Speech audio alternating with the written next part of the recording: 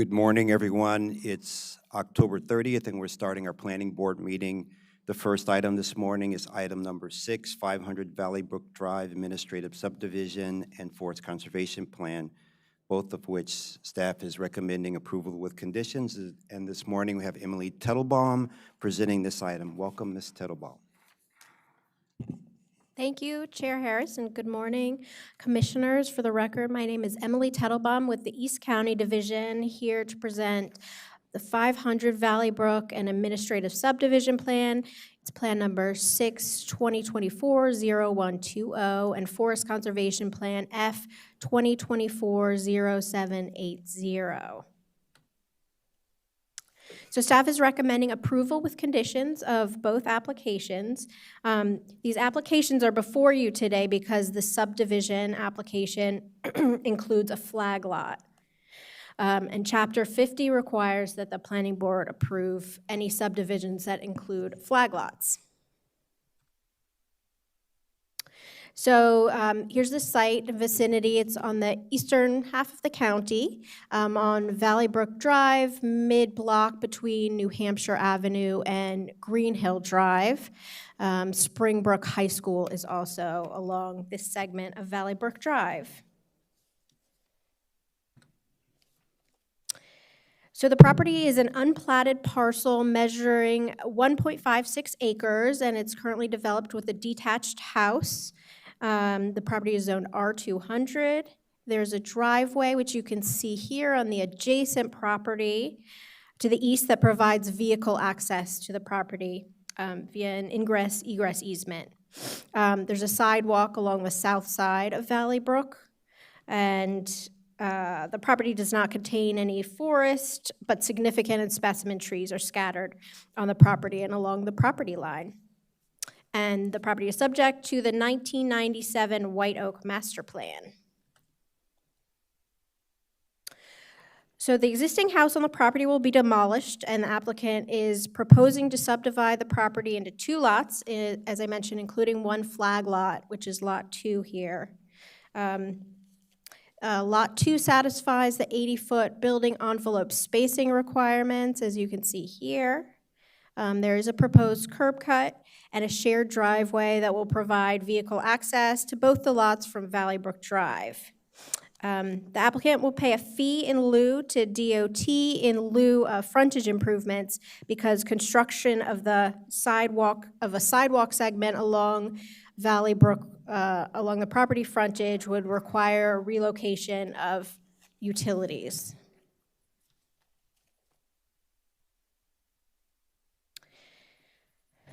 As I mentioned, there are specimen trees on the property. The Forest Conservation Plan proposes removal of 4 specimen trees and impact to 1 tree. You can see the trees proposed for removal here in red, and a tree that will be very slightly impacted here in green, and it will be retained.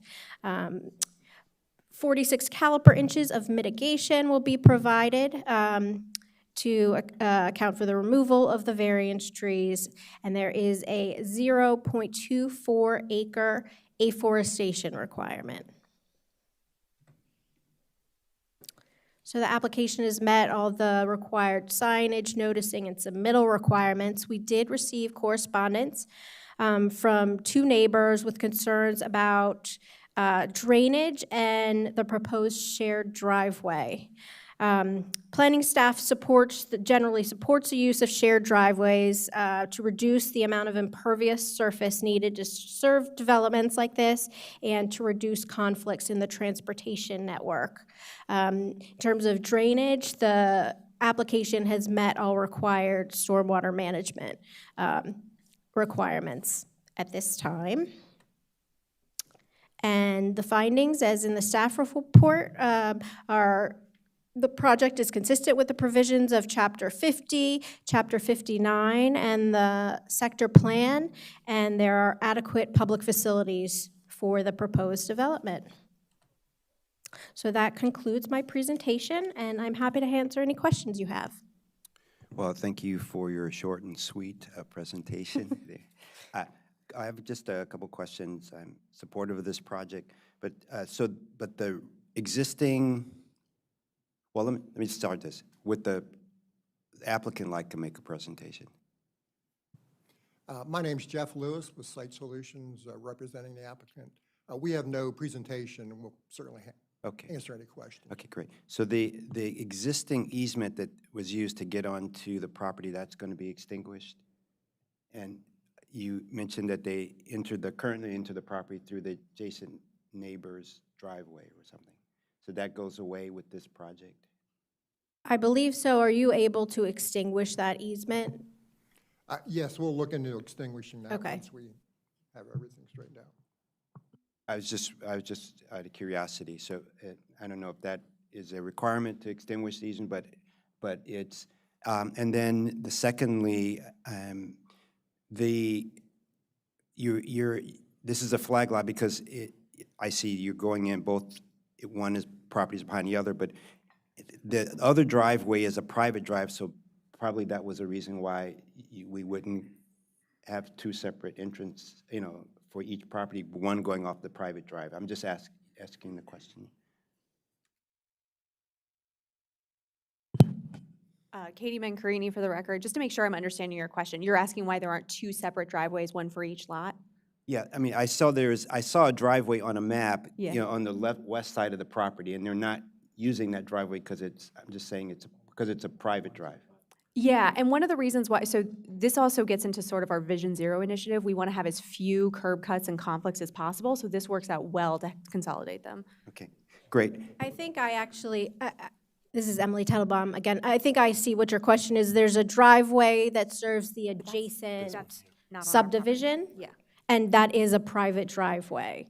So, so they can't take access from that. Unfortunately, that would be wonderful when we did look into that a little bit, but it is a private driveway with no access easement or anything of that sort. Right, it's not part of this application. Great. But that is a great observation, one that we made too. Yeah, and then lastly, they're paying $26,000 into this capital fund for sidewalks. Are there any sidewalks currently are there no sidewalks currently? Not along the property frontage. There's a sidewalk along the south side of Valley Brook Drive, so opposite from the property. Okay, great. Those are all my questions, but I'm supportive of the project. Any questions or comments from the other board members? No, I like this use of land, and I like the fact that two adjacent single-family homes with front yards and backyards are going to remain in that community. Thanks. Great. Commissioner Hedrick. Yeah, I just had a quick clarifying question. On some of the correspondence, somebody indicated that they were thinking there were supposed to be 3 homes, and it was from, I think, last summer, or summer before last.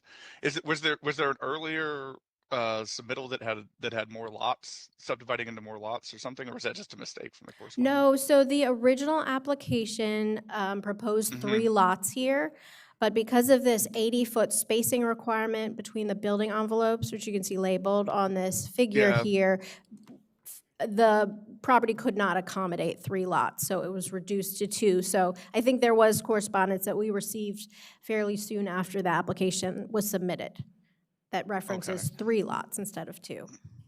Okay, I was curious about that. Yeah, Sure. So we've got another situation though in which we would have had more housing, but for the zoning requirements and the setback requirements. So it's disappointing, but 2 is better than none.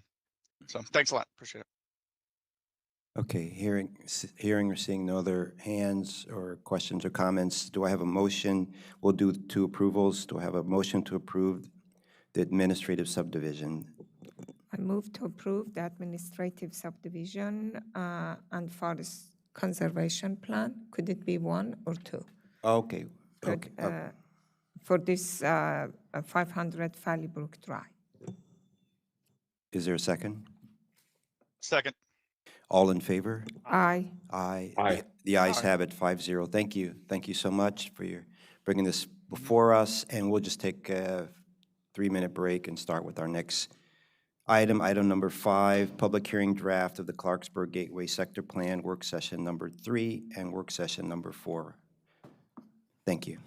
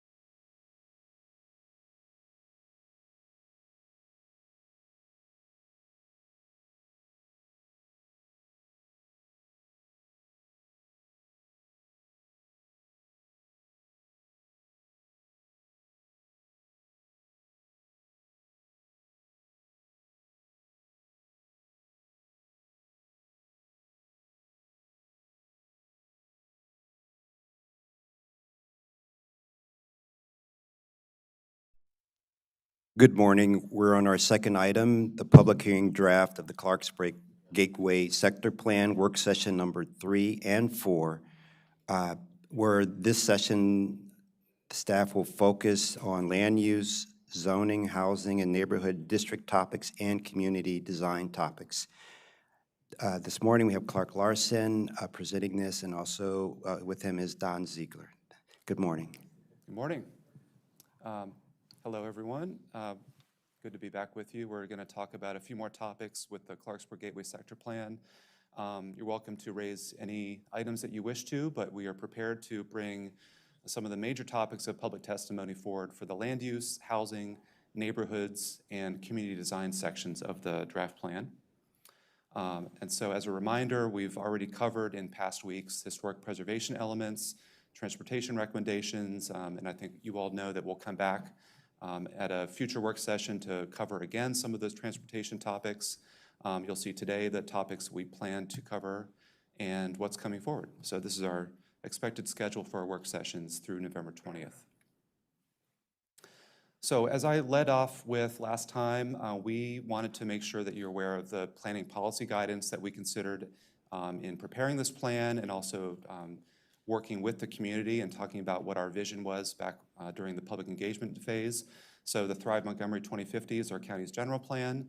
We're also considering the climate action plan and many of the recommendations, not only environmental, but also the land use and transportation elements as well. And I think this work session is an important time to bring forward the 8 planning principles that we recognize in the draft plan. There's a section speaking to how the plan meets each of these planning principles, and we also consider these elements as we were working with the community and also drafting the plan months ago. So 4 in particular, under land, one principle is to encourage jurisdictions to prioritize development within population centers that are in proximity to existing infrastructure and facilities. For housing, they want jurisdictions to enable a mix of quality housing types and affordability options to accommodate all who want to live in the state, as well as we think about the county. Allow for adaptive reuse, mixed use, and appropriate new development that responds to changing markets and innovations, really within the economy principle. And for placemaking, this relates to more community design elements, provide for public spaces that encourage social interaction and value cultural, historical, and natural resources. So these are 4 out of the 8, but we thought they were most important to bring up at this moment. So thinking about how Thrive Montgomery 2050 really influences our land use recommendations, you'll see here circled in the red is the general area for the Gateway Sector Plan. We're located within a corridor growth area, so it encourages corridor-focused growth from the high level of the general plan for any communities that are within those areas. And that seeks to coordinate transit, mixed-use development, and attainable housing, among many other things, of course, to help make communities better and better places to live, and improvements for the community, the county in general. Clarksburg itself is called out as a medium center, which are defined as accommodating either today or in the future, in the vision of the general plan, the second highest level of development density among those centers. There's large centers, medium centers, small centers, and other villages, and also encourages clusters of residential and commercial density. A few quotes from Thrive Montgomery 2050, just supporting that they encourage amendments for corridor-focused compact development, establishing complete communities. It actually calls out the ComSat site specifically in one section. That's an existing suburban office park. Right now it's largely vacant, as you know, but there's some activity happening there. But to reposition these employment centers through infill, redevelopment, and so on, to establish amenities and access for people that live in and around them. Also to allow sufficient densities to allow the economically viable use in complete communities. So that's a little bit of background here leading into our discussion. I wanted to first make sure we talk with you and hear anything you have to say about the introduction section. There really wasn't any testimony received on any of the elements of the introduction, but here on the right of the image are the sections that we have, and I just wanted to take the time to ask you if you had any thoughts or comments on any parts of the introduction that you wanted to bring up right now. I don't. Any other commissioners have any questions or input? Okay. Yep. Well, let us know if you ever do. Yep, yep, Before the end. and, right, we will. Thank you.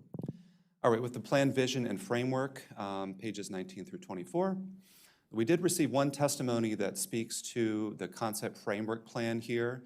The Department of Environmental Protection for the county, through the county executive in a letter, recommends identifying areas in the plan for forest protection, including forested areas and upstream of Shawnee Lane, that's in the Cool Brook tributary area.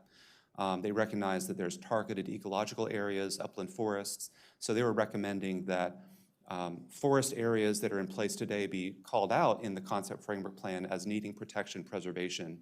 Our position, our response to that is that we believe the plan makes recommendations to preserve forests today, as well as new development comes forward to be considered for preservation, but we're actually not calling out specific stands in the plan.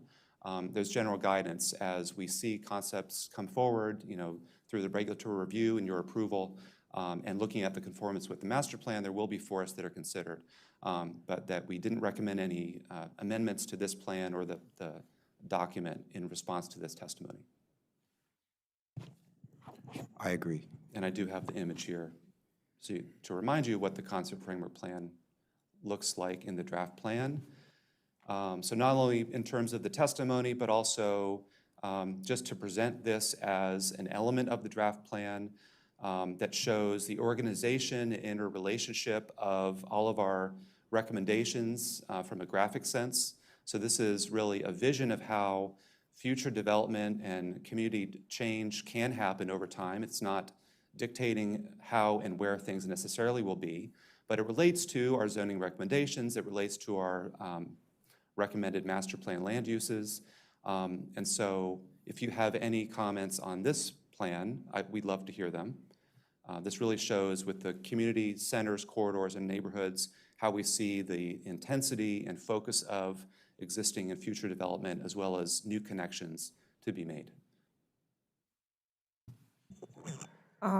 I do support your statement that this is not dictating and it is a recommendation. I think that I like what you have proposed. I have no questions about it, but I'm not a developer. I think that we need to have flexibility that they can use to the best and efficient way that they could see it within the zoning that you provide. That would be a very nice master plan to allow that flexibility. And I agree with you on that. Thank you. Yeah, and yes, this is a very good concept framework, but as long as in the plan, it has the language that it is a flexible plan, it is, and at the end of the day, that, if the general goals are met, however, the parts and pieces move around it, and I think and maybe you can come back on what exactly that language is in the plan, or you could show it, but this concept plan works for me, as long as there's also the language to go with it. Okay. Yeah, I appreciate both your comments. I think that's an important thing to talk about because there is specific language that we have written into the plan, in the draft plan, that speaks to feasibility, considering, exploring in certain elements. And so we've explicitly stated in many of these recommendations that they are intentional. They're not directive or required.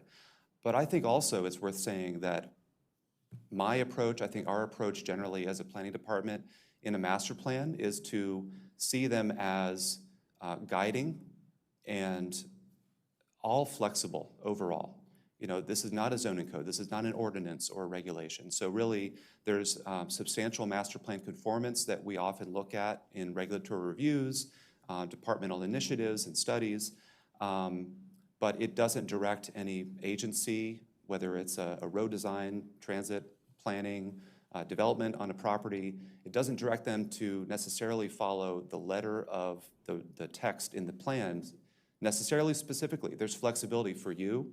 There's flexibility for planners who are reviewing projects and studies and so on. And so I think the entire approach for a master plan is to be flexible, but also establish maybe the highest and best use, the ultimate aspiration of how we see this community building out in the future. But we may not get there entirely. We may not get there in full. And so I think that's our approach. I don't know if anyone else wants to weigh in on that. No, that was very well stated, Clark. So we're laying out the 20-year vision for the plan. We understand that often we have to take interim steps to get there. We don't get to year 20 on day one. One of the specific examples I think that was noted and communicated previously was the idea of structured parking. We understand that there will likely be surface parking in the interim phases as this site comes to full fruition and when the market can support structured parking. That, again, the vision has laid out that we would ultimately like to see that come to fruition, but understand that there may be some interim steps. So yeah, substantial conformance, not exact conformance unless the language specifically says this property must deliver X. So if it Great. says should, could, it is aspirational. Okay, you can continue, please. All right, thank you. Now let's get more specific. So there's a land use chapter in the plan, pages 25 to 33. And so we received quite a bit of testimony on elements in this chapter, 19 comments from 13 individuals, organizations, property owners, and so on. So we're going to cover each one of these 5 main topics. Please interject. Please add any others that you wish to. We just want to make sure that we have a discussion about some of these main topics that you received in testimony. So the first is testimony that requests that the sector plan create a strategy for market-ready development types that includes surface parking rather than structured parking, as Patrick just alluded to, horizontal formats rather than vertical mixed-use construction.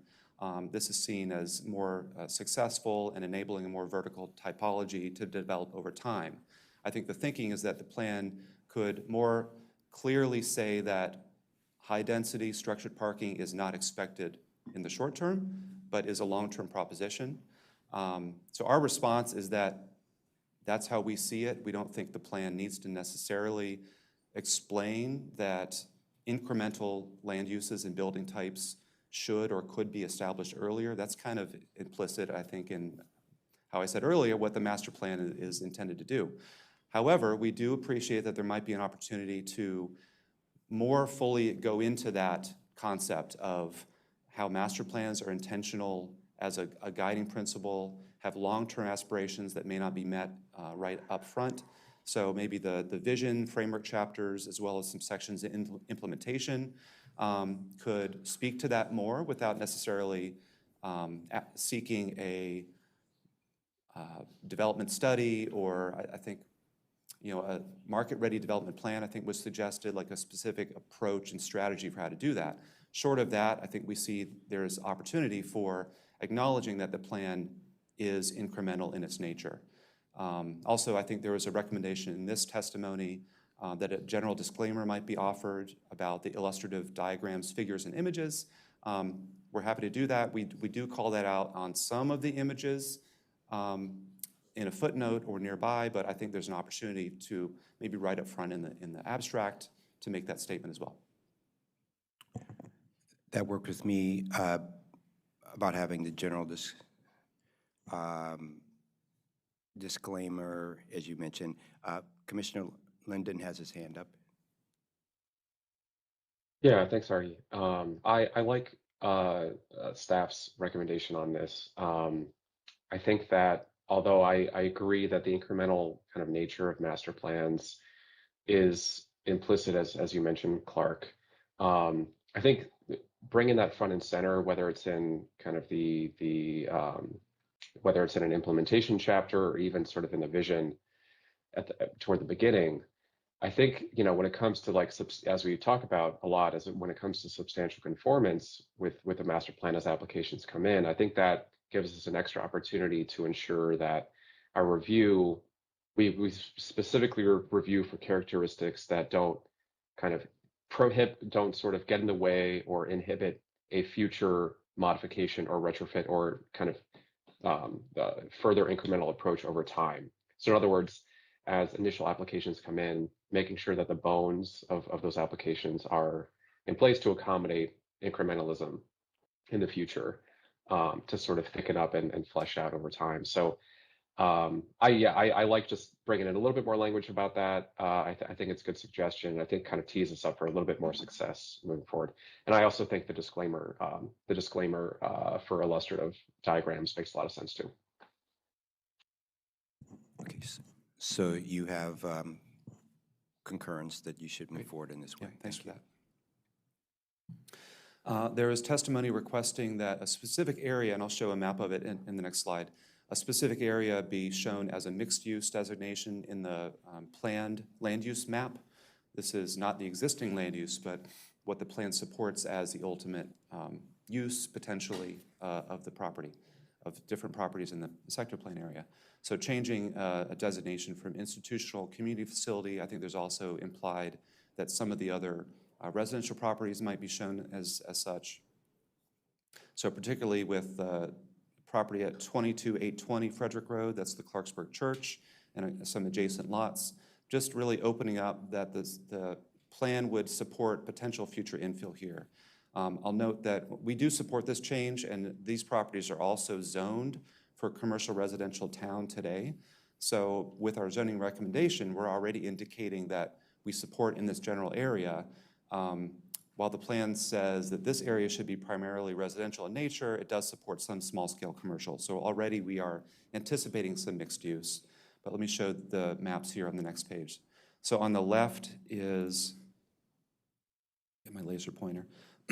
This blue color here is the property in question, and then some of the adjacent lots. This is mainly reflecting the existing character. So it's kind of an existing land use designation at the moment. The testimony is requesting that the church property, as well as these adjacents and some of the other residential properties, be shown as more, potentially higher density residential, attached residential, but that this pink be reflected in the planned land use map to allow, at least to not prohibit in the future a conflict between any recommended zoning and the planned land use map. I support that, what you're proposing. It allows, again, more flexibility. Yeah, one of the questions, I mean, given a lot of some other master plans we're going through where you have like a commercial designation next to residential, I mean, thinking sort of ahead of that compatibility thing,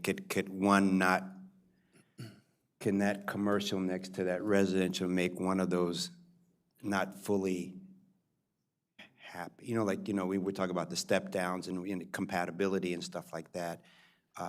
You understand what I'm trying to say? Yeah, I think I just want to make sure we're thinking. I mean, we have some text in the plan that speaks to this neighborhood, really this Coolbrook block here, that encourages residential uses primarily, small-scale commercial that is compatible with adjacent areas.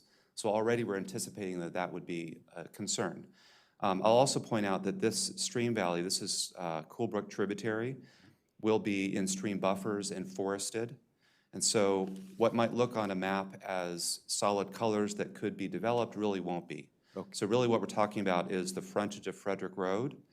I fully imagine that the church will continue. They have interest potentially at a cafe or a small-scale retail commercial use here along Frederick Road, but that the residential character would continue along this observation drive frontage and north of them.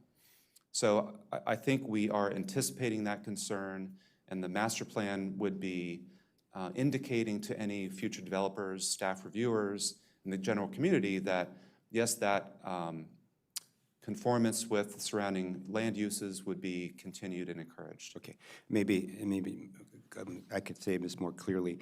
With the fact that there's the single family attached there, prevent fully implementing the mixed-use residential and/or commercial next door. I'm because of compatibility issues, but I could be.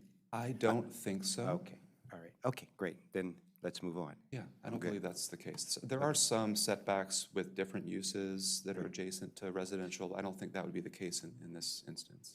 Okay, great.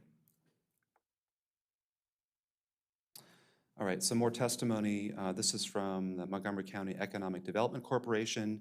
Actually, a couple different items, sorry. So I'll start off first from, I think this is a community member. The testimony is concerned with shifting large areas in the sector plan area from employment-focused zoning, so there's employment office, light industrial today, on the ComSat property and along where observation extended would be. So there's concern changing those zones to commercial residential zoning. That raises question of balance. I think this is acknowledging Clarksburg's past of significant growth and then impacts to the surrounding community for traffic congestion, schools, infrastructure like libraries and rec centers. We appreciate that concern. You know, we had this in mind through the entire process, but in our analysis, travel modeling, understanding that there's a library coming, we're recommending recreation centers. We don't believe schools will be over capacity and problematic in the future. We believe the draft plan anticipates these infrastructure needs while also planning for future infill development. So that's the first bullet. Second is that the Economic Development Corporation of the county states that a major challenge in the county today is the availability of employment zone land that allows the county to compete for economic development opportunities, so that they think that there should be an ability for a site in the plan area to develop primarily as industrial or employment uses.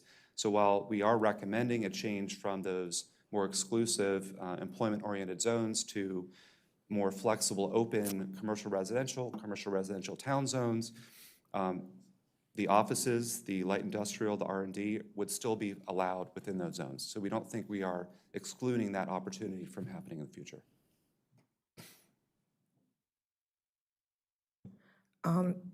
I do believe that the way that we have been hearing, the plan right now allows for both residential and also commercial. One of our, comments had been that to make it more competitive, that they can have employment commercial that add to the commercial and employment in the ComSat property. That's something that we have been working with them. Although I do agree with their comment that Clarksburg already struggles with traffic congestion, and that should be one of our primary focus to take care of that. I know that we have been working, doing studies from how people get in and out from Clarksburg to Montgomery Village, that the study is ongoing. And we are working on this also. I have concern, I do have concern that how are we going to make the, people move from Clarksburg in and out. I know that we have the aspiration of having the BRT, and even though if we are very successful with BRT, still, if we are very lucky, maybe we could divert 25%, I don't know, of people to take BRT. We still have about 75% of people that they're going to still be moving with the car. And we have to consider that. I know we don't like it, but that's the reality on the ground. And we have to consider that. But I do believe that with your proposed plan, you do allow for employment centers to happen. Unfortunately, with what we have right now, it hasn't happened. So we have to change it. It doesn't work. What we have right now, it doesn't work. So I support what you're doing. Thank you. And the final bullet is support of particular zoning recommendations for the Linthicum family's property on West Old Baltimore Road and the Clarksburg Church property that we discussed earlier. And just a quick, the previous question, Chair, that you had, go ahead, because now that area, the next slide, I think actually shows the zoning in place. There was a question perhaps about the land use compatibility, but this shows that block, all recommended zoning is CRT. Go ahead, Clark. I think you may, we're about to cover this. Sorry to jump ahead. Yeah, that's okay. I really just wanted to provide these images, the existing zoning on the left, recommended zoning on the right in the draft plan, to provide an opportunity for you to talk more about zoning, which we already have started doing. So I believe that you're right, Commissioner Petuum. I may have said that wrong. Petuum. No, you did it. Thank you. I just don't say it often enough. You are good. You are good. All right. Thank you.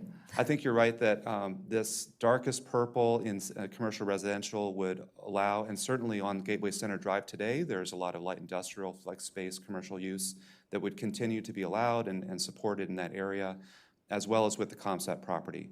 And so I think it's true that there's long been anticipated employment development and growth out here, extending up to 70 along the technology corridor. We haven't seen it for one reason or another, whether it's because of the existing building or the market support or an interchange, whatever it may be.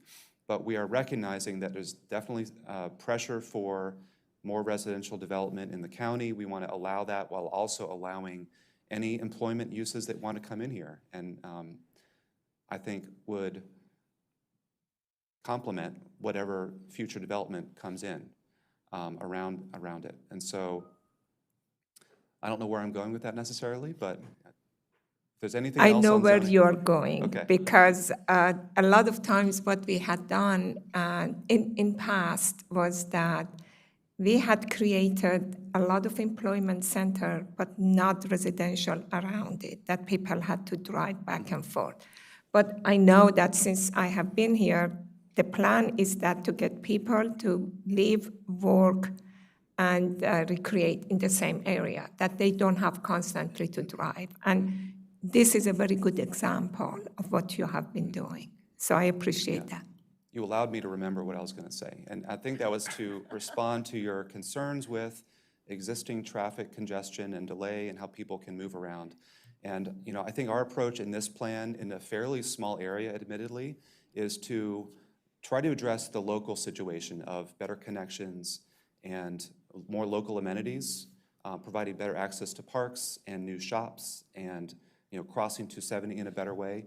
But we didn't feel that we could solve the larger regional transportation concerns with this sector plan area. So I agree, there is a transportation study coming, looking at how people can better get between Clarksburg and Montgomery Village and points along the way. There's a lot of commuting on 270, there's slow traffic, and so there's a lot of people living here, but also in Frederick County and elsewhere that use that highway. And I think what we are anticipating as some new development here is, in my mind, adding a little bit to that. It's mostly background. There's a lot of other movement and moving pieces here that need larger solutions than we could really provide within this sector plan. So that's certainly our concern, but we're trying to solve what's this local equation here. But even though that you're considering that on the sector plan, there are major highways that are within this sector plan that if we don't consider them to serve as larger community, it's going to make us, put us in trouble in future. For example, Frederick Road is, 355, although that is, it's sort of there. Observation Drive is another one that is sort of part of that. Little Seneca Parkway and its intersection or interchange with 270. That is, again, as part of the bigger picture that we have. That's Old Baltimore. Again, all of these roads, although that it helps for the public, local transportation, the way typical section and the way that they meet with the other major road and how we're going to design them, all are going to impact in the overall study for a longer term from Clarksburg all the way to. So we have to consider all of them together. Yeah. Yeah, so before you move on, I just want to make one point. We can put a pin in it around this. Will the CRT provide enough flexibility to allow for more employment-type uses? Maybe in the implementation section, we could really push more that, given this is a great area to have those type light industrial, that maybe there's something about, that we should, along with the Department of economic development, there should be some incentives or something to create that type of development in this area. And so that if that's what we want as a county, and if this is a great area to do that, you know, not only the site, but all along this corridor, that we should really push it hard, because if you don't push it hard with the marketing and some financial incentives or whatever, it won't happen. So, and maybe that's what's more is needed, you know, in the county. Yeah, Don was just mentioning we have optional method open up for that, so that's an opportunity to provide some incentives and flexibility there. I would agree with that. I would say there's nothing in the plan that I read as exclusive of that sort of approach, but taking a more proactive approach and possibly incentivizing or being more proactive in some way, I think, is what you're getting at, sounds like. Okay. All right, now for an easy one. We have some testimony in the land use chapter concerned with a 200-foot residential building setback from I-270. So 2 bullets. These are sort of 2 different approaches to this recommendation. The first is a number of comments, testimony that supports the draft plan's recommendation to set back residential uses 200 feet from the right-of-way of 270. This includes and would be inclusive of a 50-foot tree buffer within that area. They see that as helping to minimize noise and air pollution on residents from the highway. They actually suggest a greater setback to, because of studies that show harmful effects of air pollution and being accomplished in greater distances. Other sets of testimony do not support the draft plan's recommendation for this 200-foot residential setback due to the loss of land that you could have otherwise built homes on.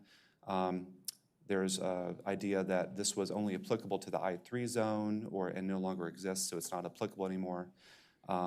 Also, I think within that concern is either considering eliminating the buffer altogether or reducing it. So I think we heard both approaches suggested. So we feel that it's important to protect people's health as they live nearby the highway. This is not just within their homes, but coming out the door, opening their windows, playing in parks, open spaces, even getting in their cars out of the house. And so our approach in this draft plan is to establish at least a minimum setback for residential uses. We know you don't see them south of on 270. There's some homes that are very close that have been built in the past. We're trying to establish a better approach here. There is precedent in both the '89 Germantown Plan and the 2009 Germantown Plan that, yes, does speak to the I-3 zone, but also talked about residential uses within that 200 feet. So we think there's precedent here. It's not just something we came up with. What is I-3 zone? Sorry, it's an industrial zone, and I'll have to go to my colleagues for I-3. Is it light, heavy, or office? Is it office park? What was the older I-3 zone? So, Robert Cronenberg for the record. The I-3 zone used to be, it was an industrial zone that did allow some type of residential on it. So places like Park Potomac were I-3, where you had, if you went through an optional method, you could typically get a variety of uses on the site.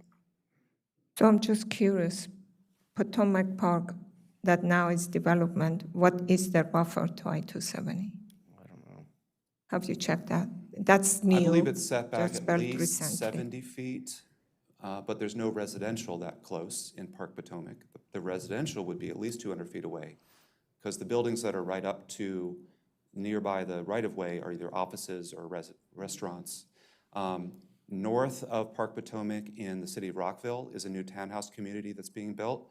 They have a sound wall going up. You might have seen it as you're passing on the highway. They are most undoubtedly within 200 feet of the right-of-way.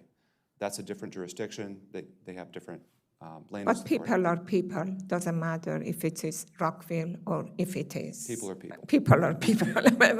we don't care about jurisdictions. They're really. Is there some kind of, how did you pick up the 200? Is that arbitrary? It's or related is to the Germantown plans, and I think there's analysis, and I think we mentioned it here, the 500 to 1,000 feet through scientific studies is found to be a more effective setback. So we are trying to find a middle ground, but they're really The 200 feet comes from what the Germantown master plan and then sector plan later adopted as the residential setback. One more question. If we're concerned about noise or, environmental impact, have we looked at that if we make it like less 100 or keep it as 70 foot, I don't know. If a noise wall could help, and how many more houses can we get? And if that's worth the cost of doing a noise wall and have more houses, hopefully when you have more houses, it's less. Yeah, I think it really depends on the development that's expensive. being suggested. We have an expert coming up here. I will say that, yes, Okay, expert, tell us. we're supporting sound walls and the forested landscaping. That's for noise. There's also interior noise standards that have to be met. There likely will be a noise study for any buildings that are close to the highway. But that's for noise. That's not necessarily for air pollution I control. have one more question before you answer that. Like we just had these corridor studies and changed the zoning that we allow housing facing right to the corridor, like University Boulevard. What is the buffer of those houses that from the highway? Because we have a 4-lane highway on University Boulevard, and then we basically bringing the houses close to the highway. That was one of my complaints, actually. I was saying that who wants to be in a highway facing the road, because we are making everybody face the road. And I said, you be actually making them to be more in front of the noise and on the other environmental. What is the buffer when we did the University Boulevard? Was it 200 feet? For the record, Steve Finley, with the Environment and Climate Division. These are excellent questions that you're raising, and I will start by observing that we're dealing with two very different established development patterns, which affect the way that we can deal with the noise and the air pollution. And we're dealing with research that we're following that both is showing the harmful impacts of noise and of air pollution and people's proximity to it, and the effectiveness of trees and vegetated buffers and noise walls when and where they can be established in order to mitigate those impacts. In the University Boulevard Corridor Plan, as you point out, we have residential properties that are right lining the road right now, and it is a fairly busy road. It is not as carrying as much traffic as fast, generating as much pollution as I-270, but there is pollution and there is noise. And we have recommendations actually to build trees and green space and buffers into the cross-section of University Boulevard in order to try to address that. And what is the buffer? I'm curious because. Yeah, I'm trying to remember exactly. It seems to me it's about 10 feet. I'm not sure. The only Why don't they concern, just, you can just get back to Commissioner Pedram on the buffer when. On if you- that, yeah, on that. We can get back to you on that. With the Clarksburg Gateway Plan, we're dealing with the opportunity to be able to create and establish a buffer that's consistent with buffers that we have recommended in the previous Germantown plan. And we think that that is supported by the research that we have been following that shows the extent of the dispersion of air pollution, the ability to put in a noise wall, which will be important along I-270, and to also be able to establish a fairly thick forested buffer in association with that to help filter the air pollution and reduce the noise levels. It is a compromise, and you know, we're trying to find a balance. That's always the tricky part, is finding the balance where we are permitting appropriate development, but that we are trying to keep the more sensitive uses farther away from the larger, the more extreme impacts, and protect people's health and well-being. I totally understand that if there is an opportunity, we have to grab it, but to what cost? And I'd like to I say get that- the balance that you said. I totally agree that we have to create a balance. And I totally support to protect, you know, people from noise and environmental and air pollution and everything. But we have to look at the balance and to what cost, and still have those requirements of protection of noise and environment, but give the option to the developer that if they want to get a buffer and give the land to protect people, or if they believe that they could bring, maybe not residential, we don't know if it's going to be commercial or residential at that location. We don't know yet. I don't know if the developer knows yet. But if it is residential, then there are requirements that they have to have noise protection and air pollution and provide that. So we have to give them that option to do it. Our job in here is that to create more housing. Commissioner Bartley last time said that we didn't want to have the interchange because it take away from some of the housing, but we are willing to have the 200 feet and again, take away from housing. These two things, contradict each other. I'd like to add in that spirit that I have some exhibits to show you. I know Commissioner Linden and Steve probably wants to say more. We do have some exhibits showing the property impacts, so that's our rationale, our explanation. But these two slides actually show both the Linthicum family's property and ComSat, what the impacts would be more specifically on some of their concepts. So I'll just go back and forth here. We can come back to them, but we do recognize there is an impact on potential development here. I don't want to, get involved in too much in between this conversation, but just to show you that we have these exhibits to look at as well.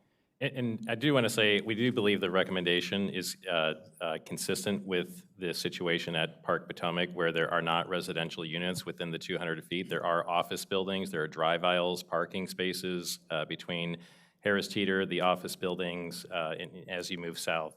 There's a new residential multifamily building that'll be constructed, but it is further back from I-270 proper than 200 feet. So we do think the recommendation here would be consistent there, irrespective of what Rockville may be doing in their jurisdiction. We also believe that the residential uses are a more sensitive use, and particularly when you have children who are playing outside. Children are going to want to play outside, and one of the notable health impacts is increases in the incidence of childhood asthma from exposure to this kind of air pollution. So what we're following the guidance that was established in Thrive Montgomery 2050, which has identified the things that we need to prioritize in our environmental recommendations. One of those is a big, strong new focus on human health. And so there's a lot of the research that we're following is within the past 5 years. It's new. We're getting a lot more information about these impacts. And so, we're also looking at developments and trying to compare them to developments that were done prior to the development of this additional information. And we're trying to follow that, keep up with it, and respond to it as we go along. So. Okay, great, thank you. So why don't we go, let some other commissioners give their feedback or questions. So Commissioner Linden and Commissioner Bartley, and then I'll go, okay? Actually, Commissioner Bartley can go first. I'll be back in just one sec. Apologies. Okay. So I'm opposed to a 200-foot setback, and the reason why I'm opposed to it is when I look at individual property owner rights and the ability to maximize their rights in the property and deliver is greatly restricted. The economic value of the property and the ability to produce units and capitalize on investment while serving the community are greatly affected. I don't know how we could want a 200-foot setback and then believe that it's not a taking of a landowner's rights to develop the property and future plan for it. I also think that having a mandatory 200-foot setback interferes with innovation, design, and planning that could potentially reduce the environmental fears that you all are concerned with. One of the things that I'd like to also point out is that the air quality has drastically improved with regards to the fossil fuel combustion engine, and the air quality that cars produce is in fact less hazardous than the air quality that fossil fuel burning plants produce. And it just doesn't jive with me that we would want a developer to take the risk in developing a property, but at the same time constrain that developer and not allow the developer to capitalize on their investment by delivering units. I could see if the developer was going to maintain the property for their sole use, family enjoyment, right? But they're taking the risk to produce housing for other people and not merely themselves. And so for me, a 200-foot setback along this corridor, it doesn't seem reasonable. Thanks. So, Mr. Linden, are you ready to? Yes, I Okay. will. I will try to get some comments in. I'm at home with a sick kiddo right now, so I'll try to get this in quickly. But yeah, I appreciate staff's sensitivity to this issue. This has been a big concern of mine. There we go. This has been a big concern of mine for a long time, and I think the research. I think the research is pretty clear on the negative effects on people's health, especially kids. And you know, to Commissioner Bartley's point, you know, we are very, very slowly shifting to EVs, but the internal combustion engine is only one piece of the particulate matter that comes from high volume, high speed roads. In fact, the research has shown that what's called resuspended roadway dust, which is just dust particles from the road kicked up by tires at high speeds, is as large a contributor to PM 2.5 particulate matter that is really hazardous when it's in higher concentrations. 270 is a perfect example of that. It's a highway with 100,000 plus cars every day, which is at both at a volume and a speed, which is the research has shown is, you know, the most hazardous. And so the 200-foot kind of recommendation here is actually at the lower end of what the EPA and many other researchers have suggested. So I think we should acknowledge that they've already attempted to have a bit of a compromise here and to allow for more flexibility. That said, one of the things that I think we haven't talked about, to Commissioner Pedoeem's question before, and I think maybe Clark, you were alluding to this too, there is more research around mitigation and how different mitigation strategies can prevent the particulate matter from reaching kind of further distances away from the roadway. And actually sound walls, although sound walls or noise walls are primarily intended, you know, for sound or noise as noise protection, they actually do provide some air quality mitigation as well, because they do prevent the immediate flow of air beyond the sound wall. I mean, obviously some gets over the sound wall and it's not perfect. But then the combination of sound wall and vegetation, and the EPA actually has a report, sort of a summary of existing research on, or it's a little bit old, but from 2016. There is a report that summarizes some research that looks at the combination of sound wall and vegetation, like thick vegetation. And it does show, you know, a pretty significant decrease in particulate matter, increase in air quality, beyond the combination of sound wall and vegetation and kind of inland from there. And so I'd be interested, the last thing I want to do, yes, our job here is to facilitate a really high quality transformative development here that accomplishes a lot of our county goals, including job and commercial and sort of the economic development piece, and that's hugely important. But we can't do that at the expense of people's health. Like that has been the common theme of planning for decades, and it's something that we need to change course away from.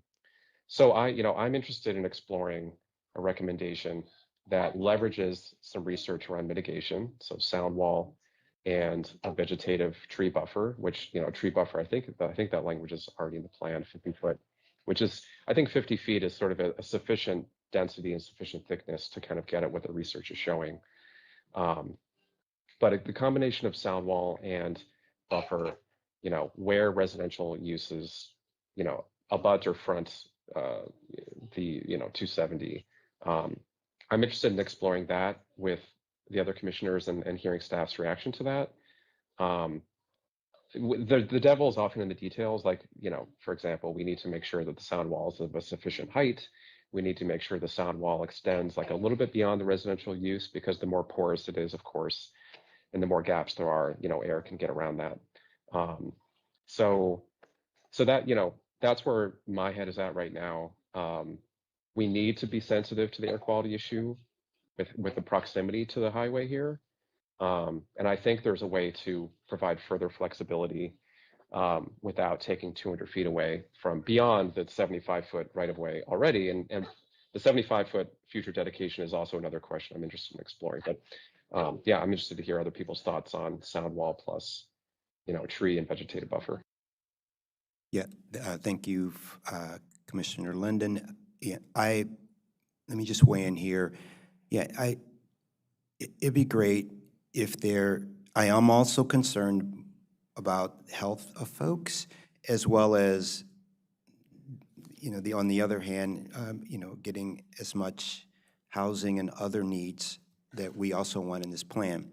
And it would be nice if there was, this could also be based on some objective criteria that the applicant needs to meet, to mitigate noise and pollution, instead of just having a one size maybe fits all, and we don't even know if that really meets it. So, I believe that some combination of, buffer and noise wall, but I don't know if there's any more studies can be done on this, because developer is making a big investment here, and so maybe it's also on the developer if they want to build 50 feet away. In order to meet this criteria, they need to do X height wall, X so much of vegetation. If they want to build 150 feet away, then they have to do less of it. So it puts it on more on, they're taking the risk. There should be some, balance there. If they take the risk, then, it's on them, So I do think that there should be, I would love to have it less than 200 feet, and because I think, that would take up too much land, but also we need to address the health and the sound. I know there's a sound criteria, but I don't know if there's more of a pollution criteria, and maybe we're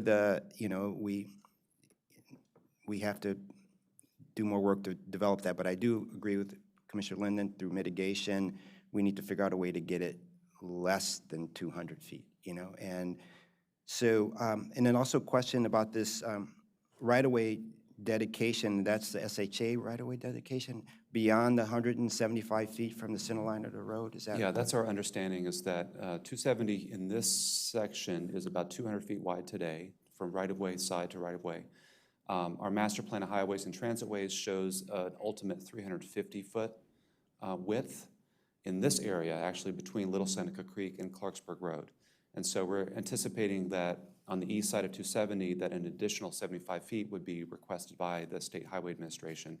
You can see it on the west side, on the left, in Cabin Branch, where there's a strip of 75 feet next to the highway, essentially along the stream valley, that's now owned and controlled by the state highways. So it's a parcel, it's not their right-of-way yet, but I think they're going to treat it in the future, should I-270 expand, as future Could right-of-way. you show that you were talking about? Have you talked to a state to see if they want this dedication to happen now? I don't believe we've raised this directly with the State Highway I think Administration. It's someone more- behind you wants to answer. Oh, well, she's an advocate for this property owner, which maybe I can, you can come up if you want to, if they want to ask you a question. No, but why don't we, no, Just Only the if the chair question. says yes. yeah, is this a question about, I'm sorry. Right away from a state, if they have asked that the developer to dedicate the 75 foot, that's what I was Not asking. yet on the east side, but I believe this is what happened for Cabin Branch on the west side. Okay, well, last, Okay. please. And also, each site is different from like, whether there's is the site sitting up high, so the site sitting low? You know, I don't think there should be a blanket for, every site's unique. And so how do you put that into the equation, right? So I think you're hearing that there should be, the goal is to get it less than, you know, this 200 feet, to get it, you know, 50, 100, whatever. But what mitigating qualities do you need to get it to that? If I may, Steve Finlay again, you know, we will certainly be happy to look at this and answer in part to one of your questions about, are there, you know, more specific criteria about distance and buffer and so forth, and reductions in air pollution. It, as opposed to sound, which is more driven by the physics of the sound and the sound walls and the characteristics of the materials and distance, where there is a bit more standardization in terms of how sound travels and how it can be mitigated. The air pollution piece is affected more by other conditions, including prevailing winds, including conditions on a particular day. There's actually a difference in how far pollution travels in the morning and in the evening versus during the day. There's just a whole lot of variability. So we're trying to find an approach that increases the mitigation and protects people's health a bit better. However, as you're talking about, you know, balancing mitigation versus distance, I could see looking at whether it might be possible to reduce distance, but at the same time increase the vegetative buffer, because that vegetative buffer is going to provide additional mitigation. So, you know, there may be some combination of a reduced distance, but within that reduced distance, more vegetation. We'd be happy to look at that and see whether we can. Yeah, and if, you know, if you could give a couple of options, right? If you have this, then you need this. If you this and this, and come back to us. But let's hear everyone, and Ms. Yeah, you're standing up there. Was there a specific question you were going to answer by the right? Okay, the right away with. Yeah, and no, it's just, we're not having. Since this issue was raised in the question of the state highway right-of-way, I just wanted to make the planning board aware, for some reason, the I-270 right-of-way along this stretch of the plan area is 350 feet. But immediately to the south, the section right below is 300, and the section of I-270 immediately to the north is 250. So it goes from 250 to 350, then 300. There is something wrong or something off about the I-270 right-of-way, and we are using we went in our exhibit, we showed the 75-foot dedication because that is what's currently on the master plan of highways. But I just wanted to, if you're going to ask State Highway any questions, I would, you know, ask that you ask that question. Why does it go from 250 to 350 and then 300? And does it have to be 350 along this corridor? Thank you. Yeah, Thank you. That was my only question, yeah. Yeah, and We are working on that question right now. Same issues come up internally. Appreciate the comments. We were hoping to have an answer for you today. We don't quite have that nailed down yet, so stay Yeah, tuned. because that is important. The big question, and it makes- will yeah, it's a big impact question, this yeah. recommendation directly. And so we are also trying to make sure that we communicate to you, the public, decision makers, exactly where that dedication should be and what the implications are with the buffer that we're recommending. Thank you. Okay, Commissioner Hedrick.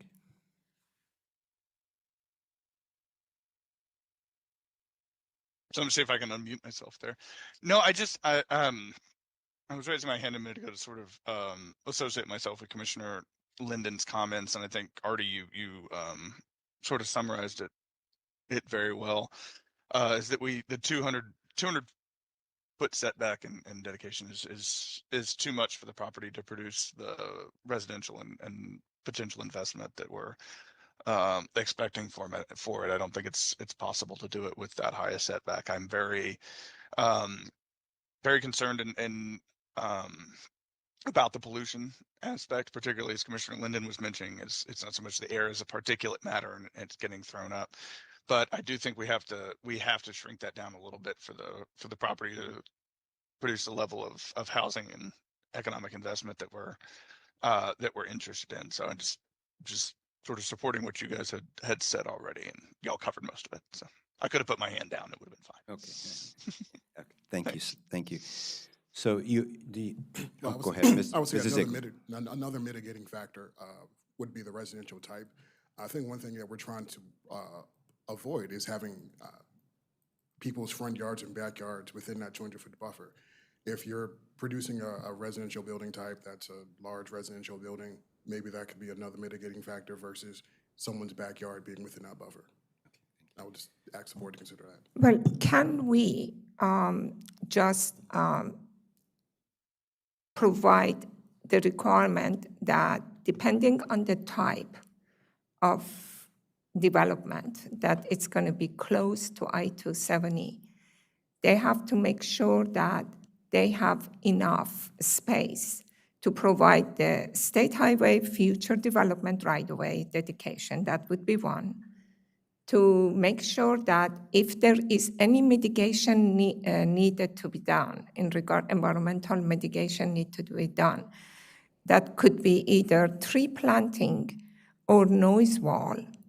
There is enough space to provide those and any kind of setback to the back of the property that is going to be next to the highway. I think that's a proper requirement without telling them what is the buffer, but these are the requirements, because I do agree with all the commissioners that it shouldn't be to the cost of people's health. So, but there are mitigations to do, and to do those mitigations, we need to make sure that we reserve enough space to do it, and we don't know right now that what is that space, but we could put the requirement and let the developer satisfy those requirements.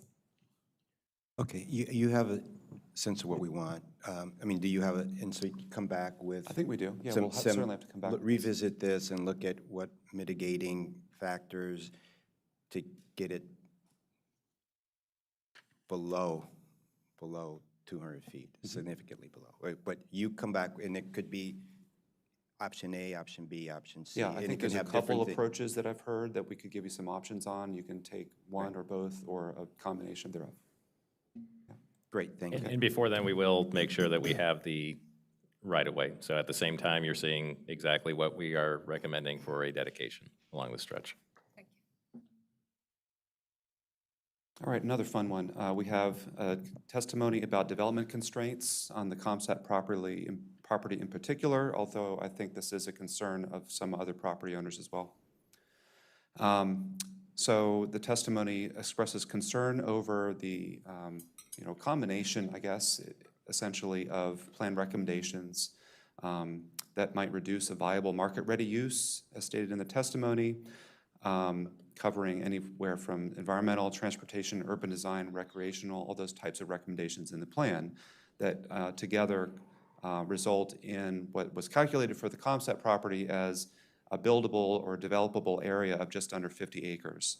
I have a table on the next slide that I hopefully don't get too slowed down on, but we have a different take. I think it's at least twice that amount. It's just a matter of definition and of interpretation. But really, it's based on the understanding of the types of elements and roadways and development areas, parkland, and so on that would be expected in a future development area.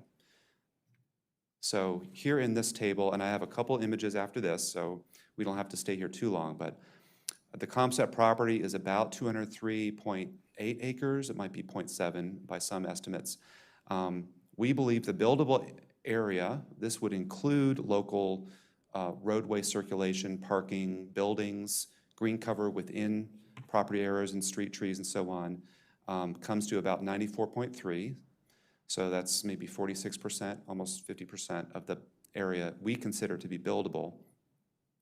There are other areas that the first subheading is constrained regardless of sector plan's adoption. These would be areas of the property that would be either dedicated to an interchange if you support that to be established in the future, additional right-of-way on 270, which we're going to clarify to ensure that that's 75 feet.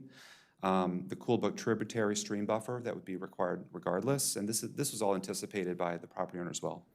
And then adjacent areas, open space beyond Coolbrook that are not necessarily in a 100 to 200 foot stream buffer, but are really not buildable because of access and natural area and slope. So all that comes to about 50 acres together. And then we acknowledge that there are about 60 acres that could potentially be constrained from development for housing, buildings, roadways, and so on. Because of, right now we're recommending a local park to be established. It says 8 to 10 acres. We're going to talk next week about whether that's a single park or it could be a series of parks, but that would be about 10 acres in size. The 200-foot residential setback, only applicable if that holds to residential uses, but that would come to about 18 acres. And then the master plan roads for Observation Drive extended, Little Seneca Parkway extended. The plan recommends moving the alignment for Observation, as you're aware, to the west, out of the Coolbrook tributary and more onto the Comset property. So those two roads combined would come to about 13.1 acres. We've called those out separate from any local roadways and circulation because they are imposed on the property owner. We specify a right-of-way. They're more substantial than local roads would be. This is actually only about 2 acres more than would otherwise have been required under the 94 plan because we're bringing more of Observation onto the property. The final thing is, assuming that all existing forest stands, upland forests on the Comset property are preserved and protected and not available for development, that comprises about 18.5 acres. And so we recognize that there are areas of the property that would not be able to be built on because of environmental restrictions, recreation, and so on. And so this is how the math works out for us. You saw this image in your testimony. This is an understanding of, with the gray areas, that's how the property owner understands their buildable area. So that's where they're coming up with about 50 acres, removing all the internal roadways. They see green cover as park space, which we take issue with because we see that as integrated within development. But then other areas that would be essentially not able to be accommodating development. So in our minds, we would back out some of those elements and display this as a more appropriate image of within the white space, that's buildable still, and everything else has some level of constraint. So that's kind of our explanation of the testimony concern, our take on it, and I look to you for any comments or questions you have on that. Thank you for presenting your analysis there. Some of this may go, what the landowner feels is a constraint may go away in our upcoming exercises. So, and then I guess it's, another piece is a street a taking, or the internal parks a taking or not?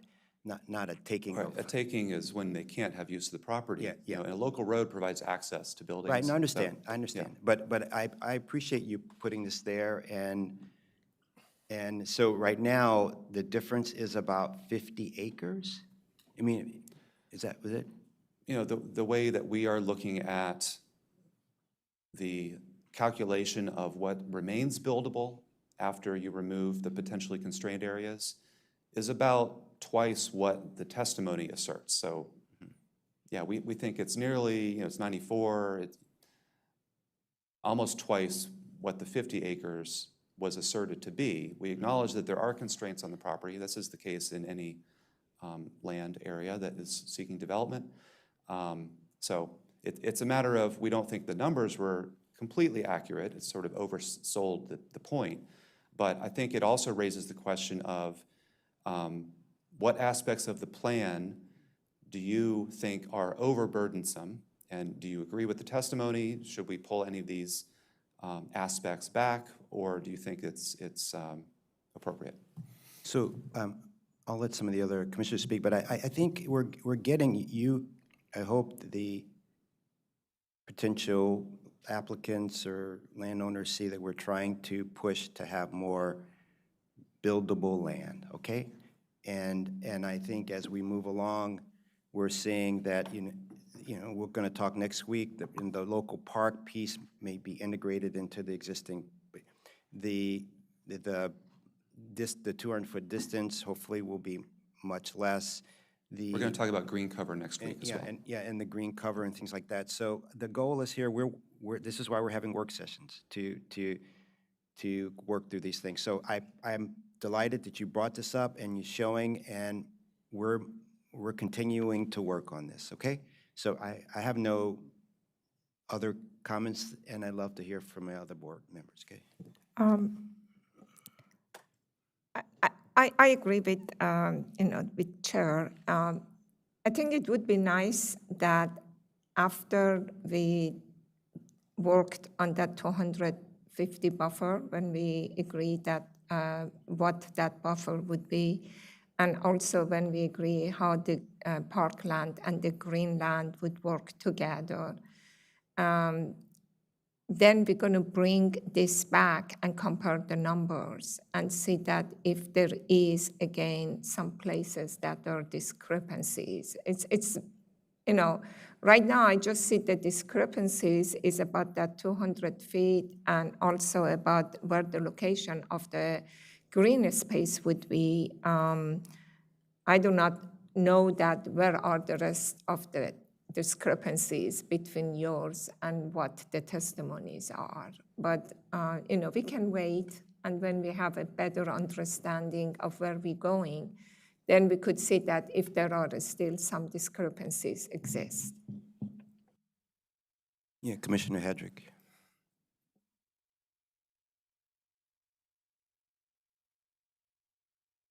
Sorry, I get myself unmuted there. Just to, I think, reiterate what Chair Harris has said, is I would also like to see us attempt to not only sort of maximize the buildable land, but maximize the flexibility on the particular property, because we really are cutting off a bunch of it. Now, I'm not terribly concerned about the stream valley and the tributary stream buffer. I'm not, that's what it is. That piece of it's not buildable anyway. I mean, just, take that off. It's not really that part on the east side that can't even count how many sides that is, whatever sort of polygon that is on the other side of the road. I think we can dispense with that. It's not buildable anyway. It's not really part of the main thing. The biggest part is the piece to the east of 270 and to the west of the Observation Drive realignment. And I understand the integrate, but we're integrating a large park plus the 35% open space, which of course needs to be integrated with development, and it really does. But I'm hoping there's some way that we can work some of that in together. I think you mentioned that we'll talk more about the parks next week for the next work session, so we can sort of discuss the string of pearls versus the large piece in the middle at another time.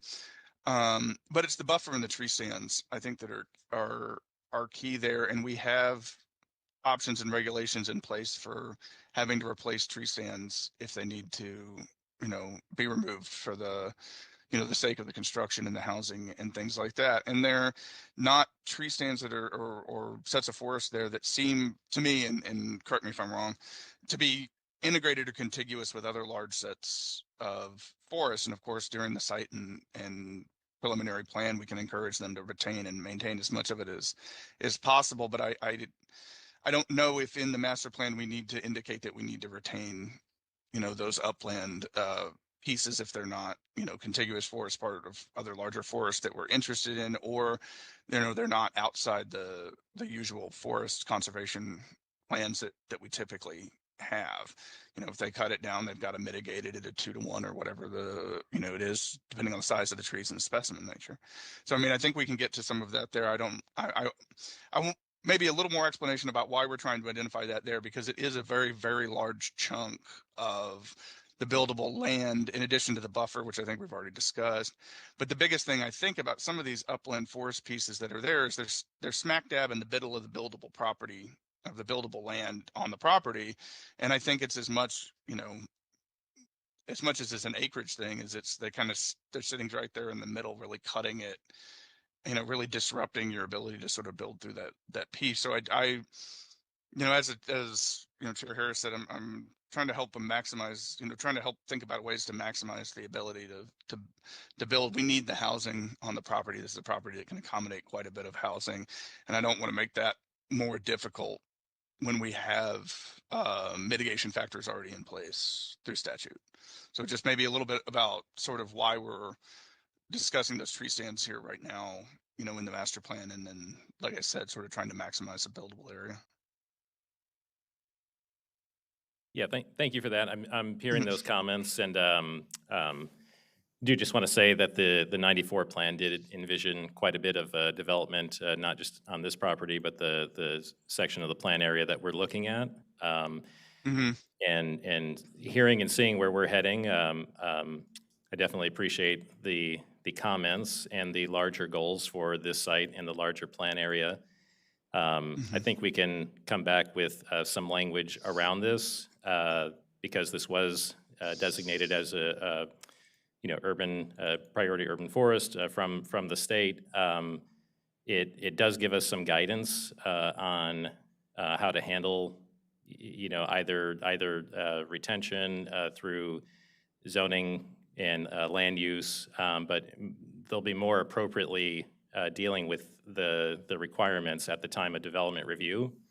And of course, we would be applying that with the guidance out of this document and the ultimate, vision for this site. So I don't want to get too far ahead in speculating what type of development may get proposed and comparing that conceptual, theoretical development review plan with our what ends up being our policy guiding document here in the master plan and our comp plan. But we would do so with this guidance in mind. So but I think we can bring back some language that better drills down into what you and the other board members have communicated with us. Yeah, and that's I wholeheartedly agree. I don't want to put the cart before the horse and start talking about site plans, but we have structures in place to address forest conservation at the time of site and preliminary plan. And I just don't. I mean, for the stream buffer and the piece of that, not only do we want to do it, we wouldn't want to take it away anyway. It's how the sort of the pieces there are kind of disrupting the overall, not disrupting, but kind of like in the middle of the overall property. And we have mitigation factors in place for that. And I just want to make sure that we're not overly layering things on top of that here at the master plan point. Yeah, and I thank you, Commissioner Hedrick. And if it's right, we don't have to say explicitly now, but if we can have in the master plan some flexibility language, if what the applicant eventually proposes gives some, some great, what do you call it, amenities, something out of the ordinary or some, I don't know, there's, create some flexibility in these forest stand areas, right? We know forest is important, but, and if there's some major other benefit that you can also get in this plan if they were able to move the forest stand, okay? Yeah, Yes, understood. I'm hearing what you're saying, yeah. We'll craft some language for your consideration here as we move forward. Okay, Commissioner Linden, you have your hand up. Yeah, I can keep this pretty short. I agree with a lot of what's been said so far already, so don't need to belabor that point. But just wanted to add I know we're talking about a lot of these, we're going to revisit a lot of these or talk about other, like the green space, for example, in future work sessions. And I look forward to that. And I just wanted to just quickly reiterate the interest in finding ways to sort of integrate some of these goals together. As was sort of alluded to, like, is it possible to integrate some of the open space, green space requirements with a version of a string of pearls? Is it possible to think about, not exemptions, but maybe deductions associated with green space requirements if they do other beneficial things? Like, for example, we've talked a lot about surface parking, and that seems like it may be an interim condition. So, if they provide, just as an example, solar over parking lots, could that be a way of bringing down some of the green space requirement? Because that is an enormous benefit, both to this community and also countywide. So interested to hear staff's thoughts on this sort of sliding scale and kind of integrated approach to, as we keep talking about, just the flexibility and trying to maximize this area, because as Commissioner Hedger pointed out, it's almost less a matter of the total acreage and more kind of like how it disrupts the entire development program to get as a whole package what we would, and as the property owner, would be looking for. So yeah, interested to hear future work sessions and how we can kind of work through some of these things in an integrated way, while still meeting the spirit of what the plan wants, but also allowing more flexibility, more buildable land.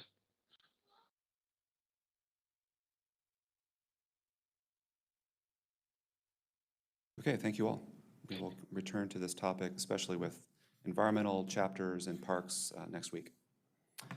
For housing, this is fairly short from a testimony standpoint. We did receive 6 comments from about 5 individuals. The main one I wanted to cover today is about high-density housing near established neighborhoods. So the testimony is concerned that the draft plan's 15% moderately priced dwelling unit standard, so that the minimum expected, and incentives that might come into play during optional method of development for larger family units, which the plan does recommend as a public benefit in optional method, could lead to denser projects than infrastructure can handle. And so limiting the scale of high-density housing near established neighborhoods is something they're interested in the plan addressing. Our response is, I think, that we don't necessarily see that the 15% MPDU standard would result in large-scale high-density housing. It can run the range of apartment unit to townhouses to single-family developments, depending on the scale of the development. The plan seeks to accommodate a range of housing options. And I think the compatibility question is really already considered in our zoning recommendations, our planned land use recommendations.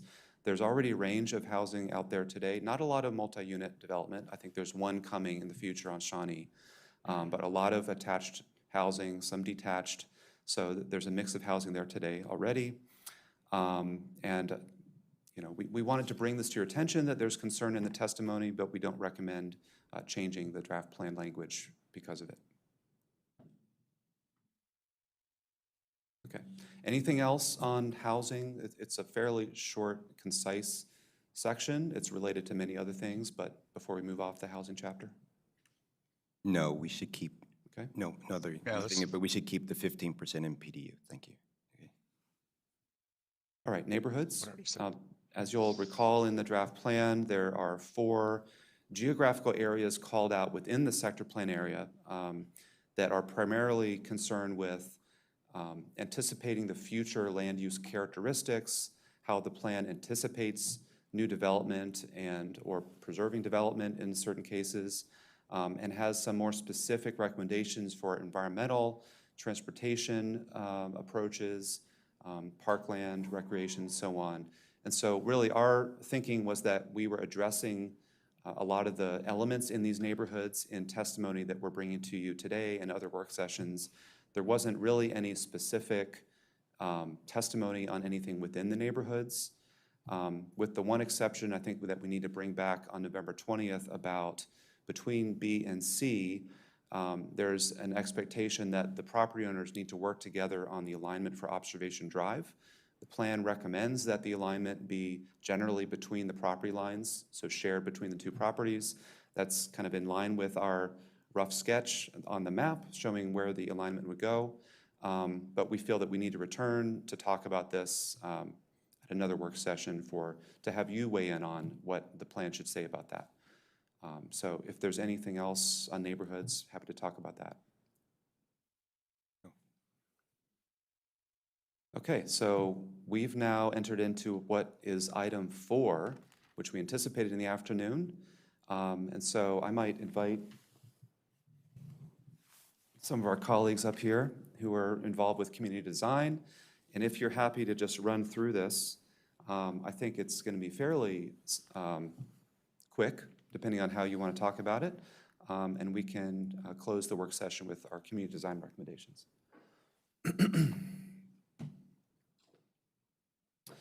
So we received 8 comments from 6 individuals on the community design chapter. 2 main topics we wanted to bring up were concerned with on-street parking, the prioritization of on-street parking compared to other elements within the cross-section of a street, a master plan street, and then around alley landscaping. So can I ask you to run through these elements? For the record, Roberto Duke with the Design, Placemaking, and Policy Division. One of the policies, or the testimony here, was in regards to the idea of complete streets and the prioritization of whether there was parking on the street, on-street parking was expected. We wanted to clarify this to say that the policy enables on-street parking on certain streets, but we understand that on other streets there may not be on-street parking depending on the classification of the roadway.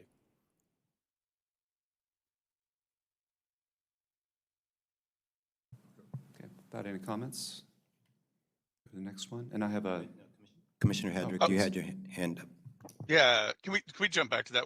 Yeah, I mean, I think that we have on-street parking is for me, and I think should be and is within the complete streets design got a fairly low priority at this point. I think I don't know if that language in there, that recommendation, is necessary. I think we have other ways to slow vehicular traffic as well with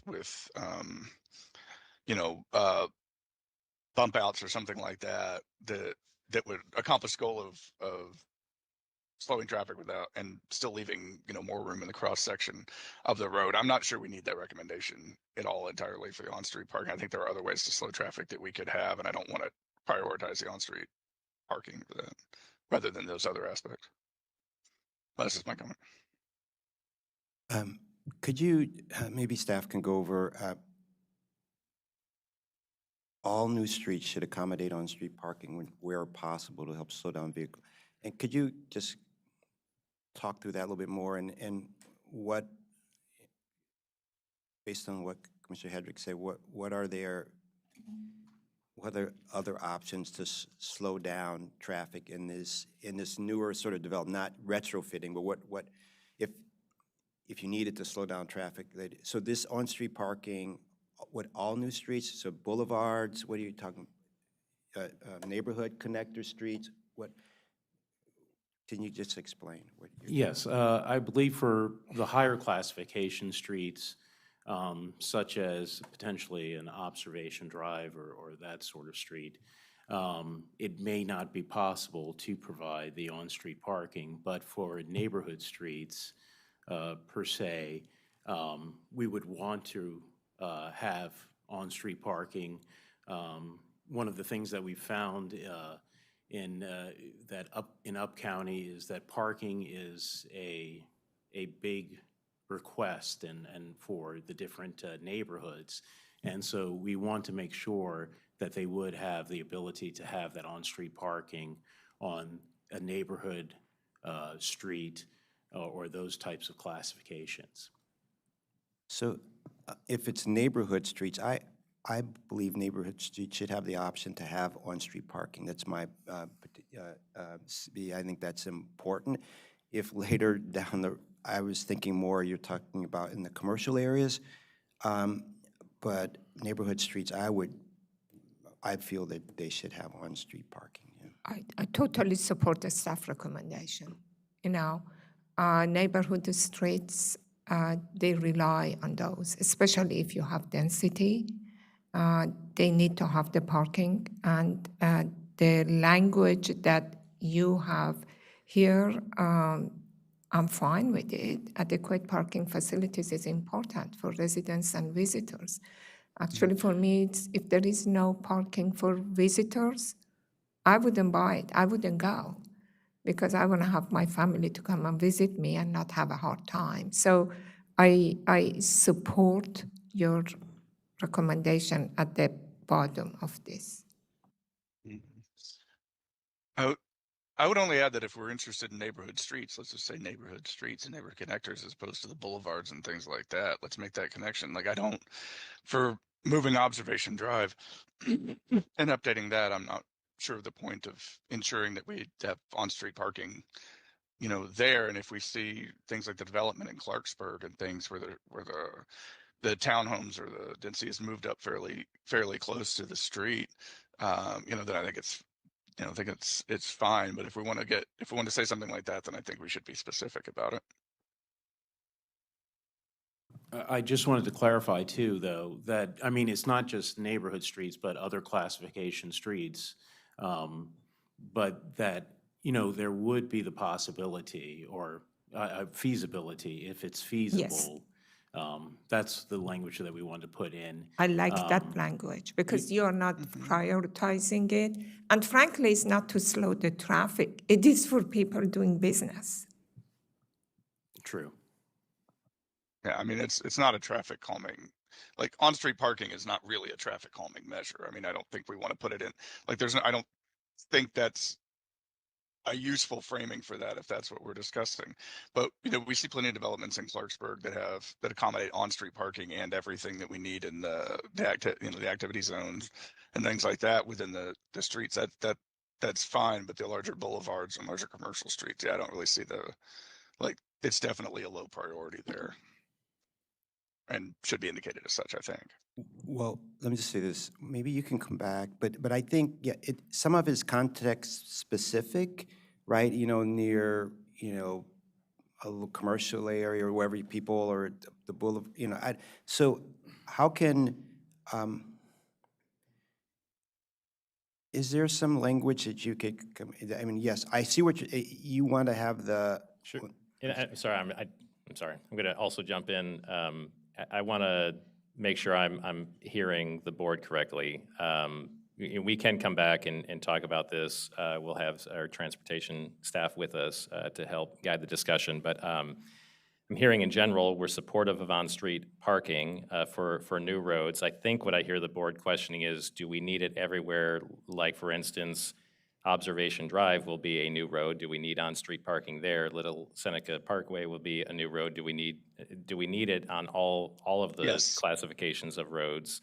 Or are we talking, you know, perhaps more of the internal roads to the site versus the larger master plan roads based on volume and the use and function of those. So I think we can have a better answer for you coming back, but that's what I was hearing from the board. I also want to make sure that I'm getting that correctly. And it's also context specific, like some, if you want to create the vision of a downtown center where people can, there may be some parking on this street and whatever, that's, I mean, whatever, to make it more successful, so, that, you can just come back and sort of talk through that, Can I make a comment?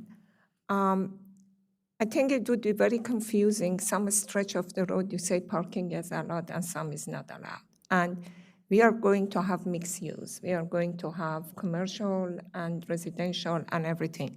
I really don't see any problem with the language that you're saying, that you make it to be feasible, wherever it's feasible to have it. I do agree with Commissioner Hedrick to remove the parking is not to slow the vehicular traffic. So we don't need that sentence. The parking is needed because people need it and they want to do business. So, and it should be available if it is needed and if it is feasible.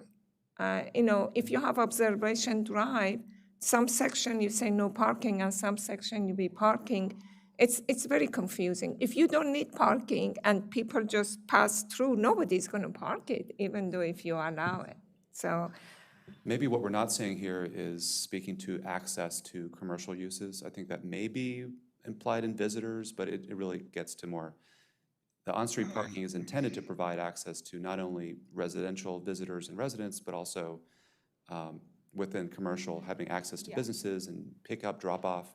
We have our master plan roads that we're recommending whether they have on-street parking or not is within the cross-section. This kind of gets to, and other roads should consider on-street parking as well, because the cross-sections are a little more specific and directive of how roads ought to be built and designed. This kind of is speaking to more generally, we support on-street parking to provide access to whatever land use is in front of it.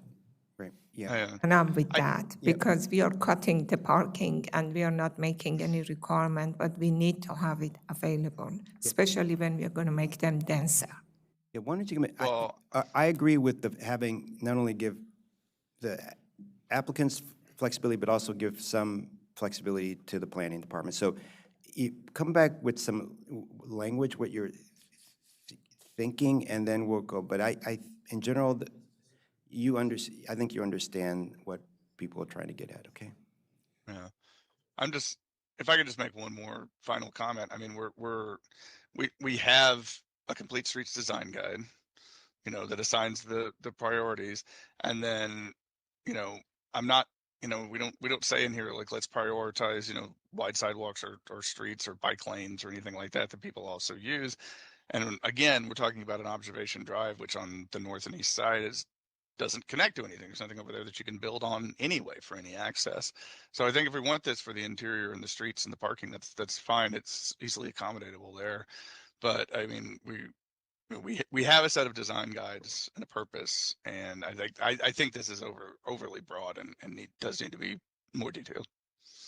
So you can, when you come back, look, you have your street classifications. Do they designate what gets parking and what doesn't get parking in the complete streets guidelines? My understanding, it's not my area of expertise, but they indicate the expected elements. There is flexibility within the Complete Streets Design Guide, but there are certain street types that encourage or expect on-street parking and others that do not.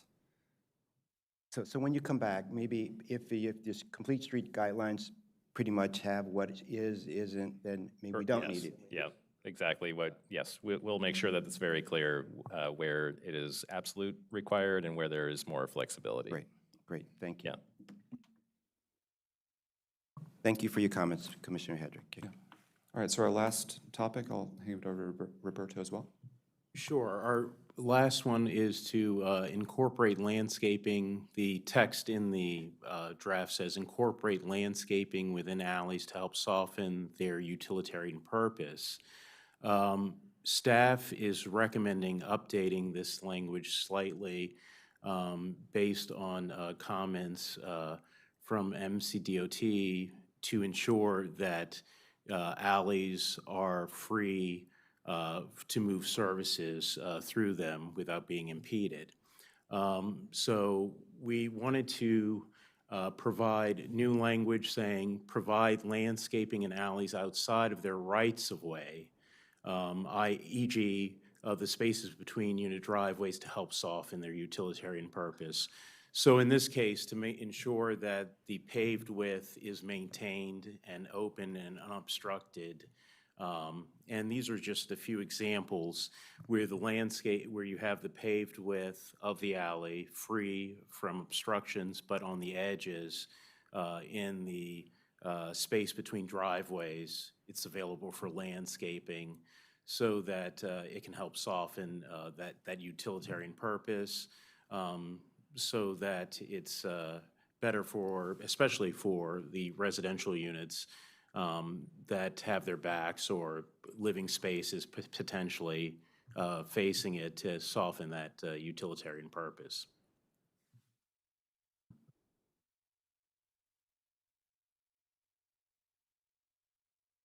So any thoughts on our proposed revision to this? Thumbs up, one. I think it's really innovative and an awesome idea because oftentimes alleys are just looked at as throughways and not something that could add to the quality of life of the residents. So I think it's a good idea. Commissioner Linden. Yeah, I think the quality of life benefit and some of the, I guess, design benefits, it's a good idea generally. My only comment and slight concern is that I don't know if there's a way for us to also include language that, like, I would hate for this new language to lead to like much wider alleys that are wider than they need to be, with kind of further encroaching on developable land. I think that, the images that you're showing are, I think, largely great. And so if that is sort of the intent and eventual kind of width, if not exact kind of form, then I think that's fine.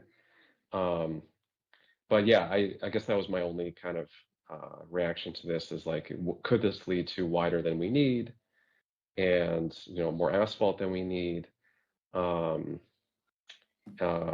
yeah, I don't, if staff is comfortable that that's not the case, then I think I'm also comfortable with it too. I know there's been examples in the past where, given a variety of different inputs and preferences, like alleys became just very large. They basically became like almost kind of local streets, and we don't need that here. They don't need to, that's not a good urban form.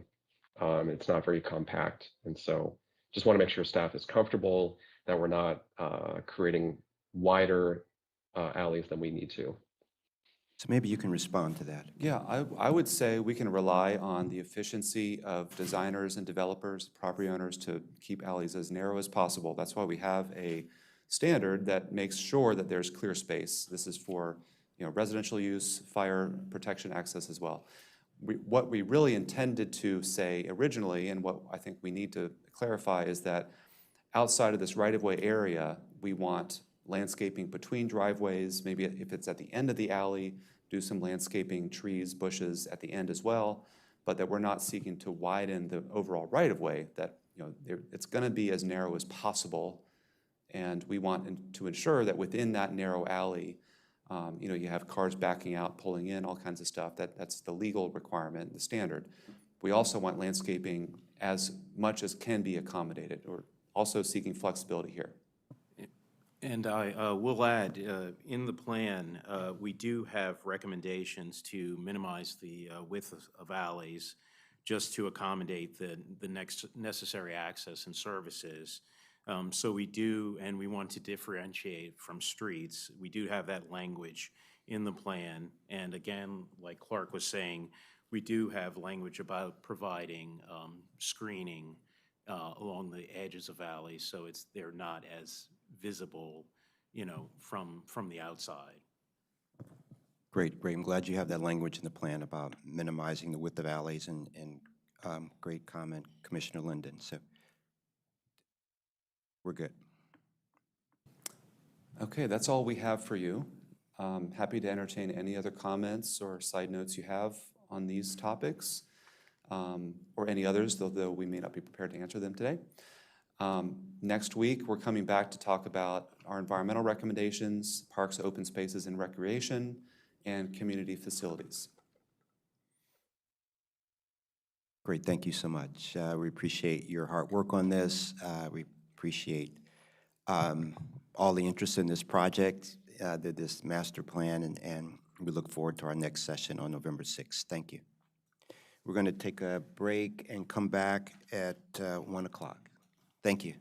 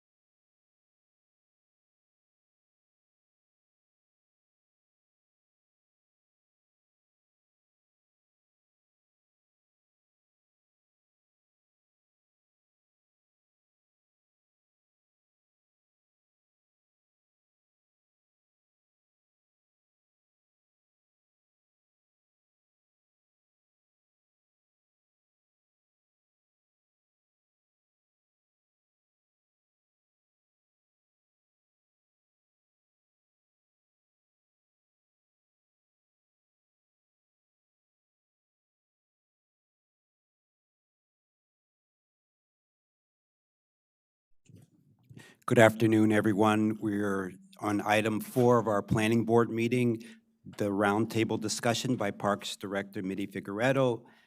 Good afternoon, Ms. Figueredo, and we're looking forward to your director's report. Thank you. It's always fun to be here in front of the board every other week, sharing with you all of the cool things happening in parks. So starting out here, we just wrapped up our I Spy train at Cabin John and Wheaton Regional. This event runs through weekends in October. This year at Cabin John, the theme for the I Spy train was El Día de los Trenes, which I assume is a play on El Día de los Muertos. And at Wheaton Train and Carousel, the theme was Transylvania. And if you've been to this event, you know that the kids and their families ride the trains. They have a little I Spy card, and then there are characters throughout the woods for the kids to spot and mark their card. And it's a very fun event that we do every year. Attendance was up this year. We're thinking that maybe it's because there was some weather last year that had an impact on operating the train. But the train and carousel for the I Spy train in October at Wheaton had almost 10,000 riders on the train and carousel, and then at Cabin John, over 6,000 riders. So another fun event. Looking forward to doing it again next year. We also wrapped up Birdability Week. Birdability Week is this national celebration of birding that highlights how important it is to make this activity accessible and inclusive and fun for everyone. Our program access team, led by Ashlyn Thompson, formed a committee of some of our park naturalists and representatives from local birding organizations, and they planned a full week of bird-related activities with all of our nature centers, each hosting at least one program. Some of the programs we had were beginning birding for everybody, bird nerd night, an early morning pontoon cruise for people to spot birds from the boat. And pictured here is a how-to for birding featuring what they call flat birds, which they put out in the field, and then they help attendees practice. I'm not going to go through them now, but I got all of these right, and I was really proud of myself because I'm not actually a birder, but who knows, I might take it up later, and I do love birds. We also had our Acoustics and Ales Witchy Paddle. That was this past weekend. I couldn't go because I was out of town. Otherwise, I would have been there. It looks like it was an amazing event. This was a mashup of two events. It was a mashup of our Acoustics and Ales and the Witchy Paddle event that's at Little Seneca. We had 100 paddlers on the lake in their costumes. And then after the paddling event, we had the usual Acoustics and Ales, which, as you know, we have beer and music and food. There was a campfire and s'mores. The total event had 850 attendees, give or take. And I want to especially thank the Northern Region, PACP, that's our media folks who promote the events, for helping and support it, along with, of course, the work of our activation team, and the park police who kept everybody safe.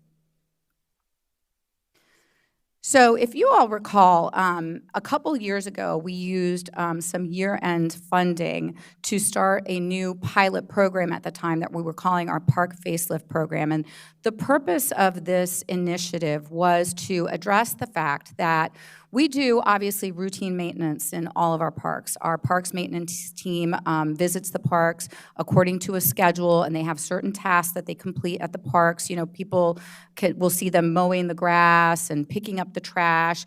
And then, of course, once a park gets to a certain point and we have the money in our capital budget, we'll do a refresher or a renovation, or we'll replace a playground. But sometimes in between, some of the things that are not safety related and aren't addressed by routine daily maintenance kind of fall between the cracks, and you'll see a park that is in fine condition but maybe could use a little bit of TLC to spruce it up. And by sprucing up the park, we really make it more appealing and we invite more people into the park. So the idea of the park facelift program was to try to see if we could fill in that gap with a little bit more operating budget money. We tried it the first year. We had some great success. I think we made improvements at Flower Avenue Urban Park, among some other improvements. And so this past year, we asked the planning board and the county council to approve $100,000 in our operating budget to make this program permanent, essentially. And then recently, I met with Deputy Director Gary Burnett, who's up here with me, and we were talking about what are some parks that we should target with some of this funding to have that kind of like low-cost, high-impact thing that we're going for, and we kind of landed on Tacoma Urban Park. It's in the heart of downtown, and this program is not exclusive to Tacoma Urban Park. We're doing other things as well, but we thought this is a great candidate. It needed a little bit of love. It's in fine condition, but needed a little something extra. It's in the heart of downtown Tacoma Park, surrounded by retail and restaurants, and we really want the park to be an inviting place for people to spend some time.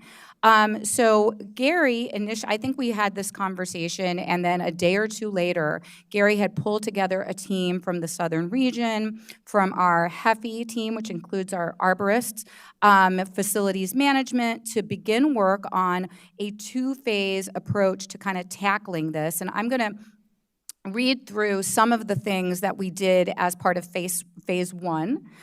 We did some pressure washing. We cleaned our playground equipment, the brick wall. We removed graffiti. We cleaned the flagstone walkway. We replaced benches. Gary had the idea of doing benches in different colors and incorporating more color into the park to make it vibrant. We replaced picnic tables, some of the wood borders around the playground, some of the fencing is new. We removed an old kiosk, a trash can that wasn't in a good location. We added an equipment pad under a trash can, and of course we replenished the wood fiber at the playground. All of that was phase one. It was complete, I think. Let's see, Gary had his team start on October 6th, and they completed that phase one October 17. They did all of that in a little over a week. Phase two is going to tackle the upper portion of the park, which, if you're familiar with, it's where the gazebo is located, and we're going to do some tree pruning and remove some stumps, repair some sidewalks, do some more washing, and touch up some more paint. And we're really excited about what we were able to accomplish, really at a very low cost and in a really fast time frame. And Gary was sharing with me that, for the staff who were working on this was like a really nice thing to be doing, because it took them out of their normal routine, and they really got to see the impact of what they do, what a difference it can make. Is that a power washing change? Looks like that more than yeah. power. Well, I think there was like some. I think there was some pointing of the flagstones as well. You want to answer that, Gary? They look very different. Yes, it looks different because they did repoint.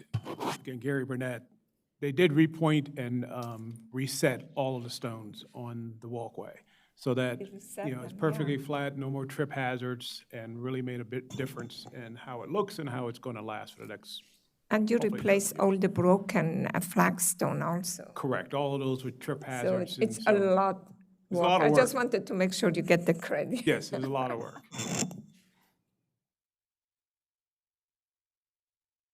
So we are hosting a ribbon cutting on December 14th for a new developer-provided park in Westbard that was built as part of the Westwood Shopping Center redevelopment that also includes multifamily housing and retail and some land dedicated for the future implementation of the Willett Branch Greenway. The park itself is built on a former parking lot. It's about half an acre, and the delivery of the park was a site plan condition, a requirement of the developer to move forward with the project. The amenities in this half-acre park include a playground, a picnic shelter, and picnic tables, benches, a bike rack, You can see there an open lawn area and some accessible paths. What I think is notable about this, we haven't always done ribbon cuttings for parks that are provided to us through development, and I really think we should, because this is something to be proud of. This is the result of the work that this agency does in approving development to make sure that we are building community. This was a parking lot, and now it's a park for people to gather. It's environmentally friendly, and now this community has something, someplace where they can gather. So we're very proud of this. Again, this is the result of the work that the Parks and Planning departments together can do.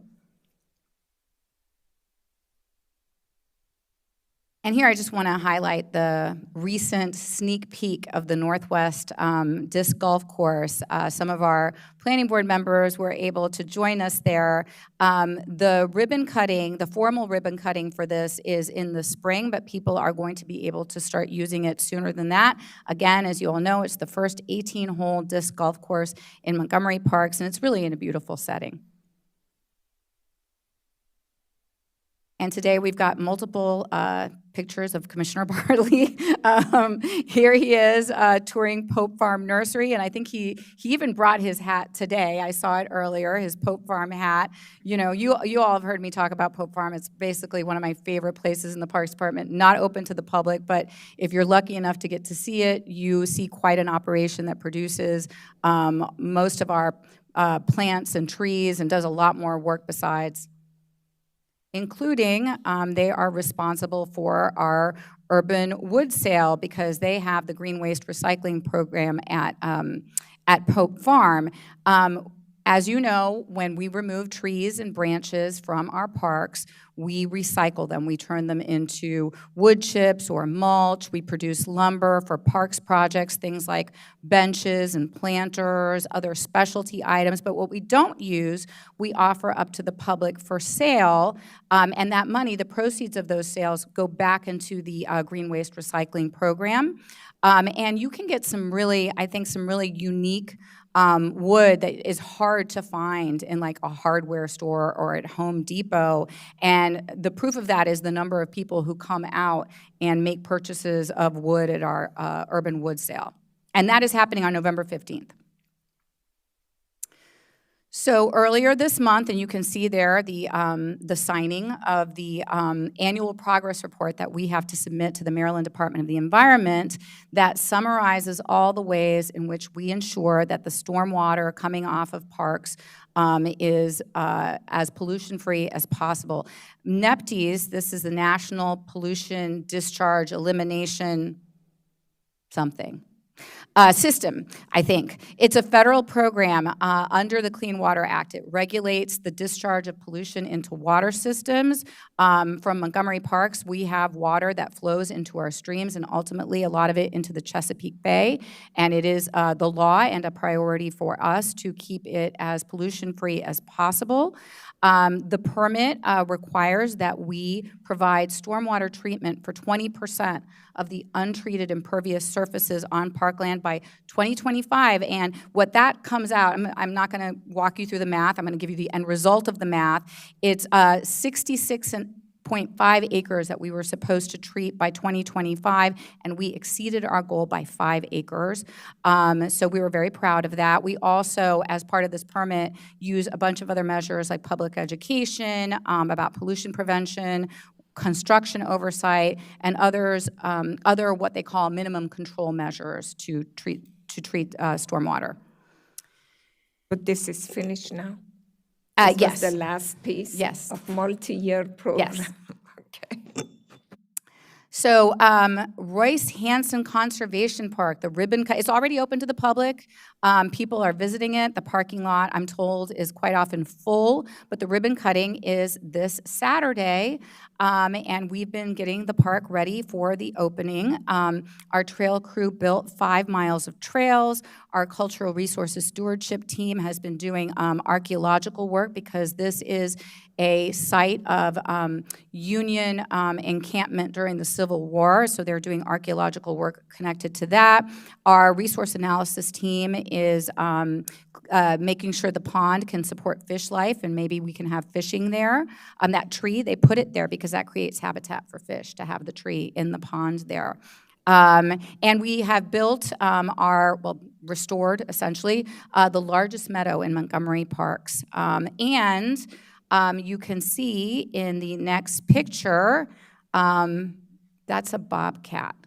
I got unreasonably excited when I saw this picture. This is a wildlife camera out at Royce Hansen Conservation Park, and I'm hoping where there is one bobcat, maybe there will be baby bobcats. So looking forward to seeing any of you who are able to attend on Saturday. And that's all I have.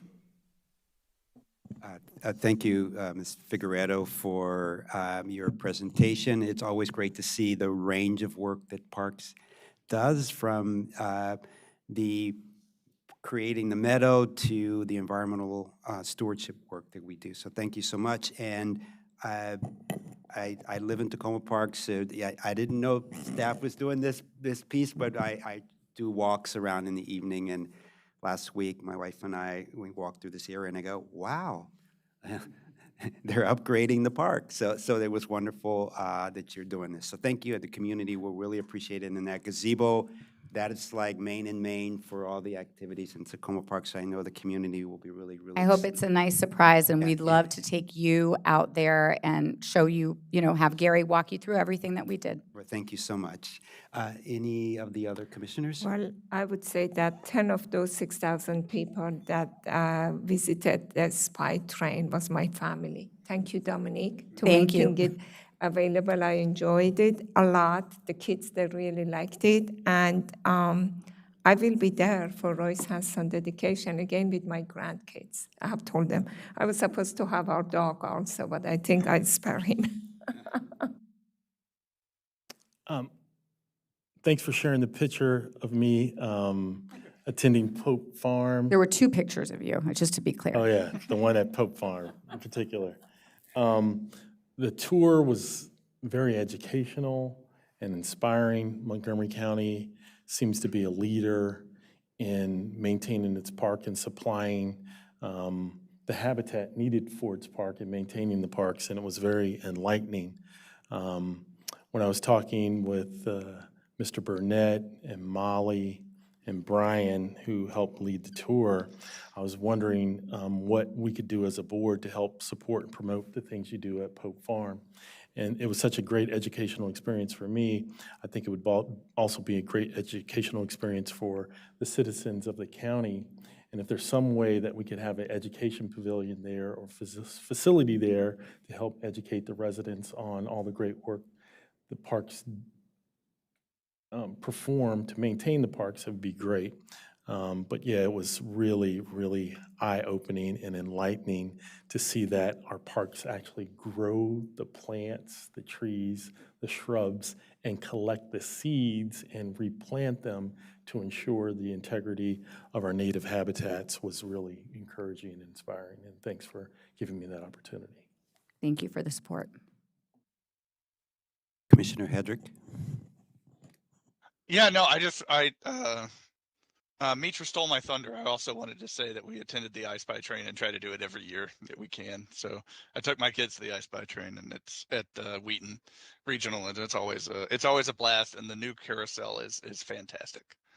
So they all wanted to ride the zebra horses and everything like that. So no, I just wanted to say that was great. I'm also unduly excited about the sighting of a bobcat, because I think that's fantastic. It's good from a environmental level, and it's also just really cool to see one around in Royce Hansen. I'm going to do my best to be there for the ribbon cutting on Saturday as well. But thanks for the presentation. It was great. Appreciate it. Great. So seeing no other hands, well, thank you for your presentation, and we'll just take a 2-minute break and then start with item number 8, Beach Drive Open Parkway 2025 Program Update, Friday Closures Alternatives. Thank you.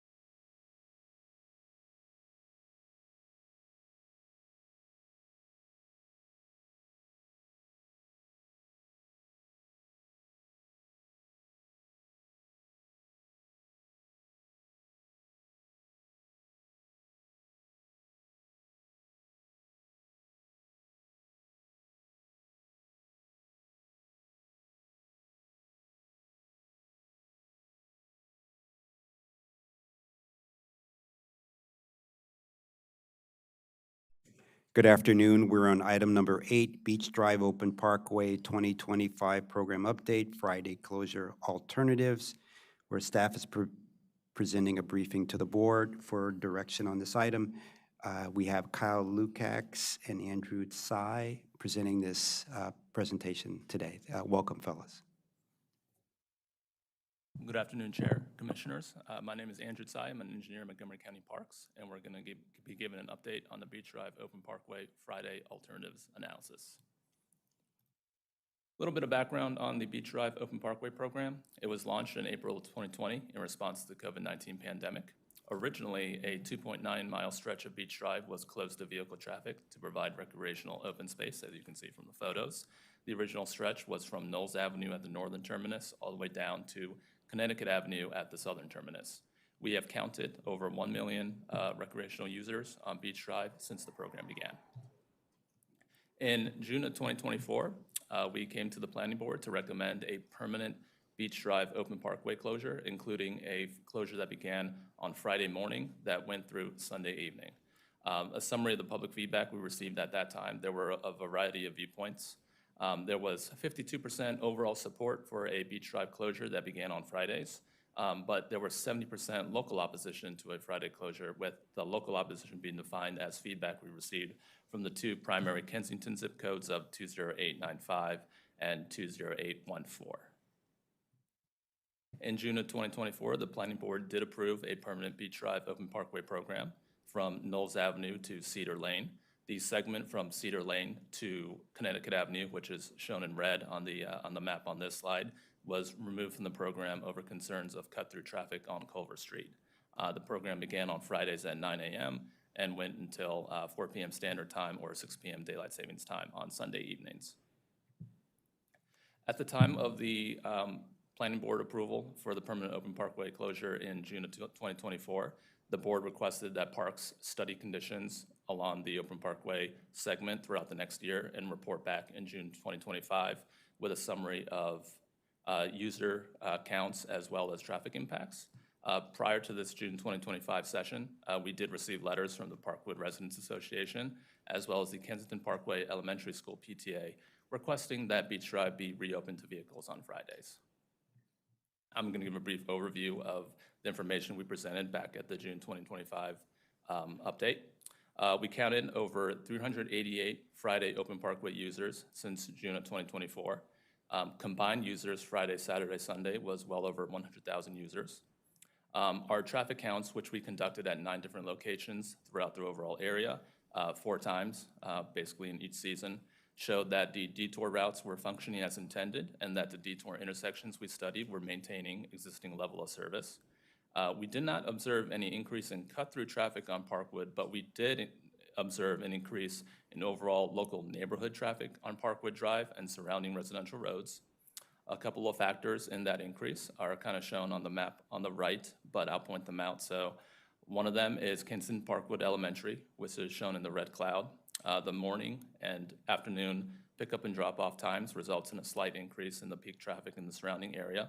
And a bigger factor is the Beach Drive closure on Fridays prevents neighborhood traffic from using Franklin Street to access Beach Drive to get to Maryland 355.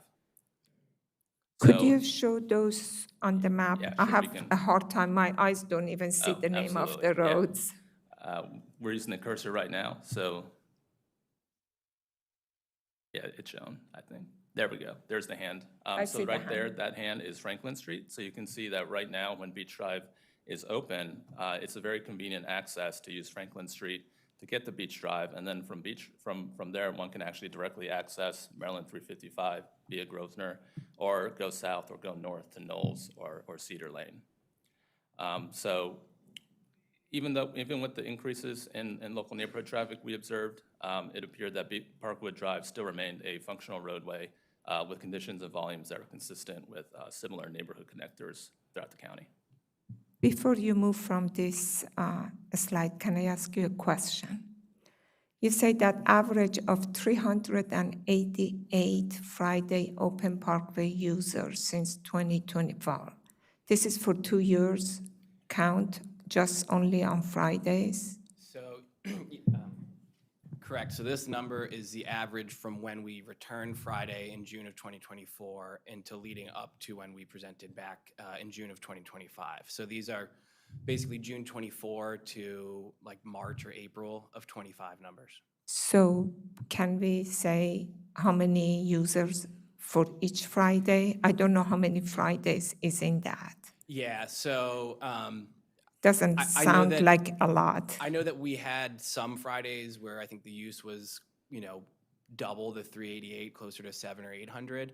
But the average of all of those Fridays was 388. The average for Saturdays was, again, closer to 800 or 900. And Sundays were the number 2 rated day. So Friday was the lowest average day across Friday, Saturday, Sunday, both because it has less hours because you're only starting at 9 a.m., whereas a Saturday has, midnight till midnight essentially, but the daily and hourly average on Fridays was less than Saturday and Sunday. Yeah, so that's 388 is daily. Is the average daily Friday use. Yeah, I think you should add daily there. Yeah, that would Okay. have been helpful. Yep. So at the June 2025 briefing, the planning board directed Montgomery Parks to develop and solicit feedback on potential alternatives which would reduce local impacts while still maintaining recreational benefits. And so with that, I'm going to give an overview of the public outreach we conducted.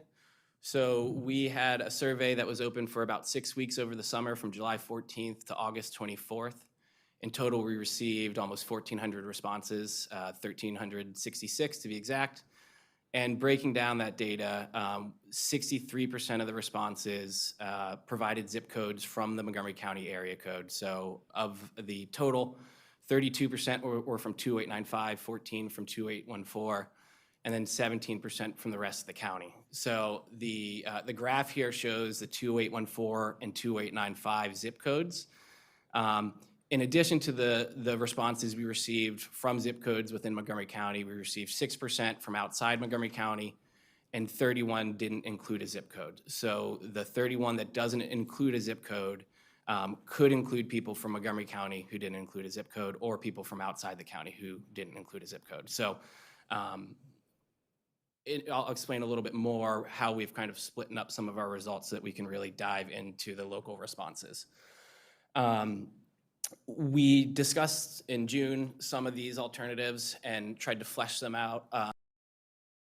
And so we asked in our survey for respondents to rate these 6 alternatives on a scale of 1 to 5, with 1 being the least favorable and 5 being the most favorable, and 3 being a neutral. So the alternatives we looked at were removing Friday completely, allowing vehicular access to 355 on Friday only, delaying the open parkway start times to either noon or 4 p.m., or seasonal closures, either a summer-only Memorial to Labor Day closure or a daylight savings time March to November closure. So this chart right here shows the average rating across all of these alternatives, and we, throughout this presentation, are presenting these results as the full results, which again includes the people who either didn't include a zip code or may live outside the county, and then the Montgomery County results, as well as the 2895 and 2814 results. So the Montgomery County results include the 2895, and then that's just kind of diving a level deeper. So I want to call out a few areas on this graph because it is a lot of numbers, and they're all similarly kind of low. But the first number is the current configuration for the full results. That is the only scenario where on the full results, the current configuration was rated higher than any of the alternatives. So again, looking at the entire results, including those outside the county or who didn't include a zip code, we find the current configuration is rated higher than any of the alternatives. When we look at Montgomery County, or 2895 and 2814, and we look at eliminating Friday, we see those results switch. So at the county and zip code level, we see that eliminating Friday is more favorably rated than the current configuration. Diving over to the option for enabling access to 355, that was viewed more favorably than the current condition by the 2 local zip codes. I've got those all kind of highlighted here, and then we'll dive a little deeper into the specifics of that. Could you explaining 355 access. What do you mean by that?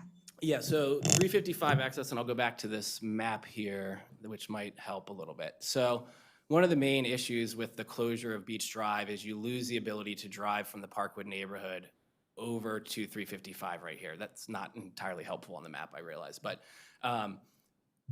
there would be a potential of opening from Franklin to 355, that part up to vehicles on Friday. There's currently a path next to it, and so pedestrians and bicyclists would still have a place to continue, but it would relieve a lot of the issues with the local traffic patterns, the detours, and some of that. So it's an option that we looked at, and I'll provide some more details. That is like opening a section of the closed highway to provide that access. Correct. I got it. Yep. I've mentioned the non-Montgomery County responses, and I want to just touch on that for a moment, just so that you can kind of see the impact on the full results. So we had 87 people from outside the county. Most of these were either in Virginia or DC.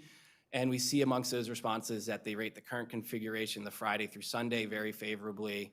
But they also view the previous Saturday, Sunday closures very favorably.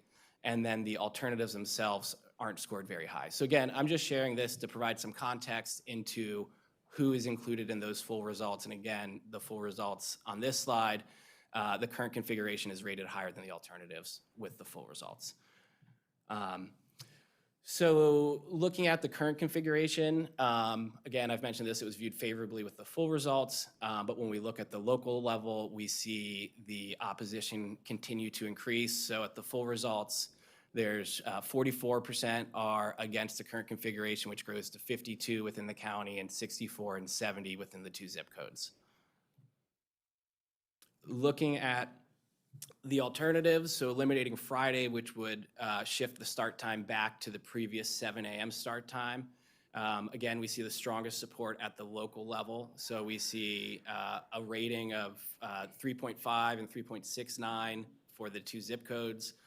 This is the only alternative to be viewed favorably at any level. So it's the only one that's rated at a 3 or above, with 3 kind of being our neutral. And then I'll also add that while there's a strong desire to eliminate Friday within the local zip codes, we also see a good deal of support. So 48% of those within 2895 voted or rated that they view the Saturday, Sunday closures favorably, and that compares to about 21% who voted against the Saturday, Sunday closures. So the 48% is less than half, but it doesn't include those who skipped the question. So we see about double the support for the Saturday, Sunday closures amongst the local neighborhoods. Looking at the option for opening the vehicular access to Maryland 355 between Franklin and Grosvenor, this was the most favorably viewed alternative to maintain some Friday recreational access. So we just looked at completely eliminating Friday, which would leave no recreational access. And so this is kind of the second place alternative. But in Parks' view, we see a lot of concerns for this. With Culver Street, we saw a neighborhood cut-through traffic problem. With this specific one, we see the local traffic problem of people taking longer to get out of the neighborhood. And we are concerned that opening access to this would invite drivers from outside the neighborhood to cut through Parkwood to reach 355 and those points. So we see a very large potential for cut-through traffic. The multimodal connection itself has a minor buffer. It's not really as wide as we'd like it. And in particular, when you cross the bridge over Rock Creek, there's a very narrow connection. And so we have some concerns about the experience it offers if we were to vote for this. And then additionally, the operational and capital costs of this one are greater than the others. So we would need to install a new gate, and it would require opening gates on Friday and then modifying those gates again on Saturday. So again, this is the second highest rated alternative. It was rated well by the 2 zip codes, but operationally and impact-wise, we have lots of concerns about this one. So you don't have to do it now, but maybe toward the end, it'd be nice to see on a map. I can't quite visualize all these pieces. This one at 350. Yeah.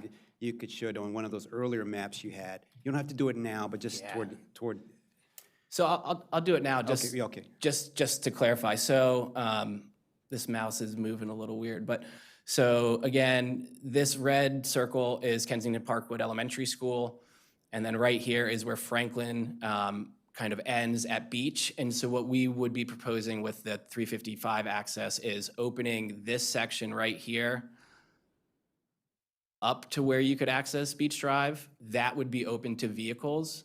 And there's the separate kind of path alongside it that bicyclists and those walking or rolling could use. But again, you know, with the option to access 355 from here, we think you would have cars, you know, from over here kind of driving into and through the neighborhood as opposed to right now.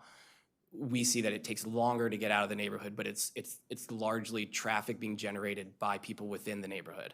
And so in addition to the kind of downgrade in the recreational experience, the operational and capital costs, I think if we were to do this, we would probably be back here again because we would be getting complaints about cut-through traffic. Yeah, So yeah, thank you for showing on the diagram. Thank you. yeah.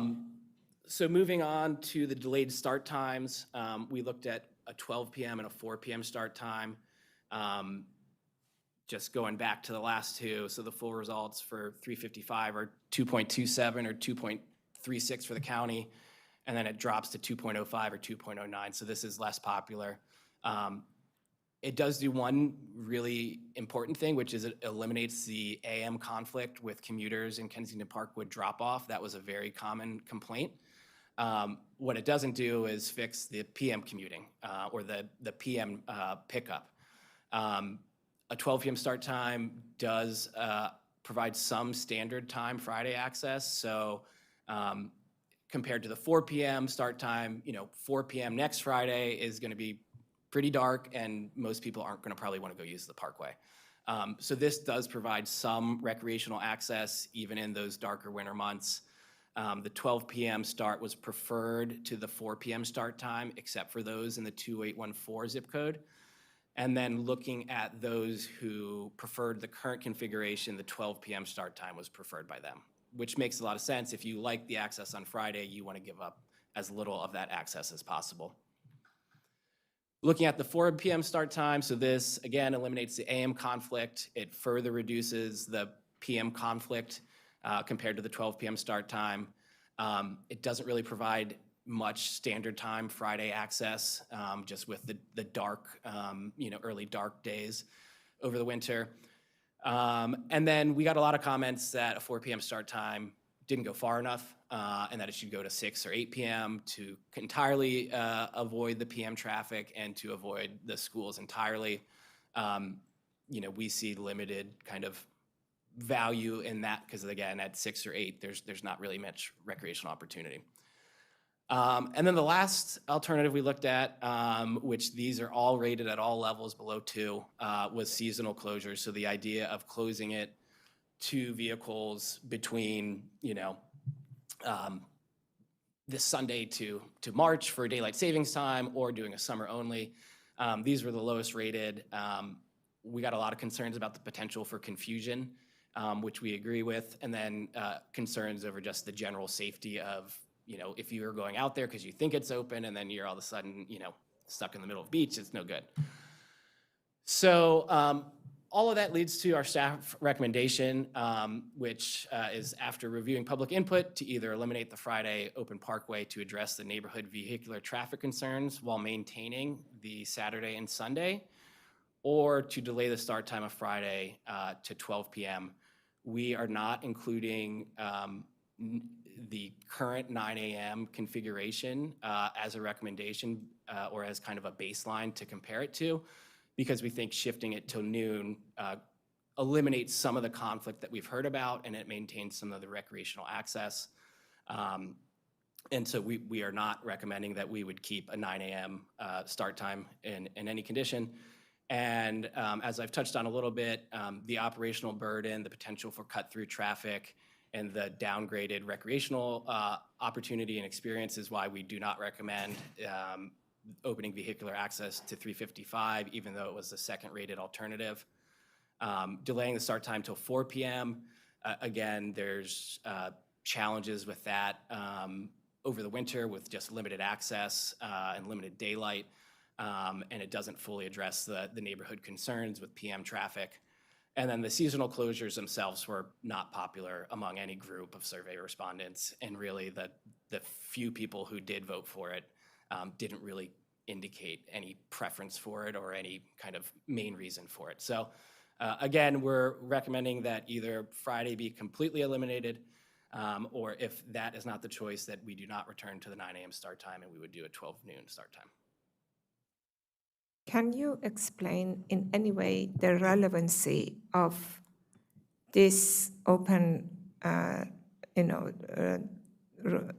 parkway with the one at the border to DC? How that one works? Is it people continuously using that? I think that's why probably you get people from DC or outside the county because they're using it. But how is that portion that is in DC? Is it closed all the time? So yes, DC has a portion that's closed all the time. They do, I think, one day in the spring and one day in the fall where they open it up for driving as kind of like an accessibility means. Yeah. It's great to close it off and have the space to walk and bike, but if you're a mobility limited person, then that kind of limits you. So they do that. There are, breaks along the closure of the parkway that help kind of traffic get across and through. Similar to how Sligo Creek has Dennis cutting across it, which really helps to, allow the kind of permeability of the traffic through the network. But as far as, this section of Beach Drive and the fully closed section, there's a pretty big gap between those. Okay. And, I think you certainly are going to get cyclists who are coming up from DC using that and biking all the way to Beach Drive. And from a lot of what we heard, there are limited kind of car-free spaces to bike on, and so that's kind of the draw for the people who don't live in the county who are coming to use it. Okay, so and from the two recommendations you made, it doesn't matter how the connection is DC, is the same. Yeah, and Okay. and I'll also just show when we were looking at kind of those non-county responses. The current configuration of our Friday was rated 4.5, and the previous Saturday, Sunday was 3.85. So there's still, amongst those who are coming from out of county to use this, they still are viewing the Saturday, Sunday very favorably. Thank you. Great. So first of all, thank you for doing the analysis. It was a lot of work. And I like how you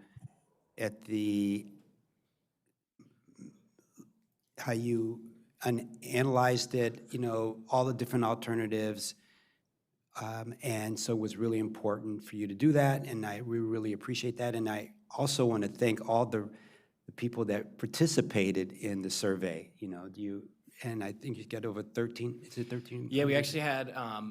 From when we first came in June 2024, I think we had about 750 responses, and so we've about doubled the participation in this survey. So it's still a very engaging topic for a lot of people. Yeah, and for me, it was important, to listen to the community, to the community's concerns, and that's part of our job, and we take it seriously. Right? And so let me just say, based on what you presented, I want to hear from my other fellow board members, but I'm in favor of either your option number one, eliminated Fridays, and I think the other options just add more, I think, more operational challenges, many of them, and so that's where I'm headed. And big picture. Remember, we went from in 2020, there were no options, right? And there's no options, and now, and then now whatever we recommend, there will be a permanent option going for the future. So we went from nothing to having Saturday, if it is just Saturday, it is Saturday and Sunday. So it's I think it's great for the community. It's great for people outside of the community to have this. So, but that is where I would land right now, but I'd love to hear from my fellow board members. Yeah, I totally go for it. You guys have been great coming in front of us and looking at the usage on Fridays and also the impact and the desire of the local community that they are the most impact on that. I don't think it's even worthwhile the operation cost to just open parkways, even the whole year around, or even for summer or open time. So I think it's time that we just keep it for everyone simple and comfortable. The local community is happy to have it open during the weekend. So let's just go for that, and that would be, in my opinion, a win-win situation for everyone. And with option one, I agree with that. So for clarification, I just want to make sure that our listening audience understands what option one is. So option one is to allow the parkway to be open on Friday, and then it will be closed to vehicles on Saturday and Sunday, correct? Correct, yes. Okay. And then option two was, instead of completely closing it on Friday, close it at 12 p.m. on Friday as well as Saturday and Sunday, correct? Yeah, so if we think of option two as kind of, comparing to a baseline of 9 a.m., we, in talking about it, didn't feel comfortable continuing 9 a.m. in any way. And so this is kind of a modified baseline alternative that would shift it till noon to avoid those AM impacts. Still that shifting it to noon wasn't really rated favorably. It was the third highest rated, but it was still under a 3. And, it fixes some problems and it maintains others. So it doesn't fully solve the problem. Okay, so I favor option one, similar to Chairman Harris and Commissioner Padaway. Thanks. Commissioner London? Yeah, so first, thanks to Park staff for this extra analysis and doing this survey. It sounds like there's already three board members in favor of option one, so I may not have to belabor this point, but I do have just a clarifying question around the concern that was stated. If you could just refresh my memory, the concern around school drop-off and commuting for the existing program, which closes the parkway at 9 a.m. on Friday. It looks like this is not, I'm a little familiar with the area, but I'm not as familiar with kind of school catchment areas. But it looked like when I was reviewing MCPS's boundaries that the catchment area for the elementary school is basically east of the creek and east of Beach Drive. And so I was trying to refresh my memory and better understand what the concern was with drop-off, because it seemed as though to reach the school, at least, many folks wouldn't have to use Beach Drive. So was the concern, or is the concern, that people are sort of chaining their trips? They're doing drop-off and then they're continuing on to commute to work, and at that stage, like, that's right around the time when the Beach Drive closes. Am I capturing that concern right? That's pretty close. So, you definitely have people dropping their kids off, and then on a Thursday, they would continue to beach and up 355 and maybe park at Grosvenor to head downtown. So, if you were making that trip on a Thursday, you head right to 355. On a Friday, you would have to go up Parkwood to Knowles, Strathmore, up to 355. And so, again, you're not seeing an increase in out of the neighborhood traffic. You're seeing an increase of people within the neighborhood needing to take longer routes to get out of the neighborhood and to their destination, if that makes sense.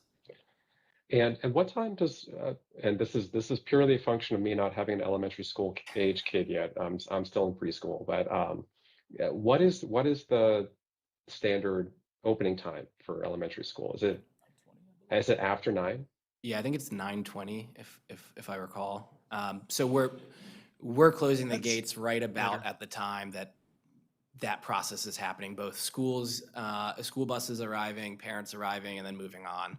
And then I believe school closes at 3:50 or around that time. So the 4 p.m. closure again it would still kind of have some conflicts with it. And then to add to that, we say the gates are opening at 9 and it might be a little before 9 or it might be a little after 9 just based on the availability of our park police to make those changes. But so, again, the major issue is just the loss of a direct connection to 355 and then the resulting kind of longer circuitous routes you need to take to get around. Yeah. Okay. Yeah, I think I better understand now. And just final question, since that is the kind of the critical hour, right around 9 to 9:30, and roughly around then, and as you mentioned, there's some buffer on either end, given the availability of park police to close it off. Can you remind me why we didn't study just like why was one of the alternatives all the way to noon and not say 10 a.m. or 10:30 or 11 a.m. just to sort of get just on the other side of that, but still try to maximize much of the day? Yeah, I think in just trying to balance what alternatives to poll the public on, we did a kind of a midday and a kind of end of the day, so noon and a 4 p.m. We could have easily done a 10 and a 6 or something else, but generally trying to just understand people's kind of reaction and perception of these potential alternatives. And, if we were to shift it to 10, if it is shut down early, like it just felt like moving it till noon was a more kind of clear start time and kind of completely eliminated those AM issues altogether. Yeah, that makes sense. Well, I understand that it sounds like there's already majority support for your option one. I still strongly support some version of a closure on Friday. I really, it's difficult to, we've had this conversation before where we're trying to expand these kinds of programs or trying to sort of use them to showcase what we can do like in a positive and innovative sense with park-owned land or county-owned land, publicly owned land and roads. It serves a variety of different public goals that we have, recreation, but also more, higher quality and safer transportation for folks. I imagine a lot of commuters use it on Fridays too, even though there obviously is a trail right next to it, but the trail, the trail is constrained, and this is a more comfortable route for some commuters using it on Fridays. And like in a time where I think we generally are hoping to expand these kinds of programs, it is difficult to stomach kind of a retrenchment in a sense, a contraction, even if it's just by a day. And I still think it has a lot of value, and I think a lot of the impacts can be mitigated over time. In fact, I recall that one of the big things that was talked about last time was the intersection of 355 and Cedar Lane, I think it was, at the traffic signal just north of NIH, where there was often a huge backup. And a lot of people mentioned that as a huge kind of problem area on Fridays. And I really, that's obviously outside the scope of this. That's, MCDOT or maybe state, I can't remember, issue to address. But that's a good example of something that, like, I think there are alternatives we can look at and pursue to mitigate some things related to these kinds of programs and allow it to still function and function well, and serve the needs of the community. So just, again, not to belabor the point, it sounds like we're on a path toward taking away Friday. I just wanted to restate my strong support for it, and also strong support for more of these programs where we can elsewhere in the county. Always appreciate your comments, Commissioner Linden. Yeah, thank you. Commissioner Hedrick. Yeah, excuse me, sorry. I just want to echo mostly everything that the Commissioner Linden just said. I'm pro keeping it keeping it open. And I think that there's a good point to be made that we instituted this program. It conforms with all the things that we say we want to do, and then we cut off a portion of it. Now we're cutting off the time of it. And like, when do they come back and want Saturday back? I think it's better to keep it closed. I'm fine with the option 2. I don't support option 1 of closing it, of reopening it all the time on Friday. I don't see the evidence that the counts are all that bad. I do see evidence that 20,000 people a year, give or take, are using it. Like, yeah. I think the noon is fine on the recommendation of Friday. I prefer keeping it open, and we've got evidence that people are using it on Fridays. And I think that the staff's absolutely right on the 4 o'clock and all the other options. It's basically, reduce it or leave it as is or take Friday away. Those are the only 3 reasonable options. And so at this point, we're just chipping away at something that we did that conforms to all of our plans that we say that we want to do, and we're chipping away at it a second time. And I mean, there may or may not be very good reasons for it. That's fine. But I'd support option 2 before I'd support option 1. Certainly. Thank you. Thank you, Commissioner. I don't think we are chipping away anything. We try things. We are here for people. And we try different things and see what works better for the majority of community. I still think that this is a win-win situation. I commend Park Department to be responsive, and it's perfectly fine. We come with a program and we just check in to see how it is working better for the whole community, not just for a few. And I commend Park Department to come with this alternative, and I still fully support alternative 1. Yeah. And if I can comment, we have evidence that, the 388 on average, 52 weeks a year, you're getting approximately 20,000 people that are using it over the course of a year that closing down the Parkway. And I've got evidence of 20,000 people. I'm pretty sure 20,000 people don't live in that community. And as much as I commend the outreach, I do, and I think it's useful information to have. This is not a statistical sample of the people that live either in the neighborhood nearby or in the county as a whole. It's self-directed out, it's self-directed responses. So I've got, good empirical evidence of about 20,000 uses a year, and I've got, a self-selected set of 1,300 responses, which is useful data, but it doesn't necessarily mean that I'm using it for, that it is representative of the community and of the users when I have evidence of 20,000 users. And I'm perfectly happy to have programs and then reevaluate them, but this is the second time now that we've cut down on the access to this parkway, based on what we originally did and in conformance with the plans that we've already approved. And so I do think it constitutes a chipping, away of the open parkway system. And I've got local organizations that have obviously, made some sort of fuss over it, and I'm perfectly fine to adjust to that. But there doesn't necessarily, I don't think we're putting enough emphasis on the fact that we have user data that's pretty good for Friday, and we're putting much more emphasis on a non-statistically, sample of folks in the neighborhood.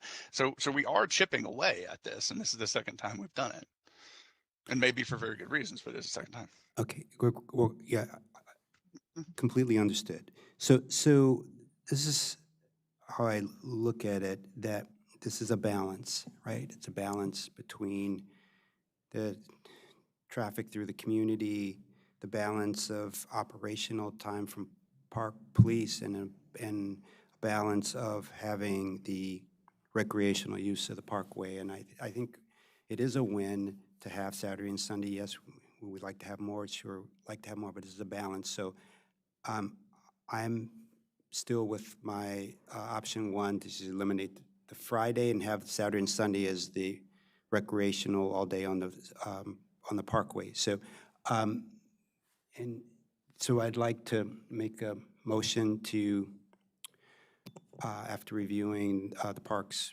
report and deliberation, that we move forward with the option 1, which is eliminating the Friday open parkway to address neighborhood vehicular traffic concerns while maintaining Saturday and Sunday.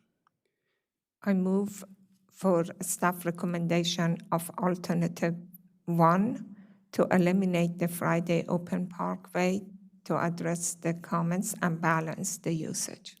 I second. All in favor? Aye. Aye. All opposed? No. Nay. Okay. 3-2, this will move forward with option 1. So thank you so much. I appreciate everyone's comments. Appreciate everyone for coming out today.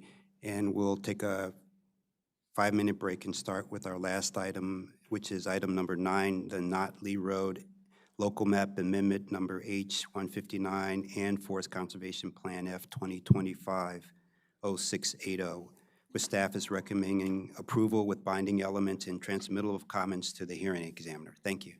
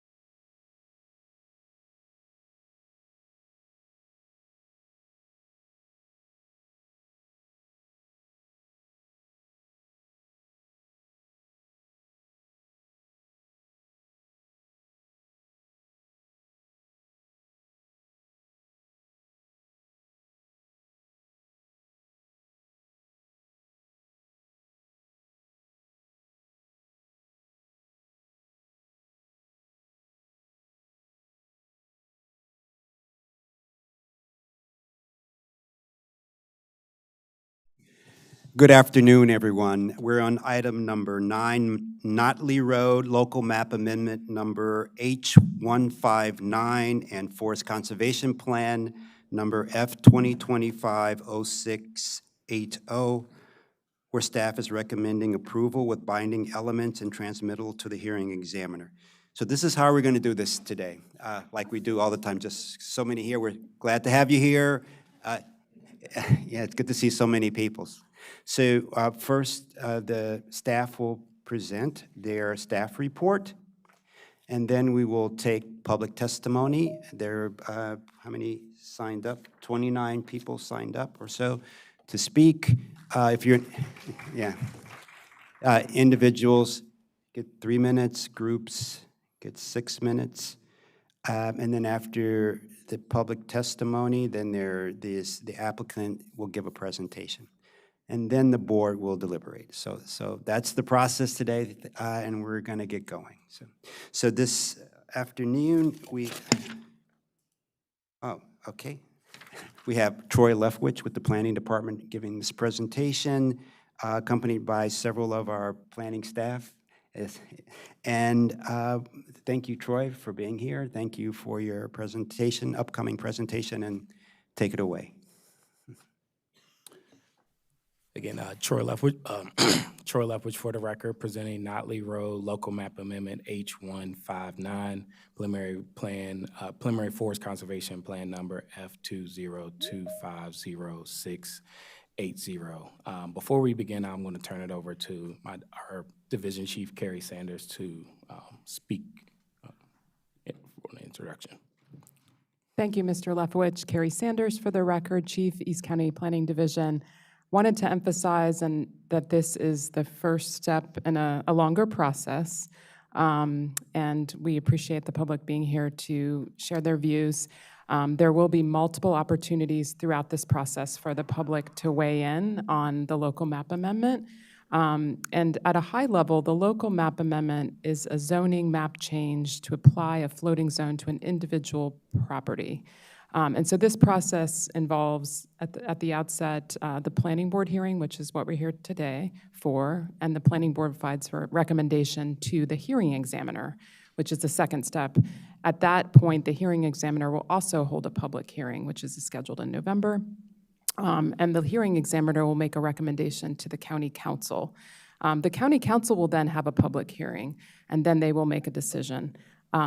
Once that decision is made as to whether or not a zoning map change would be made to apply a floating zone to this property, once that decision is made, if the decision is to apply the floating zone, then the applicant would actually need to go through an additional process, which is a site plan and a preliminary plan.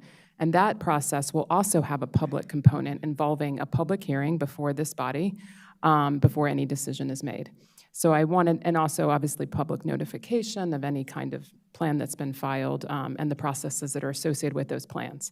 So I wanted to make sure that both for the board and those listening, as well as everyone in the room, to understand that there are multiple opportunities for the public to weigh in, and this is just the beginning. So thank you.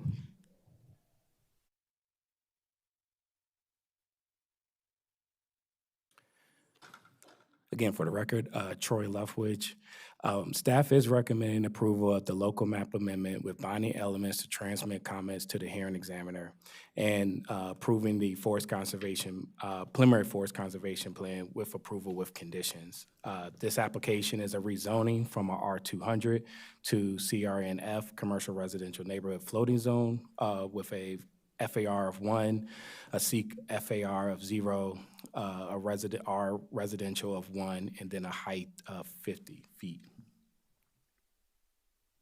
Throughout the process, the applicant had a series, there was a series of community input and timelines. The first aspect of the applicant did comply with all submittal and signage requirements. On July 15th, the applicant attended the Greater Colesville Civic Association meeting where they presented the initial proposal for the project. They also held a virtual meeting on August the 25th. Where they had a small virtual group meeting with adjacent neighbors to show their updated proposal at that time. On August 27th, planning staff held a site visit with GCCA and residents, walking the site of the proposed site. And also on September 4th, staff met with the public at a GCCA meeting where we went over process and addressed a couple of questions. Also throughout that process, throughout this review, the community provided their input, and that input was provided in attachment C within the staff report, and they were also shared with the planning board and the hearing examiner at that time. Also within the staff report, staff highlighted some of the major concerns and provided responses within that staff report. Within the local map amendment process, there is an element of establishing binding elements. We thought it was important to connect those community concerns with the binding elements. Within this LMA approval, we are recommending 5 binding elements in total. One includes a max building unit of 130. 2 is to establish a 30-foot setback along the rear and side boundaries of the existing single-family homes. This is to allow for opportunities to preserve trees, but also relates to the existing single families that are there. The CRN F zone would only allow a 15-foot setback. So that 30-foot setback we felt that was important to establish within the zoning requirement. Also, binding element number 3, establish the building types, limiting the building types of townhouse, triplexes and duplexes and detached homes. The proposal to date is currently only showing townhouses, but if there's iterations in the future, we didn't want to limit the opportunity for smaller scale unit types or different unit types if the applicant would pursue those options. Also within binding element 4, we established a 15% MPDU requirement, which is more than the 12.5% that the zoning allows. 5 relates to the compatibility of building footprints along Notley Road. Establish a width of no greater than 100 feet for the units, the building envelopes along Notley. This is to relate to the existing single-family homes that are adjacent to Notley, that is adjacent to the property on Notley Road that consists within the R200 and the R90. That's generally in the area. Within the staff report, staff had a defined neighborhood. The red boundary outlines what staff felt was the appropriate neighborhood boundary as it relates to the site.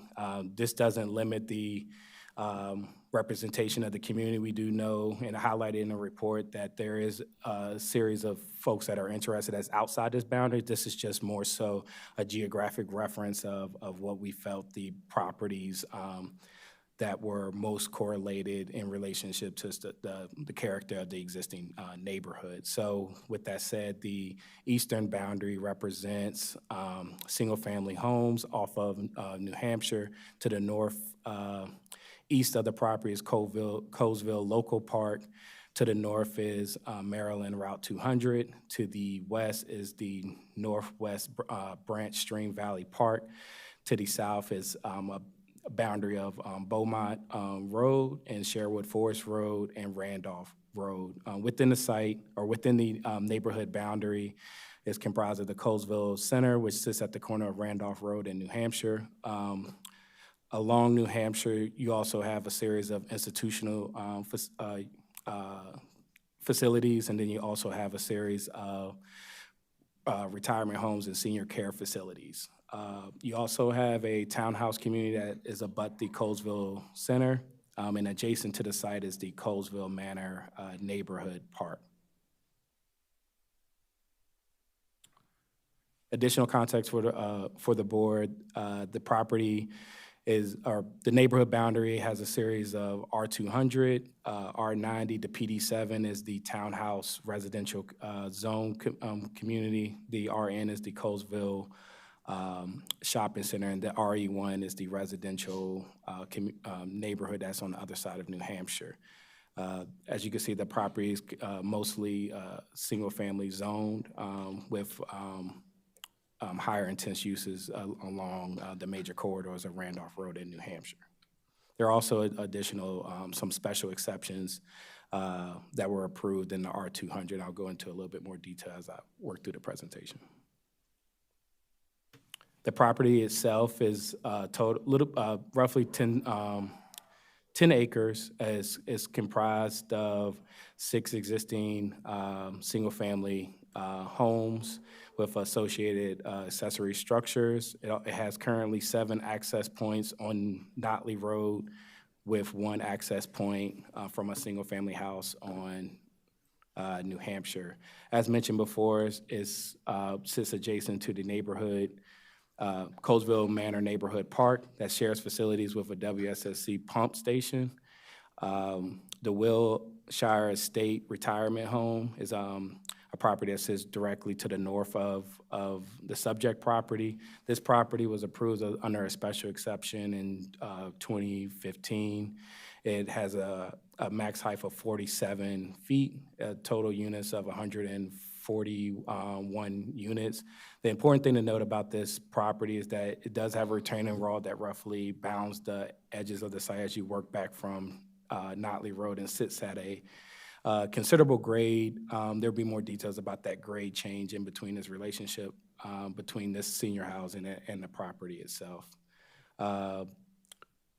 With that said, the property has the applicant currently owns these 2 parcels, and they're contract purchasers for the remainder 5 as part of this local map amendment. Image 4 in the middle here shows the relationship of that grade change between the Wilshire State Retirement Living Facility. That retaining wall sits roughly almost a story, so that 4-story rear aspect of that property has roughly a 3-story fill in the rear. Just context for the board in regards to that relationship between those 2 properties. One is Notley Road existing, and you can just see how the frontage improvement, there's no frontage improvements along Notley. You can see the vegetation and the utility post that currently exists. 2 is the corner of Notley Road in New Hampshire. 3 is a visual looking towards Colesville Manor Park from the property. You can see how the existing tree canopy and the vegetation that currently exists on the site. And then 5 is a existing single-family home on one of the properties along Notley Road. The applicant originally proposed 150 units with a max height of 60 feet and an MPDU requirement of 12.5%. With through the review process since the submittal, the applicant made adjustments and currently showing a unit max of 130 townhouses with a max height of 50 feet and a MPDU percentage of 15%. One thing to note about the height is expected that the townhouses may be built at 42 feet to 45 feet in height. The 50 feet is in reference typical when you set a zoning max to have some flexibility with actually what will be built at the later stages.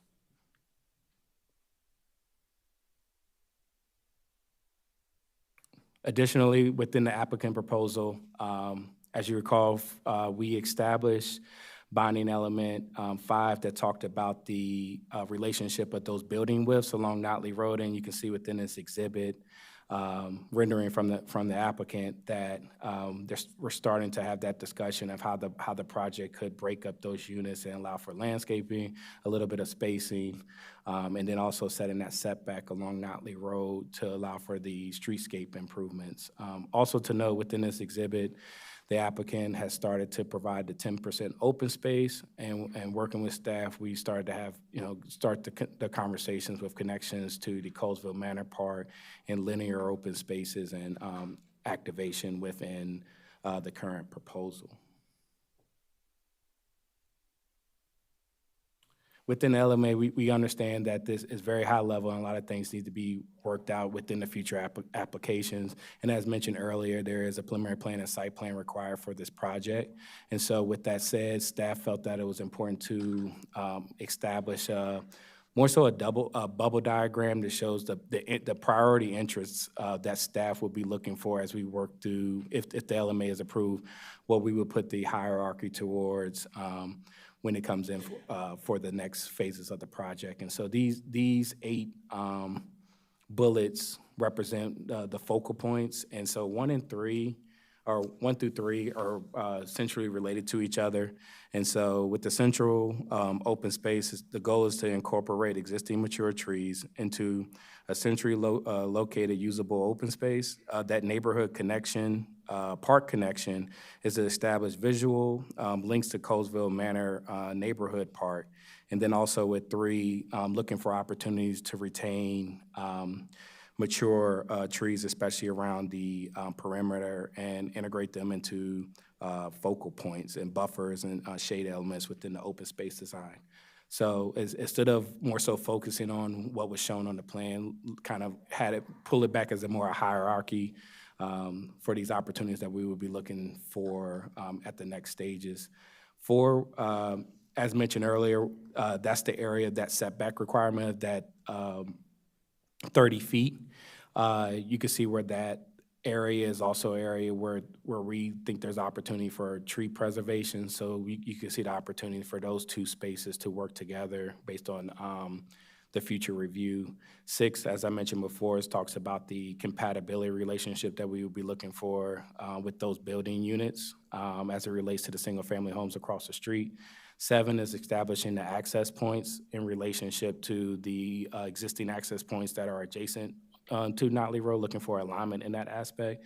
And then 8 speaks to aligning the building footprints parallel to New Hampshire to establish that building edge at the future phases.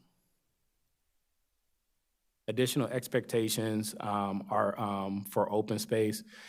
As mentioned, they are showing a plan that shows the minimum 10% requirement for this floating zone requirement, but also within that plan, conceptually, the applicant has shown potential stormwater management facilities that's highlighted here in orange.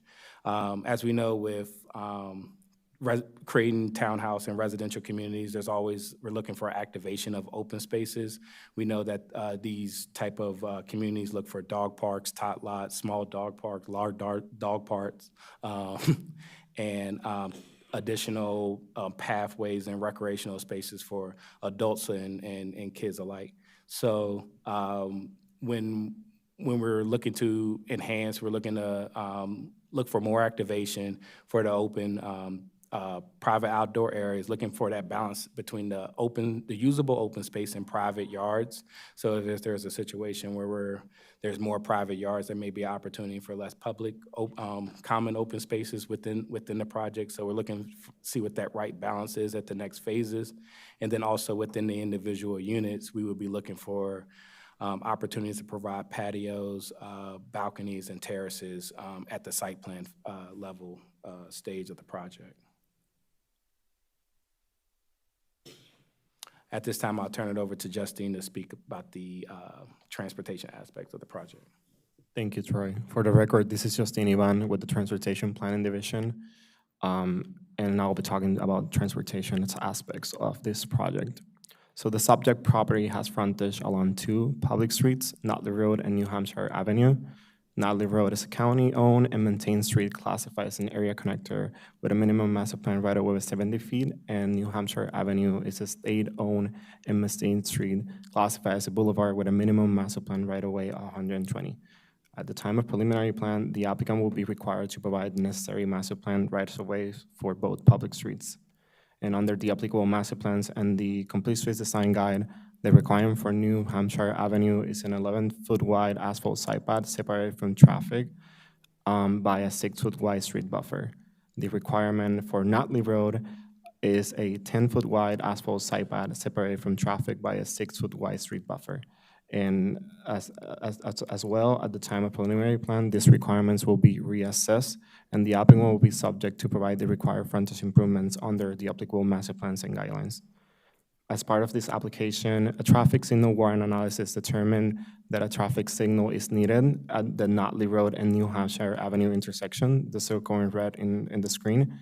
And at this time, NDOT/SHA stated that this traffic signal is included in its list of highway projects, but it has no funding for it. However, the applicant has expressed interest in participating in the installation of this traffic signal, and the applicant's contribution towards the installation of the traffic signal will be further assessed at the time of preliminary plan. Next slide, please. Talking a little bit more about the transportation analysis itself, the proposed development exceeded the 39 new vehicles trips threshold and therefore was subject to a full transportation impact study addressing LTR guidelines. The subject property is located in the Coastville Policy Area, which is a yellow policy area under the Growth and Infrastructure Policy, and it is subject to all modal analysis, including non-motorized and motorized analysis. The applicant performed capacity analysis at 6 identified key intersections to compare the future street conditions with and without the proposed development. The results of the study showed that all intersections operate within the acceptable critical lane volume from now on CLB under all scenarios analyzed in compliance with the LTR guidelines and the Growth and Infrastructure Policy. This means that all 6 studies intersections are and will operate within the acceptable congestion standards based on the policy area, and therefore no mitigation is required. The LTR guidelines and Growth and Infrastructure Policy only require additional analysis if the CLB standard for the policy area is exceeded. For the yellow policy area, a CLB of 1,350 or less is considered acceptable. And as shown on screen on the table, the CLB results demonstrate that all 6 intersections operate within congestion standards. This means that the generated traffic does not exceed the CLB as applicable under the Planning Board's LTR guidelines and the Council's Growth and Infrastructure Policy.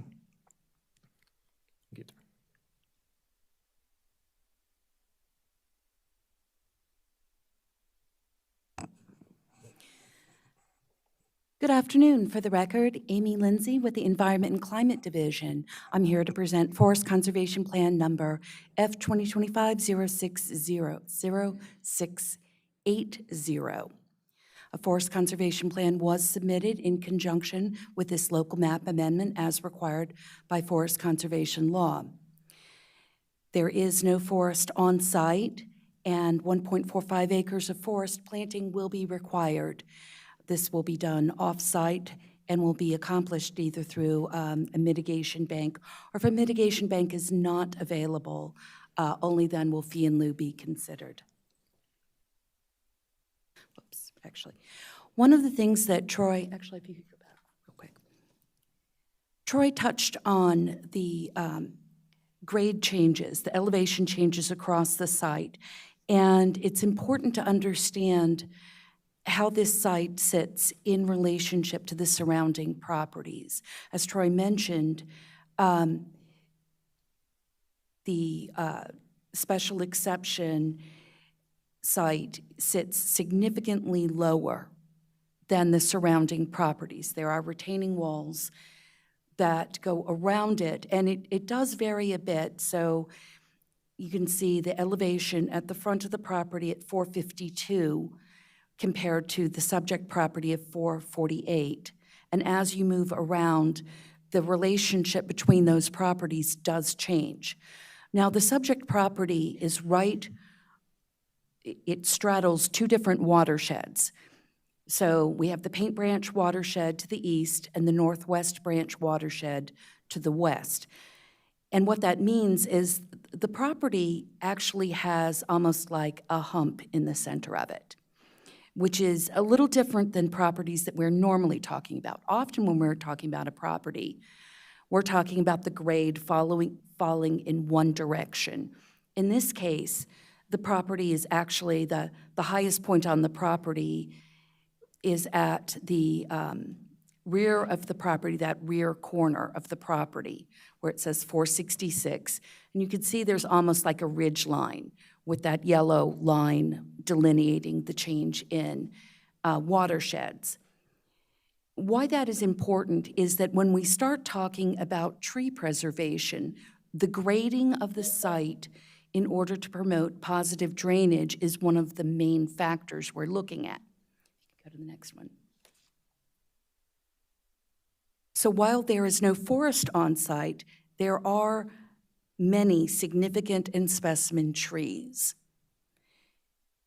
And you can see that we have some, some areas they're clustered in, sometimes they're right on the edge, but there are a significant number of significant and specimen trees.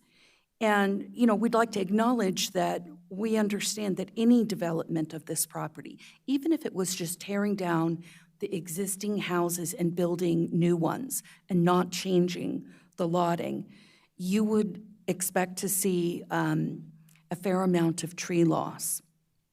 However, while a variance often proceeds with the preliminary forest conservation plan, we are not recommending approval of a variance associated with this preliminary forest conservation plan because there are so many factors that will be determined at later times.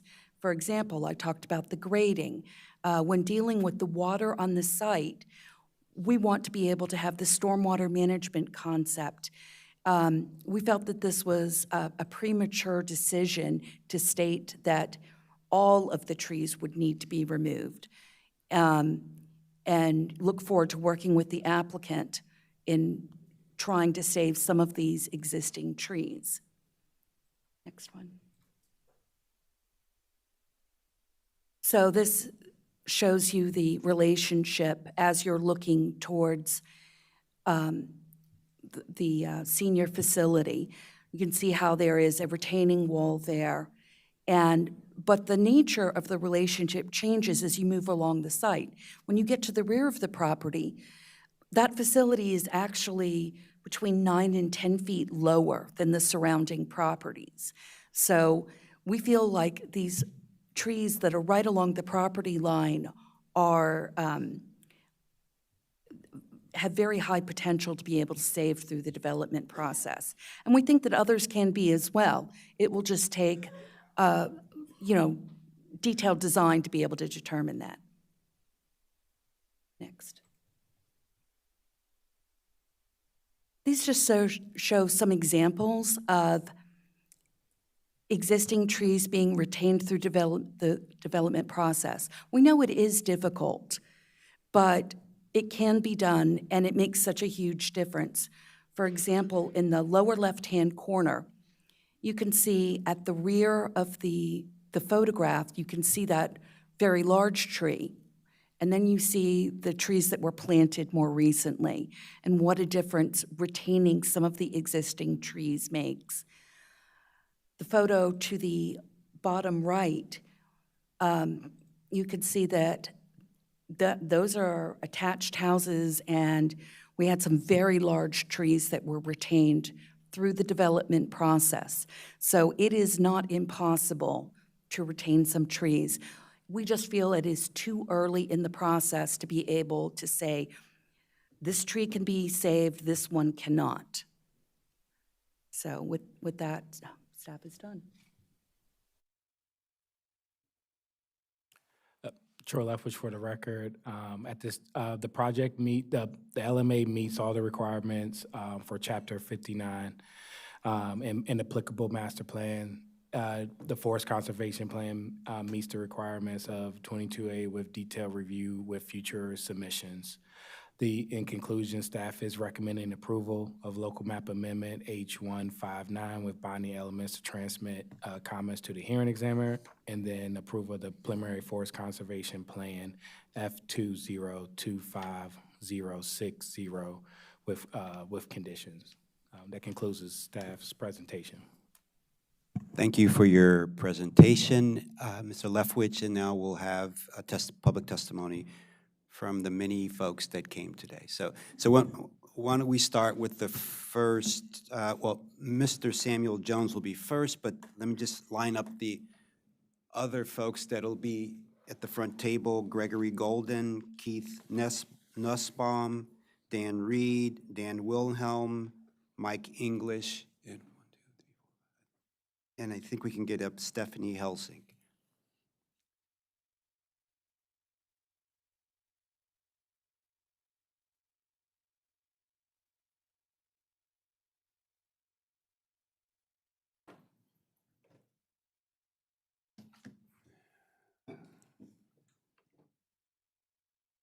Okay, and individuals 3 minutes, teams 6 minutes, and start by stating your name, please.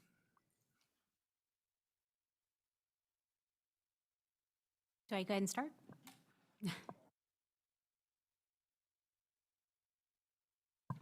Okay. Hi, I'm Samuel Jones. Hello. I live in 43 years here in the community. I'm retired. I used to work for Pepco, so I do understand the electric grid in the community. I'm looking to sell.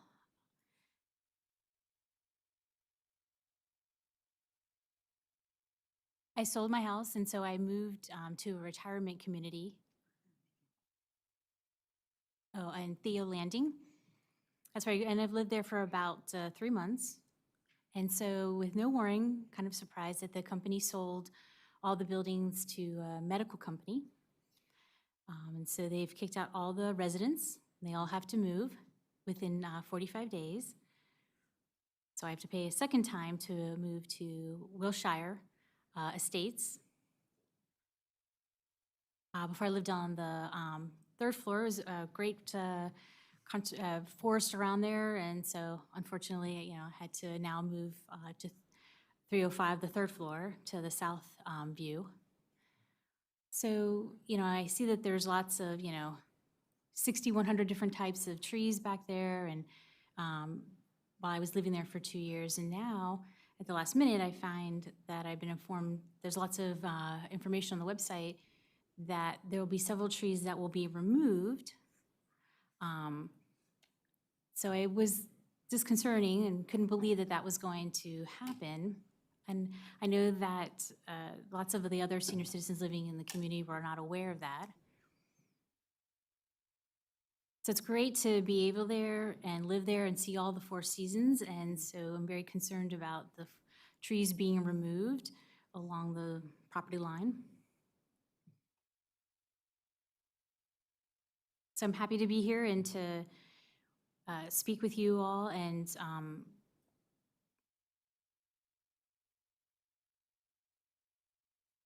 there has been some crime in the area. Last Tuesday, there along the parking lot at the end there, close, somebody took gas out of a vehicle.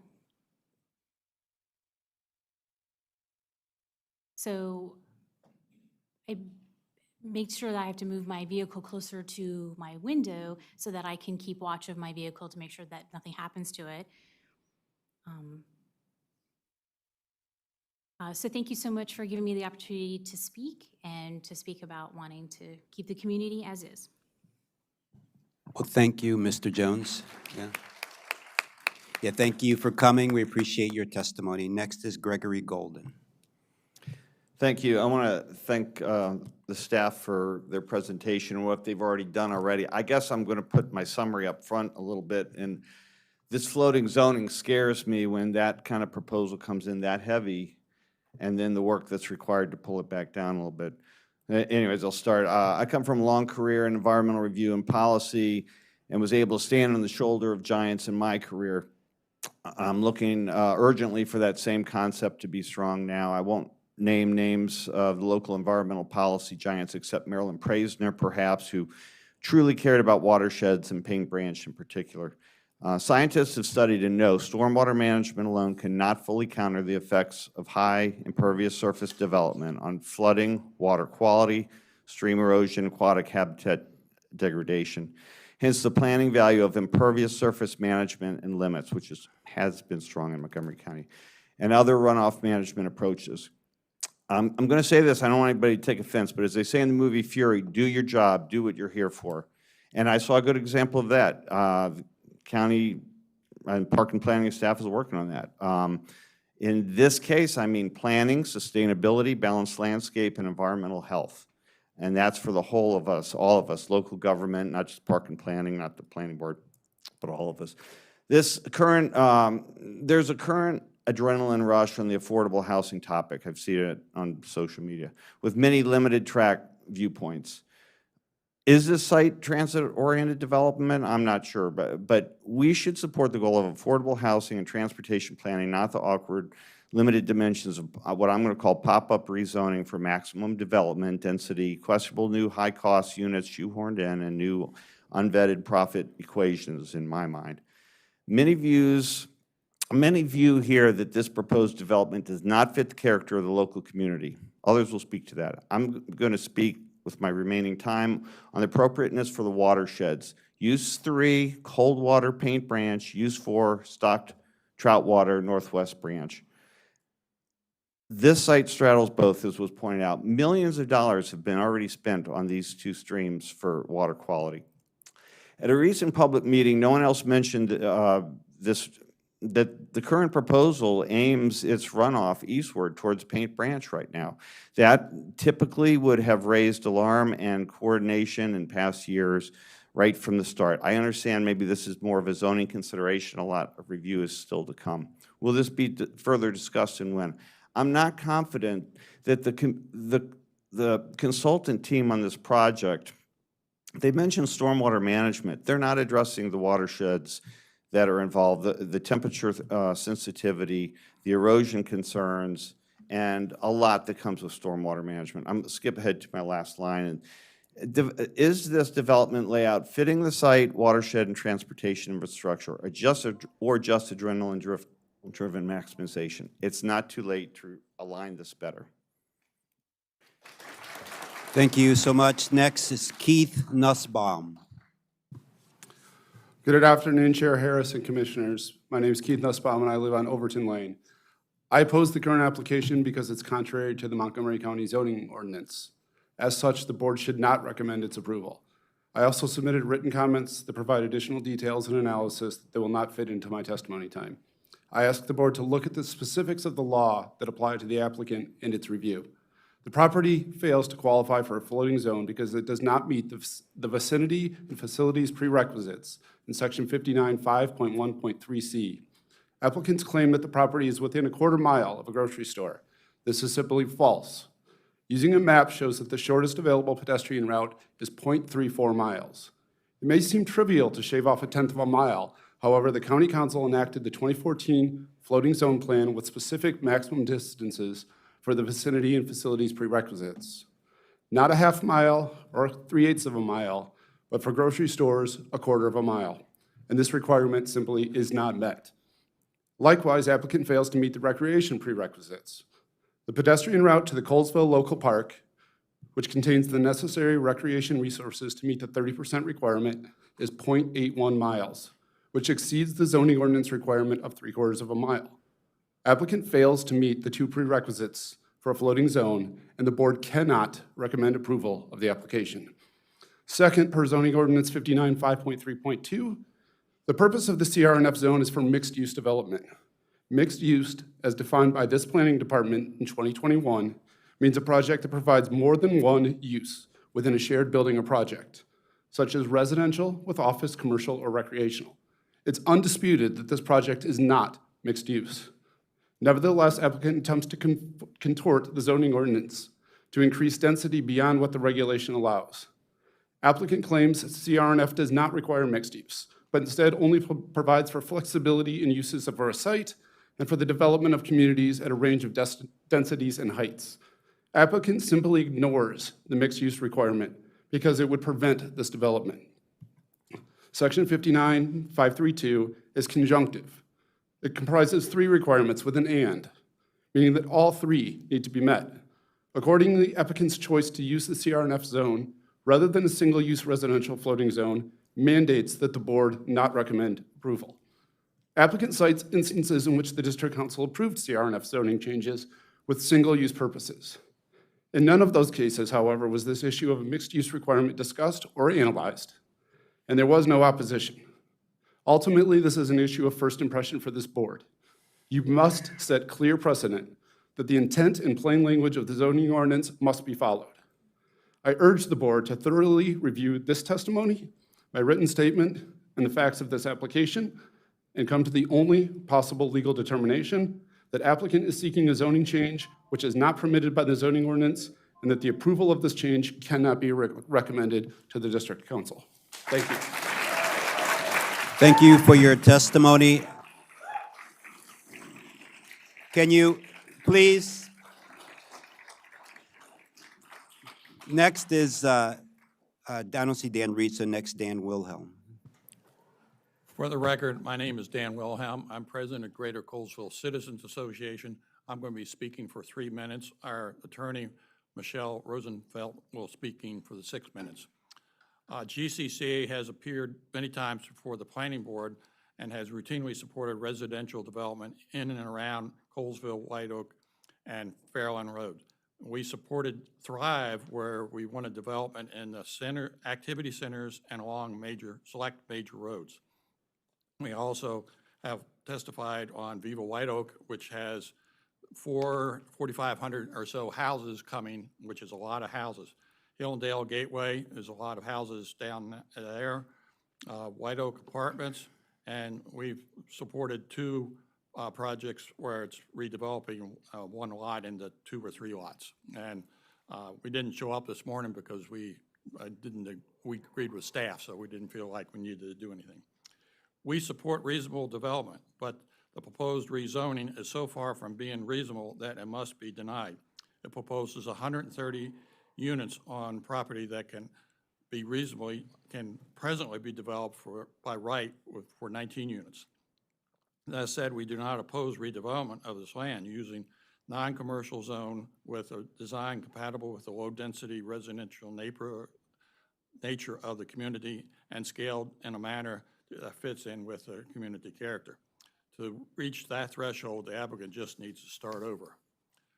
I'm going to speak on 2 items. The first item is the applicant's contention that the 97 White Oak Master Plan is outdated.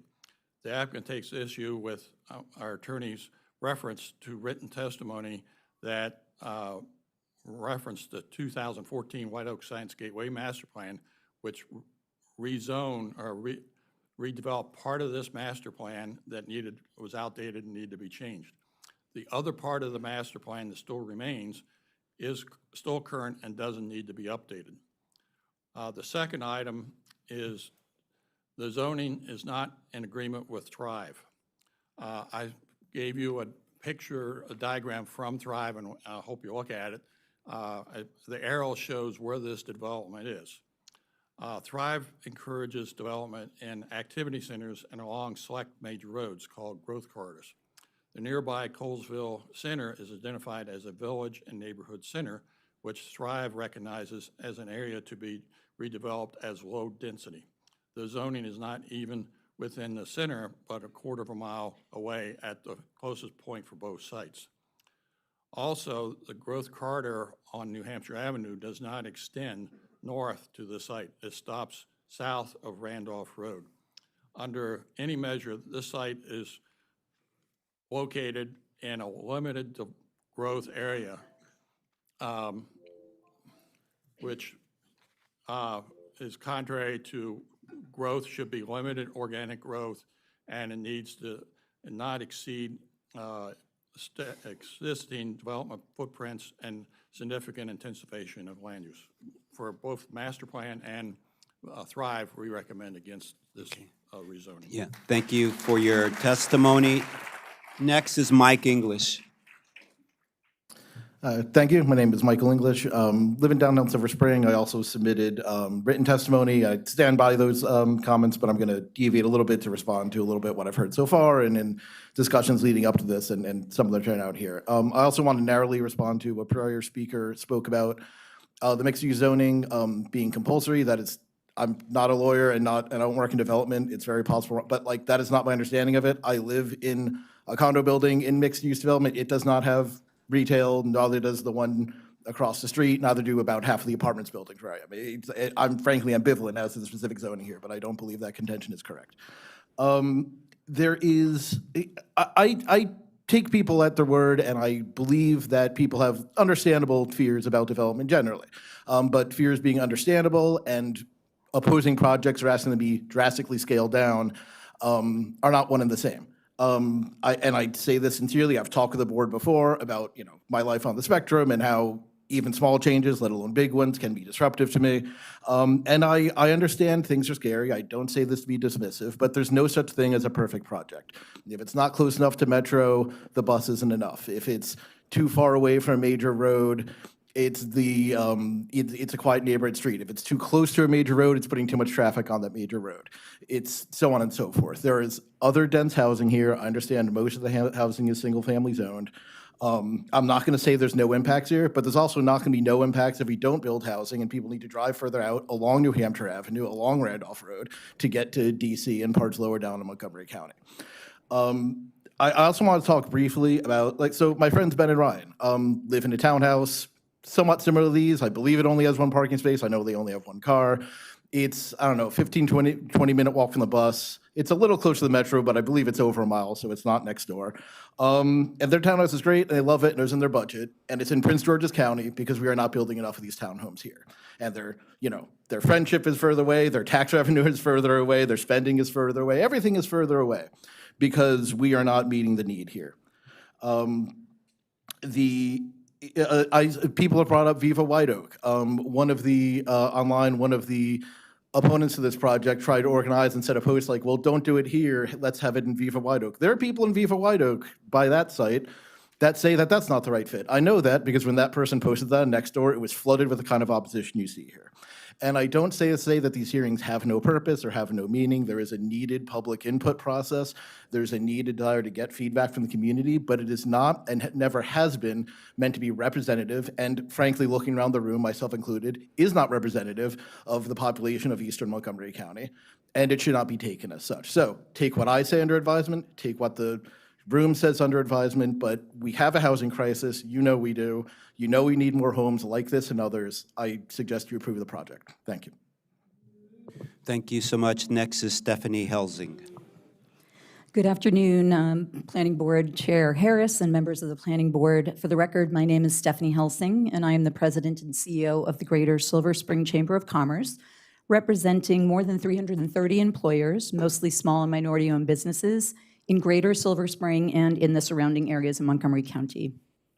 The Chamber would like to take this opportunity to express its support for the Notley Road project, which represents the kind of balanced, community-oriented investment East County needs.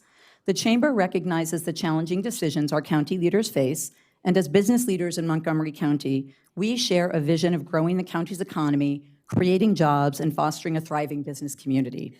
At present, a huge roadblock to any economic development and sustainability is attainability of workforce or income-aligned housing. Montgomery County's own data show a severe housing shortage, which contributes to drive up costs for families and young professionals.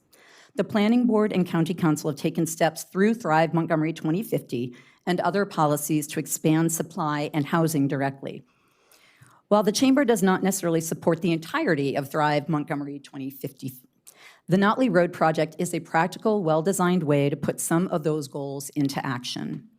This site is ideal for residential infill, being located along New Hampshire Avenue near the Colesville Shopping Center, Colesville Park and Ride, and buffered by institutional and park uses. The development will provide family-oriented townhomes and some moderately priced dwelling units. This promotes both economic and housing diversity. The applicant's shown early commitment to compatibility and attention to the needs and concerns of neighbors by reducing the number of homes, adding more open space, and height transitions along Notley Road to conform to the properties around it. The Chamber's always been about making Greater Silver Spring a thriving economic engine to support the broader community, with the goal of making Greater Silver Spring a place where people want to live, work, and play. Beyond housing, this project carries symbolic and economic importance. East County has long been overlooked for investment for decades.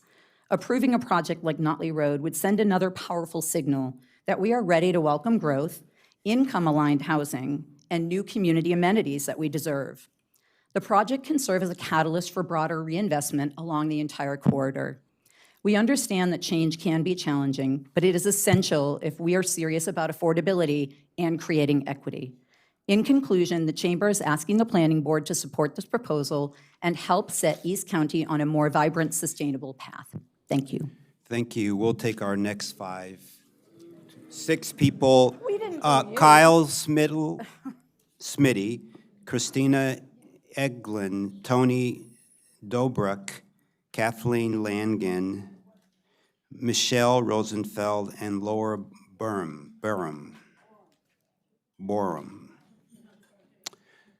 Okay, and why don't we start, So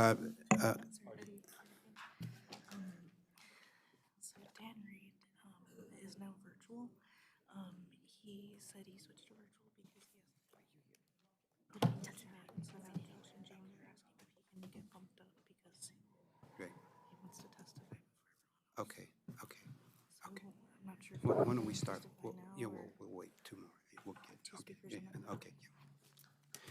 Okay.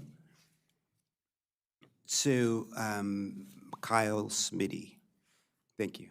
Welcome.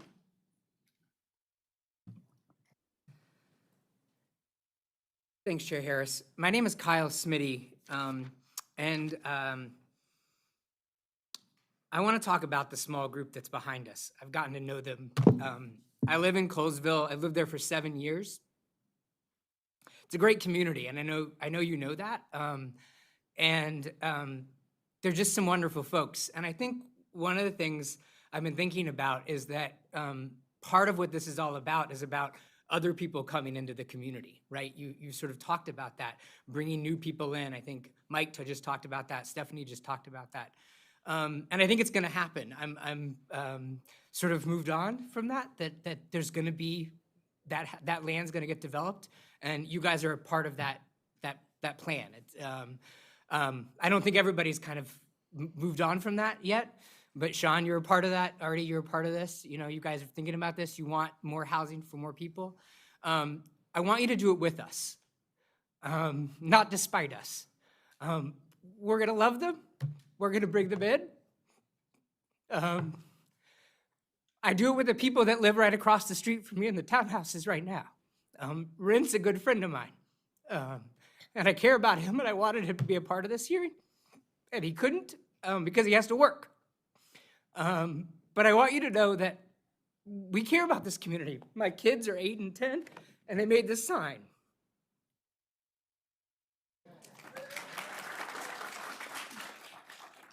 So for the developers who are making this about whatever they're making it about, just let us know that work with us on this. Thank you. Thank you so much. Thank you. We appreciate that, Kyle. So next is Christina Eglin. Hi. My name is Can you hear me now? Okay. My name is Christina Eglin. I am a small business owner of 3 businesses in Colesville and a homeowner of over 30 years in Colesville, Maryland, and I do represent Colesville. And have seen many positive changes there. I, like many here today, choose Colesville for its balance of socioeconomic and cultural diversity. We welcome new neighbors. Did you know you can buy a house on half an acre for just in the low 500s? Welcome any of you guys to come and join us.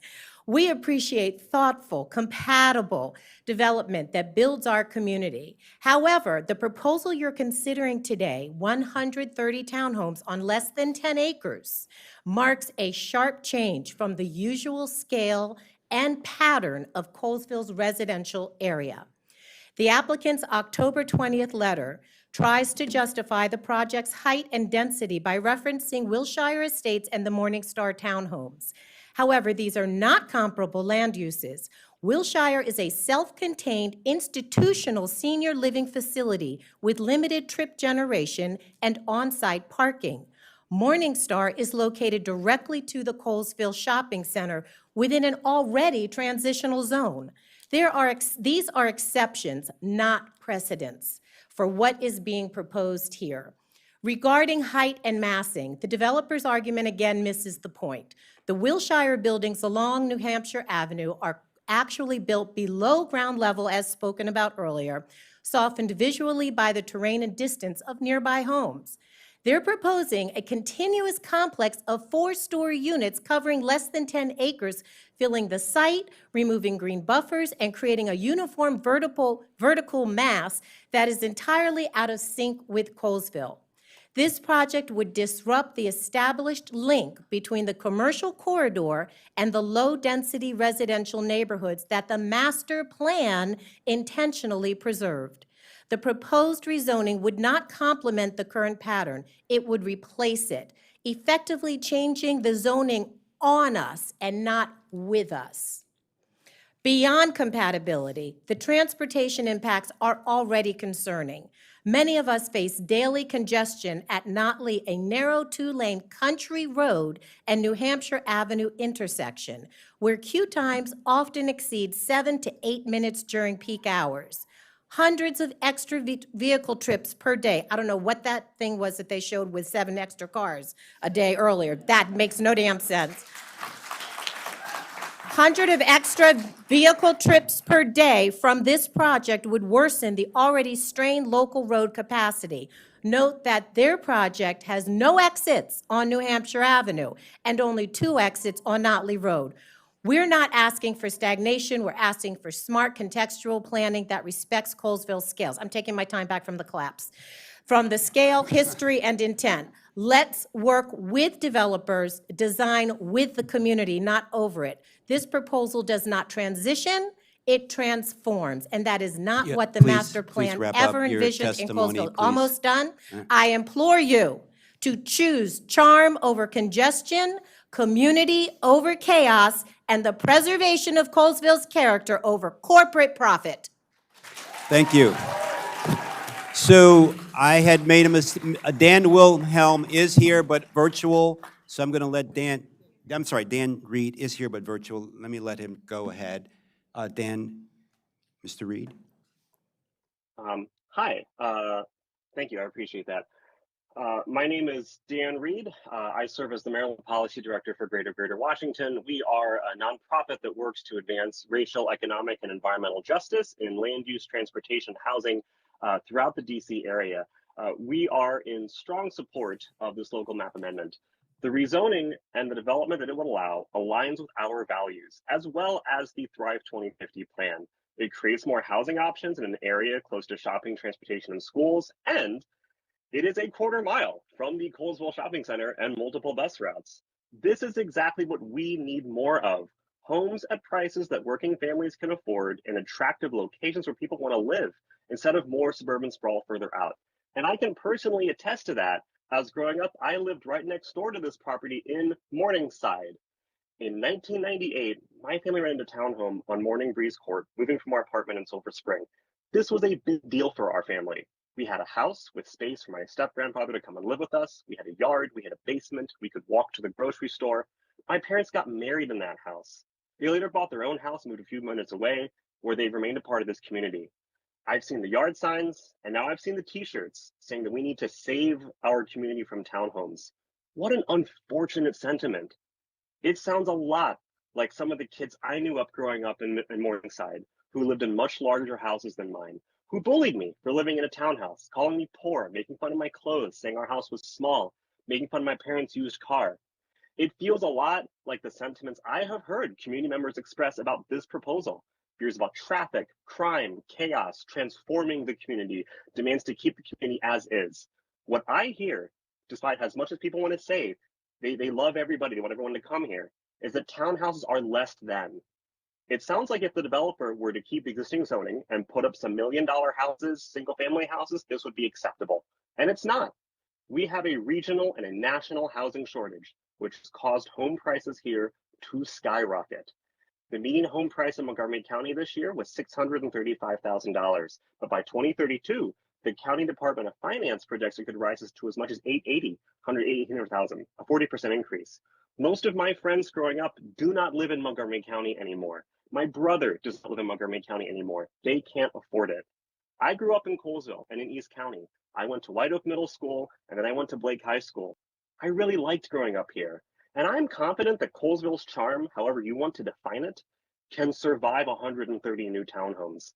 If anything, this will give more families like mine to enjoy what I had, to be a part of this community and make it even better. I'll note that a lot of the folks who could benefit from this project do not look like the people testifying today. And that is because they are not here. They're out busy living their lives. We urge the Planning Board to support Local Map Amendment H159, and we look forward to working with the board and the staff and the community to make Montgomery County an even better place to live. Thank you for your time. Thank you, Mr. Reed. And next is Tony DeBreck.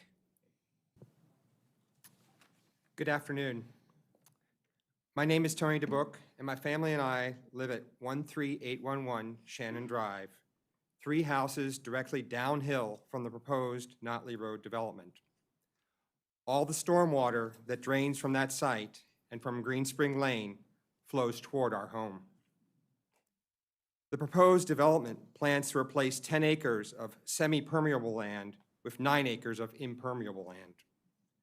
The developer says this project will improve stormwater management by adding a modern closed drainage system and micro bioretention features. According to our neighbors, runoff has worsened after every nearby development. The homes on Green Spring, the Silver Spring Health Center, and the Wilshire Estates Retirement Community. Each of those projects likely made similar promises, yet today, flooding continues to worsen. During moderate to heavy rain, which happens several times a year, stormwater rushes through our backyard, across our front yard before overflowing into Shannon Drive.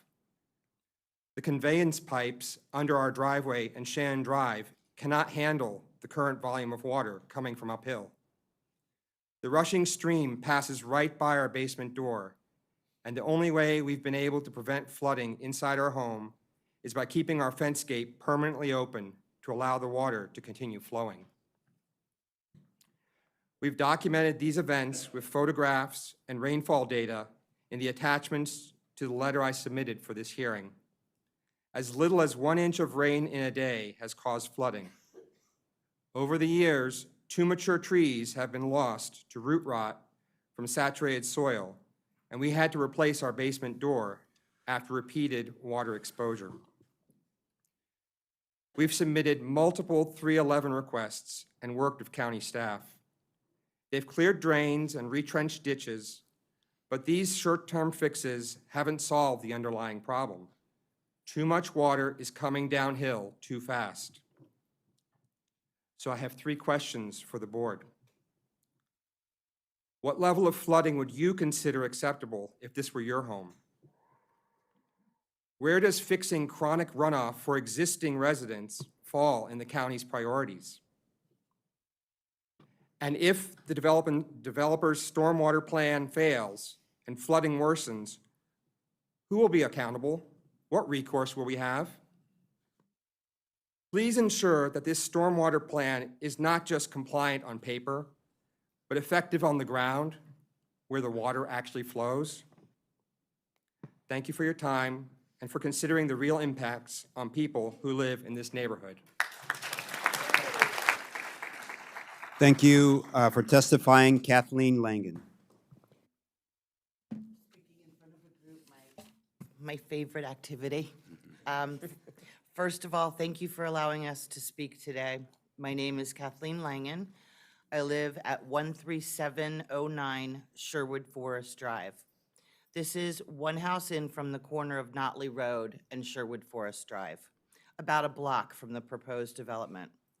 My street has become a cut-through to avoid the intersection of Randolph Road and New Hampshire Avenue, as all of you have seen on the map. I've lived in my home for 17 years since my children were toddlers. True story, when we were looking at the house, we played in the yard and counted cars to see if it was a busy street. It wasn't. It was quiet and perfect. Sherwood Forest Drive is a residential street, simply meant to join other streets in this wonderful neighborhood. It was never meant for traffic of any kind. There are no lane lines, no yellow lines in the middle, no white lines on the sides, no sidewalks. People walk and jog along Sherwood Forest Drive all the time. It's a street where kids ride their bikes, people walk their dogs, moms push their strollers, and children walk home from the bus stop, including my neighbor's children who are 10 and 8 years old. As the street became busier due to cut-through traffic, we fought to get speed bumps in. It has made little difference since people just speed in between the bumps.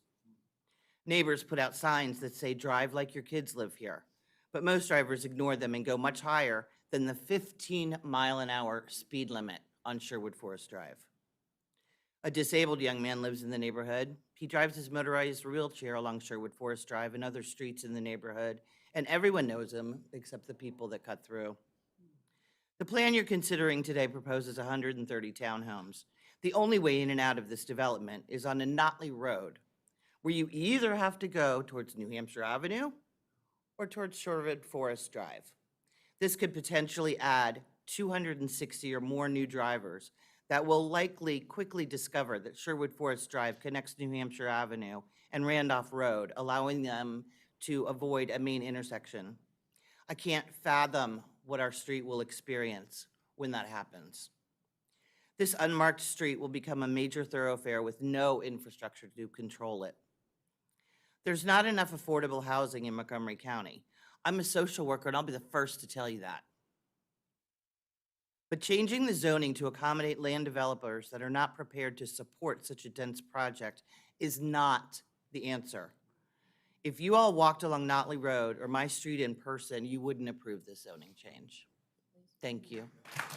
Thank you so much. Our next person is Michelle Rosenfeld. Yes, thank you very much, and I'm here on behalf of my clients, the Colesville, Greater Colesville Citizens Association, and Mr. Kyle Smitty, who you heard from just a moment ago. I'm actually going to start preliminarily with just an observation and request related to the preliminary forest conservation plan, but predicate all of my comments by confirming that our request is that you deny this rezoning application for the reasons provided in our written testimony and as I'll elaborate today.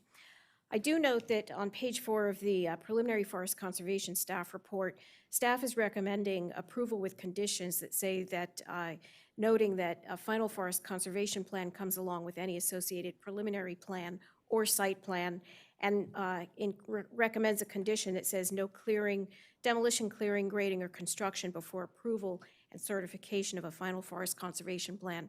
I would ask that you, if you approve this application, that you modify that condition to say no demolition, clearing, grading, or construction before final site plan certification. As you know, there have been a number of recommendations from staff regarding preservation of trees, and I think that any approval needs to ensure that no trees will be removed until final site plan, because it's only at that stage that you will have a final layout. I would like to reiterate what you heard from Mr. Nussbaum, that this is the wrong zone, but for reasons additional to the ones that he offered. We provided information in our testimony that the council has in fact approved other rezonings to this zone within residential communities. However, I note that there are significant differences in where those zones were located. One of them, the Tri-Point Homes in Durwood, the surrounding neighborhood did include to the north and east single-family detached homes, but to the east was East Goody Drive, and to the south was the Metro Rail line. You have no features similar to that here. The Corso project in Chevy Chase, which was fairly recent, to the north was East-West Highway, to the south was Bradley Lane, to the east was Brookville Lane, and while there were single-family homes to the west, the remaining perimeter were all high-impact transportation facilities. The Strathmore North project from 2022 did abut some single-family detached residential, but to the south and east, you had Strathmore Hall, which is an institutional use, and Grosvenor Strathmore Metro Station, a transit facility. And the Art Space project in 2016 in Silver Spring the neighborhood was described as an edge condition immediately east of an urban area, which was the Silver Spring CBD, and some single-family detached residential, but also low to mid-rise mixed-use development.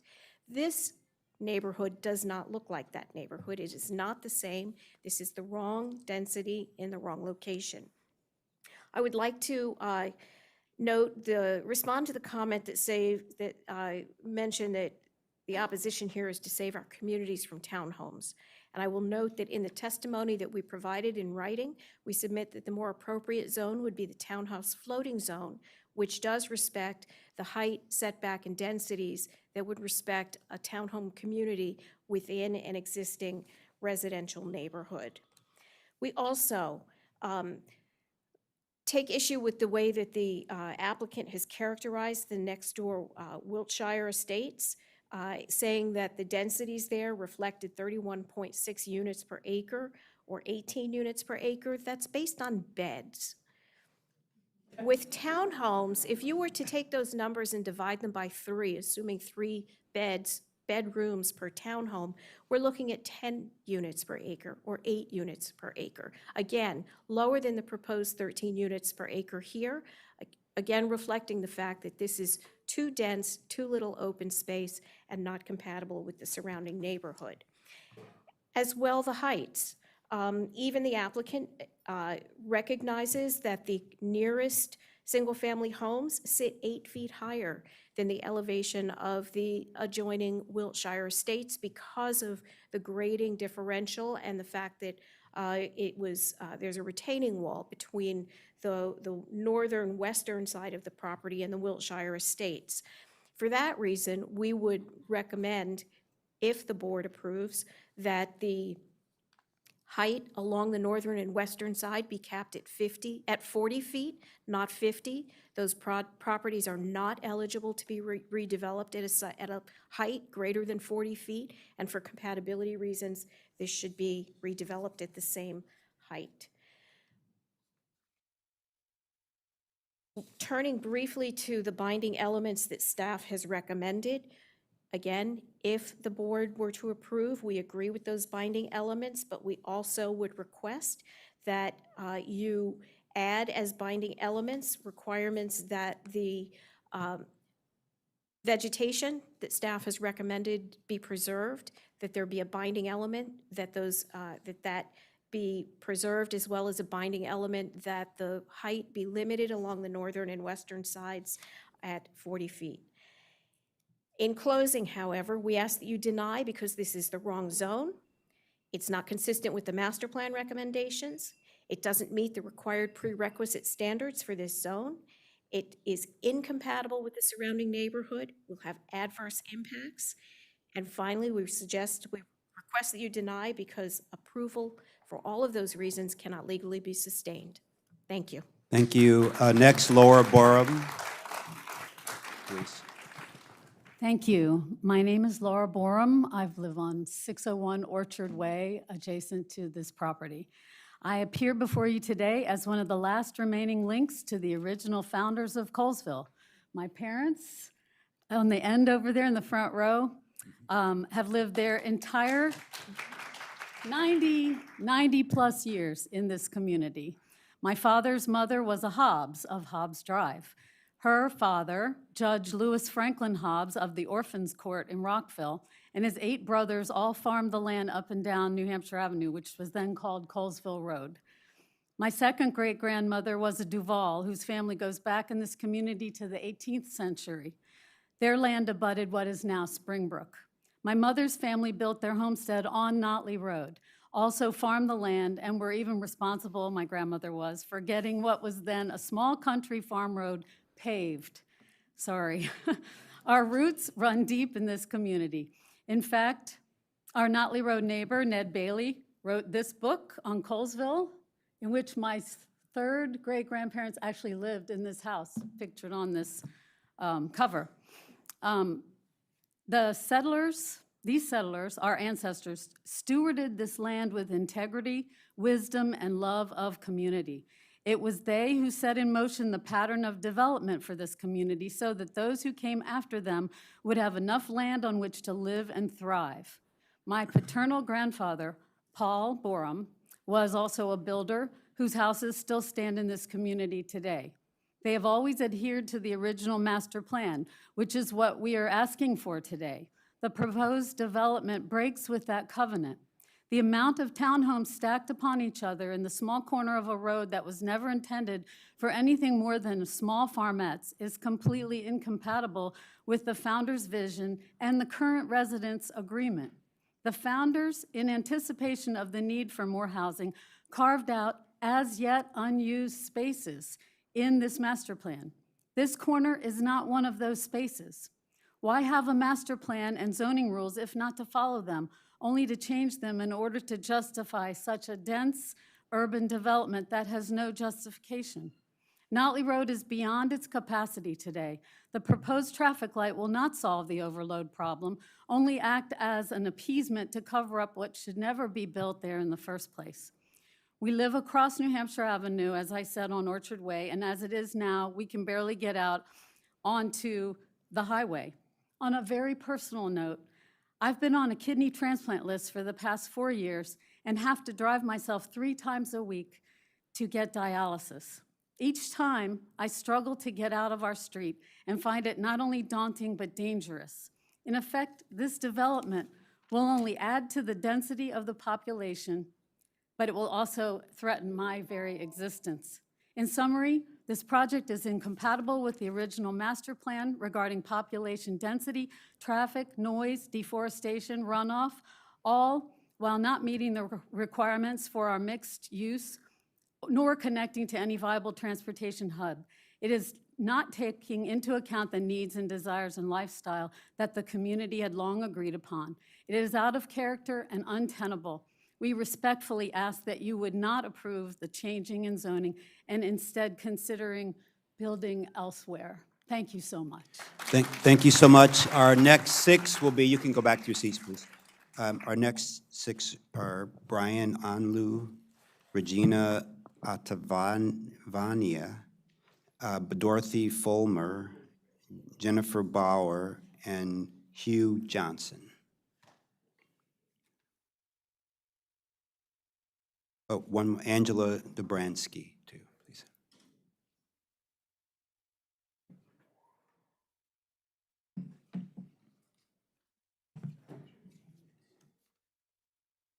Oh, Angela's on Teams. Okay, I got it. Okay, great. We'll get her.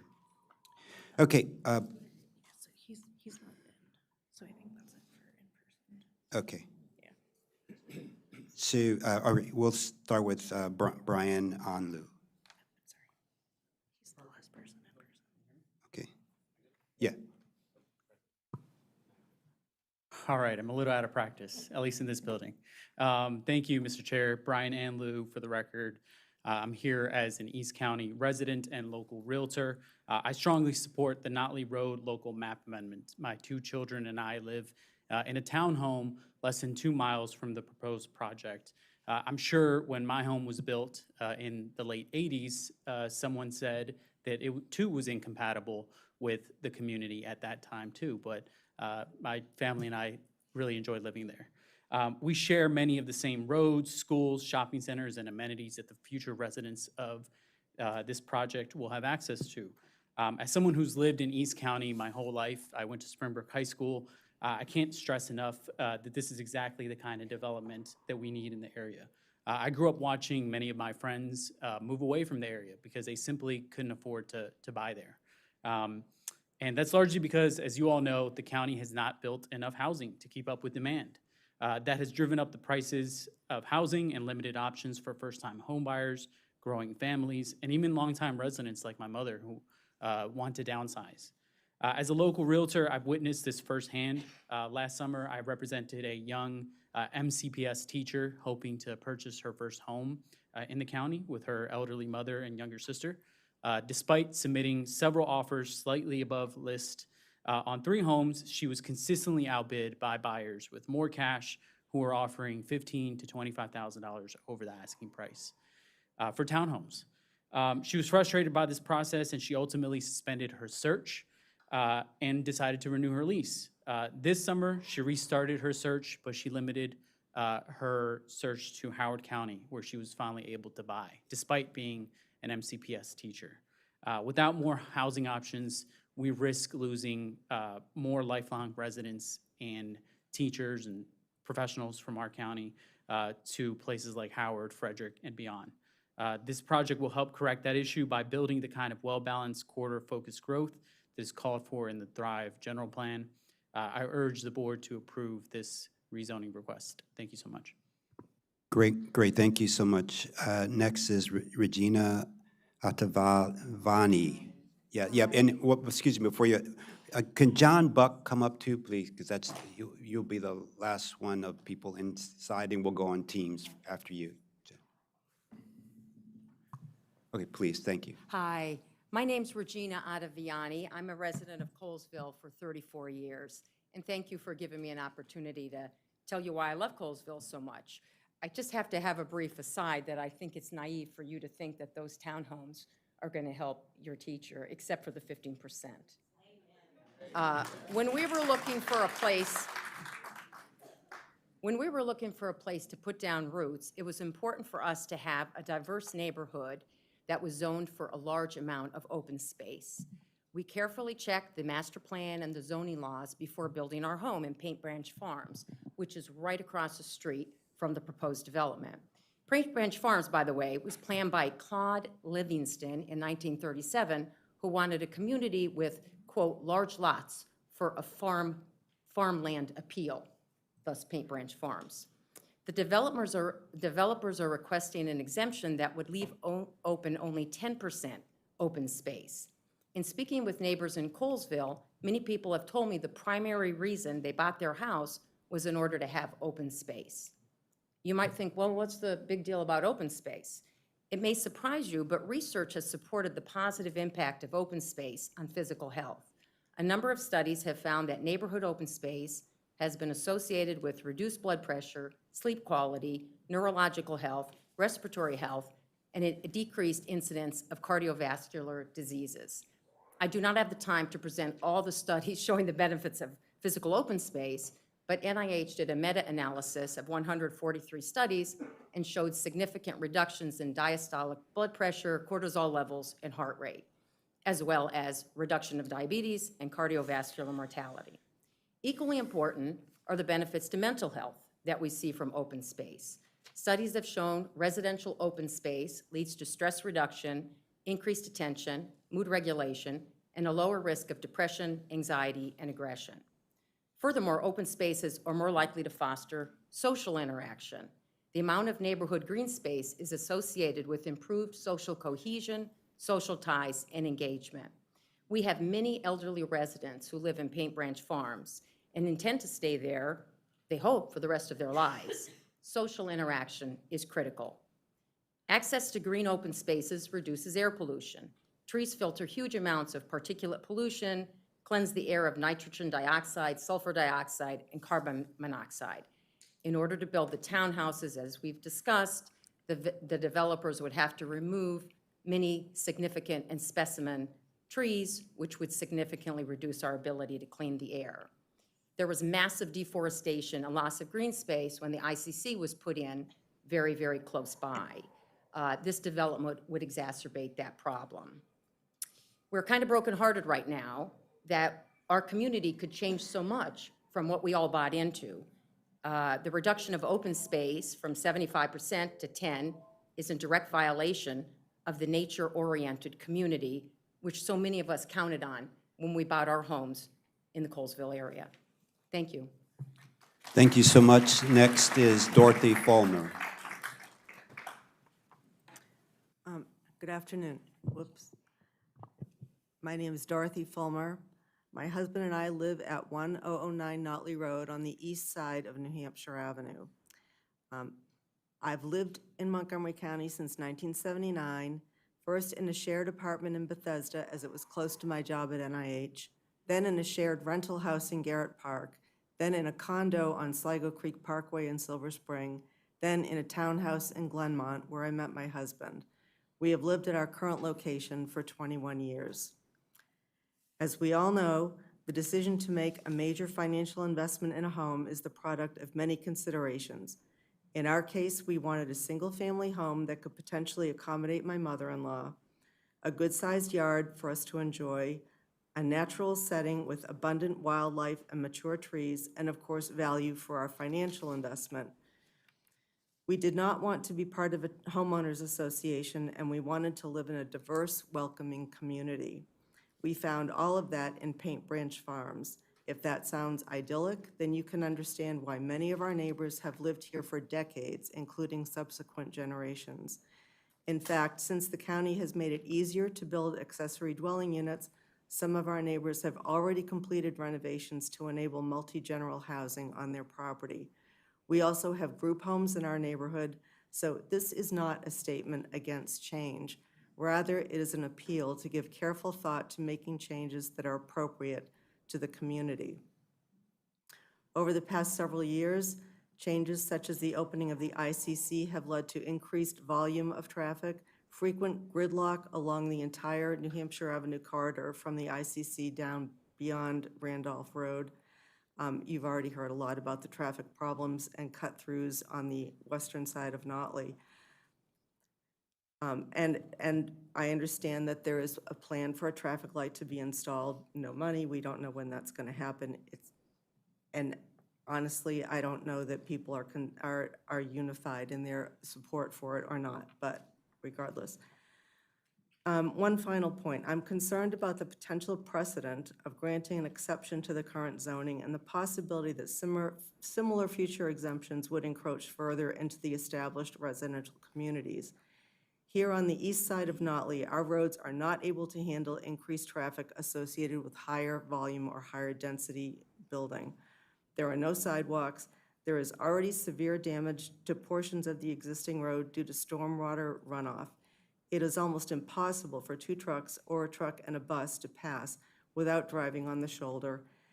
And in several places, there is no shoulder at all, just a sharp drop-off where the roadbed has been eroded. This creates hazardous conditions for pedestrians, bicyclists, kids on scooters, parents pushing strollers, seniors using walking sticks, walkers and rollators, and dog walkers. We have all of the above every day. Others have already addressed my 4 specific points that I would like you to consider regarding this project.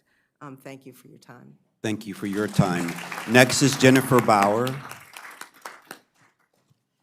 Good afternoon, and thank you for the opportunity to address you. My name is Jennifer Bauer, and I've lived in the Sherwood Forest neighborhood on Loxley Lane for just short of 20 years.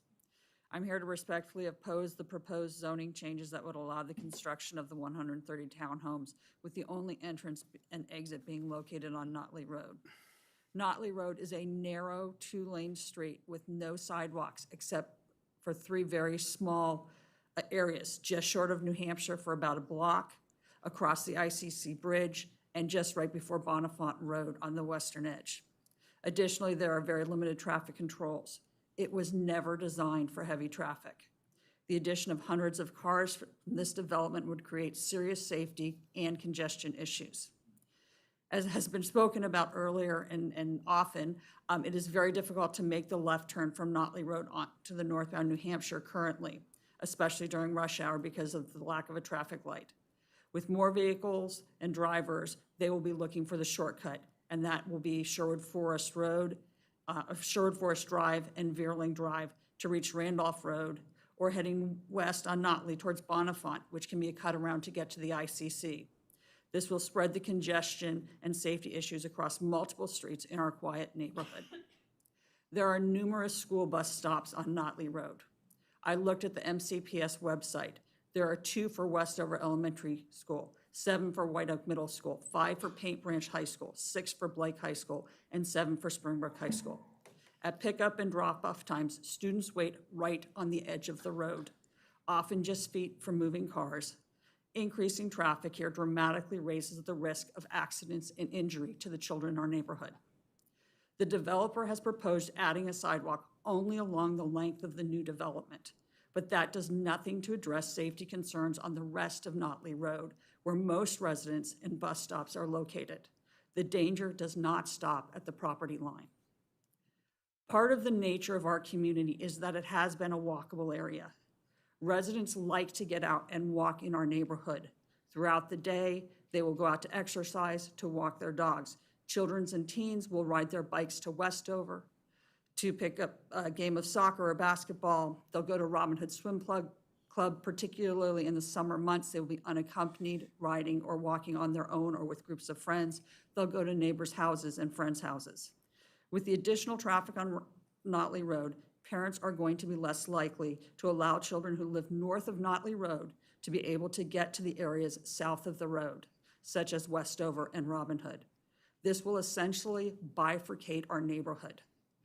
Personally, if this development goes forward, I will be hesitant to allow my 15-year-old to ride her bike to friends' houses on Notley Road, Colesville, Vienna, Petrin.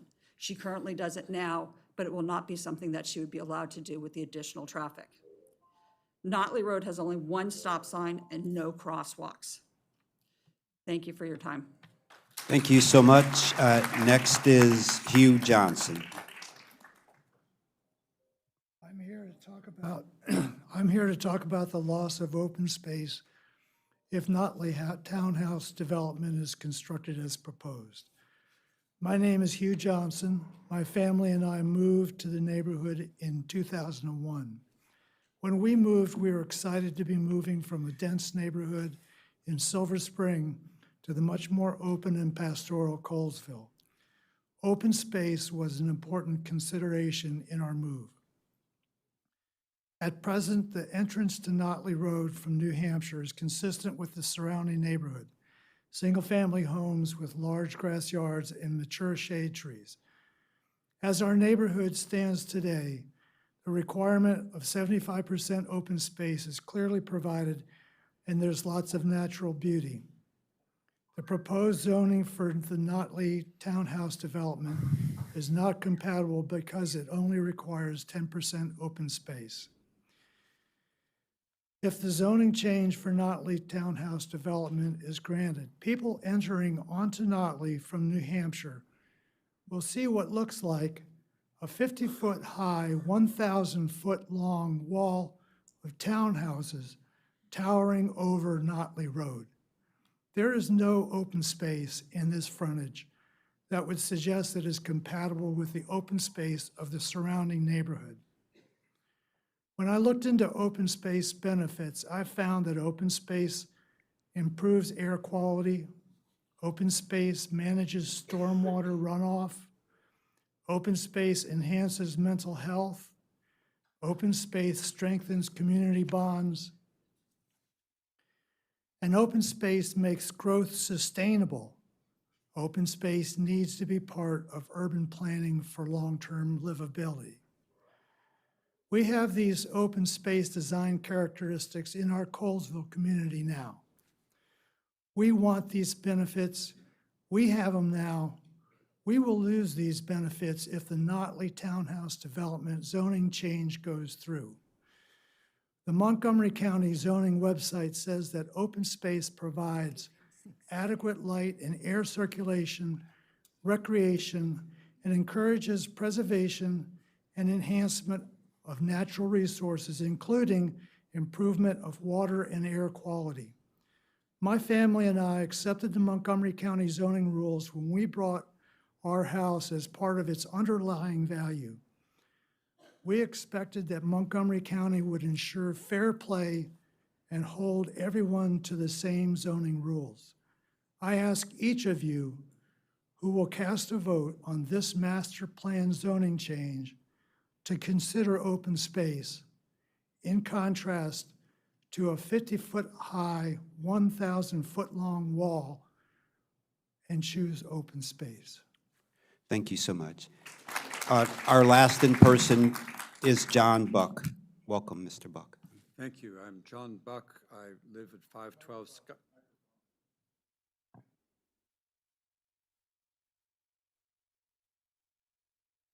Hello? There you go. Okay, great. I live at 512 Scott Drive in the Colesville community. The Montgomery County mission statement says it pursues the common good by pursuing several goals, including affordable housing, effective and efficient transportation network, healthy and sustainable communities, and vital living for all residents. It also cites such values as integrity, collaboration, and transparency. In other words, affordable housing is just one of several equally important objectives and values that must all work together. An LLC, a member of the Mueller family of companies, has made a proposal to the county somewhat related to only one of these objectives, affordable housing, while ignoring all the other values and objectives. Given who they say they are, that's not surprising. Take a look at their website, muellerec.com. The only values it talks about appear to be have big trucks and make our employees work extra hard. The site makes no mention of concern for the environment, no mention of social responsibility or concern for sustainability, nothing about respect for individuals, other than just make them work hard, no valuing of transparency or integrity. They claim 1,000 plus satisfied customers and provide no testimonials. I'm confident that the Montgomery County government would never hire an employee who is completely out of alignment with county values. So why allow a company into the county that seems out of alignment with county values? I expect Mueller will likely keep modifying their plans to please the zoning board, but I see nothing that indicates that they share county values. So how can they be respected or trusted? They shouldn't be allowed to construct anything in Montgomery County ever because they don't align with the values. Please don't let in people who are asking the county to ignore its value of integrity by completely ignoring the present general zoning plan. Don't let in people who apparently are encouraging the county to ignore many of its values to help them make piles of money while they ignore the overall community. Thank you in advance for protecting the county and promoting orderly development with respect for and alignment with the established zoning plan. Thank you. Thank you so much. You can return to your seats. The next three will be teams, Angela Dobransky, Robert Cullen, and Hong Fan.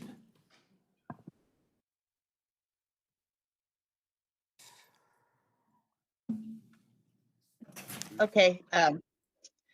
Hi, my name is Angie Dobransky, and I live on Clifton Road in the Paint Branch Farms neighborhood of the Colesville community. And I'm here to speak about the proposed townhouse development and specifically about bike and pedestrian access around the community. As someone who long used a bike and now regularly uses a scooter for local errands, I can tell you firsthand that Notley Road is already challenging. And it's also part of the recommended route when traveling west to connect with other bike lanes along Bonifant. Adding over 100 townhomes means several hundred more vehicles, plus delivery vans, service vehicles, and guests using that same 2-lane stretch of road every day. Without a continuous sidewalk and dedicated bike lane all the way from New Hampshire to Bonifant, non-car travel will become nearly impossible and far more dangerous for anybody that lives along the street or uses the community. I've lived in Montgomery County my entire life, and I moved from Wheaton to Colesville 25 years ago, primarily because I wanted more green space. And during that time, several projects have been built with very little impact on the character of the neighborhood. But this project is different. It simply doesn't align with the existing design or infrastructure. Most of our homes sit on half-acre lots, quiet, single-family property, manageable traffic and driveways.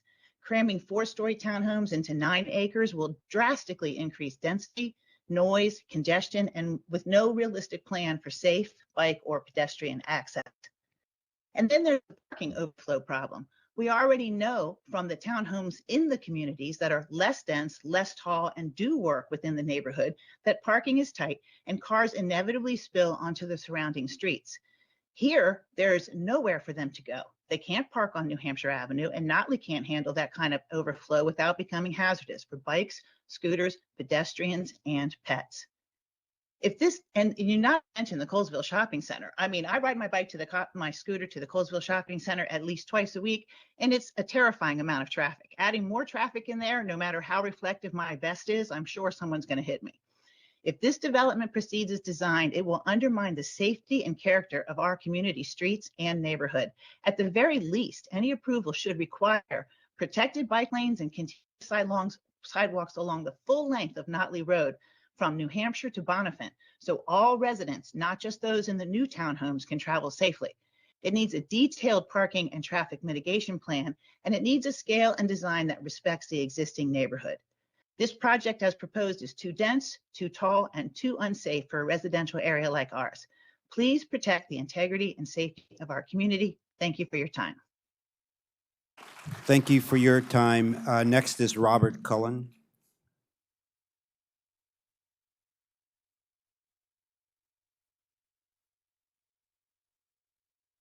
You're on mute, Mr. Cullen.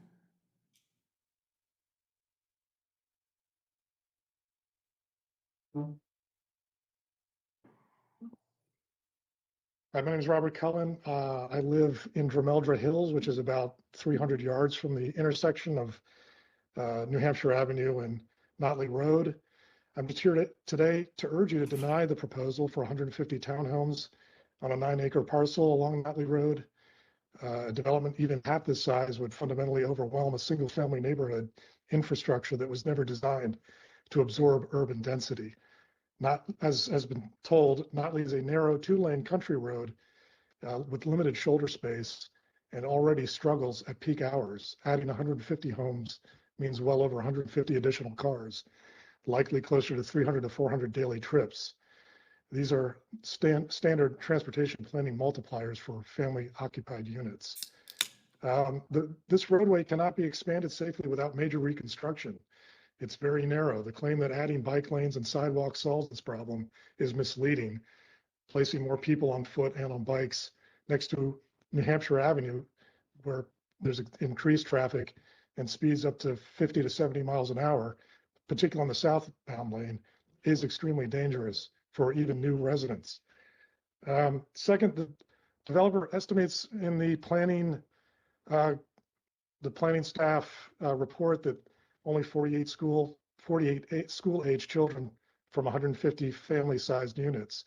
I don't think that number is accurate. Westover Elementary School is already overcrowded. This project would immediately require portable classrooms and additional teachers, pushing costs onto taxpayers and diminishing the learning environment for all students.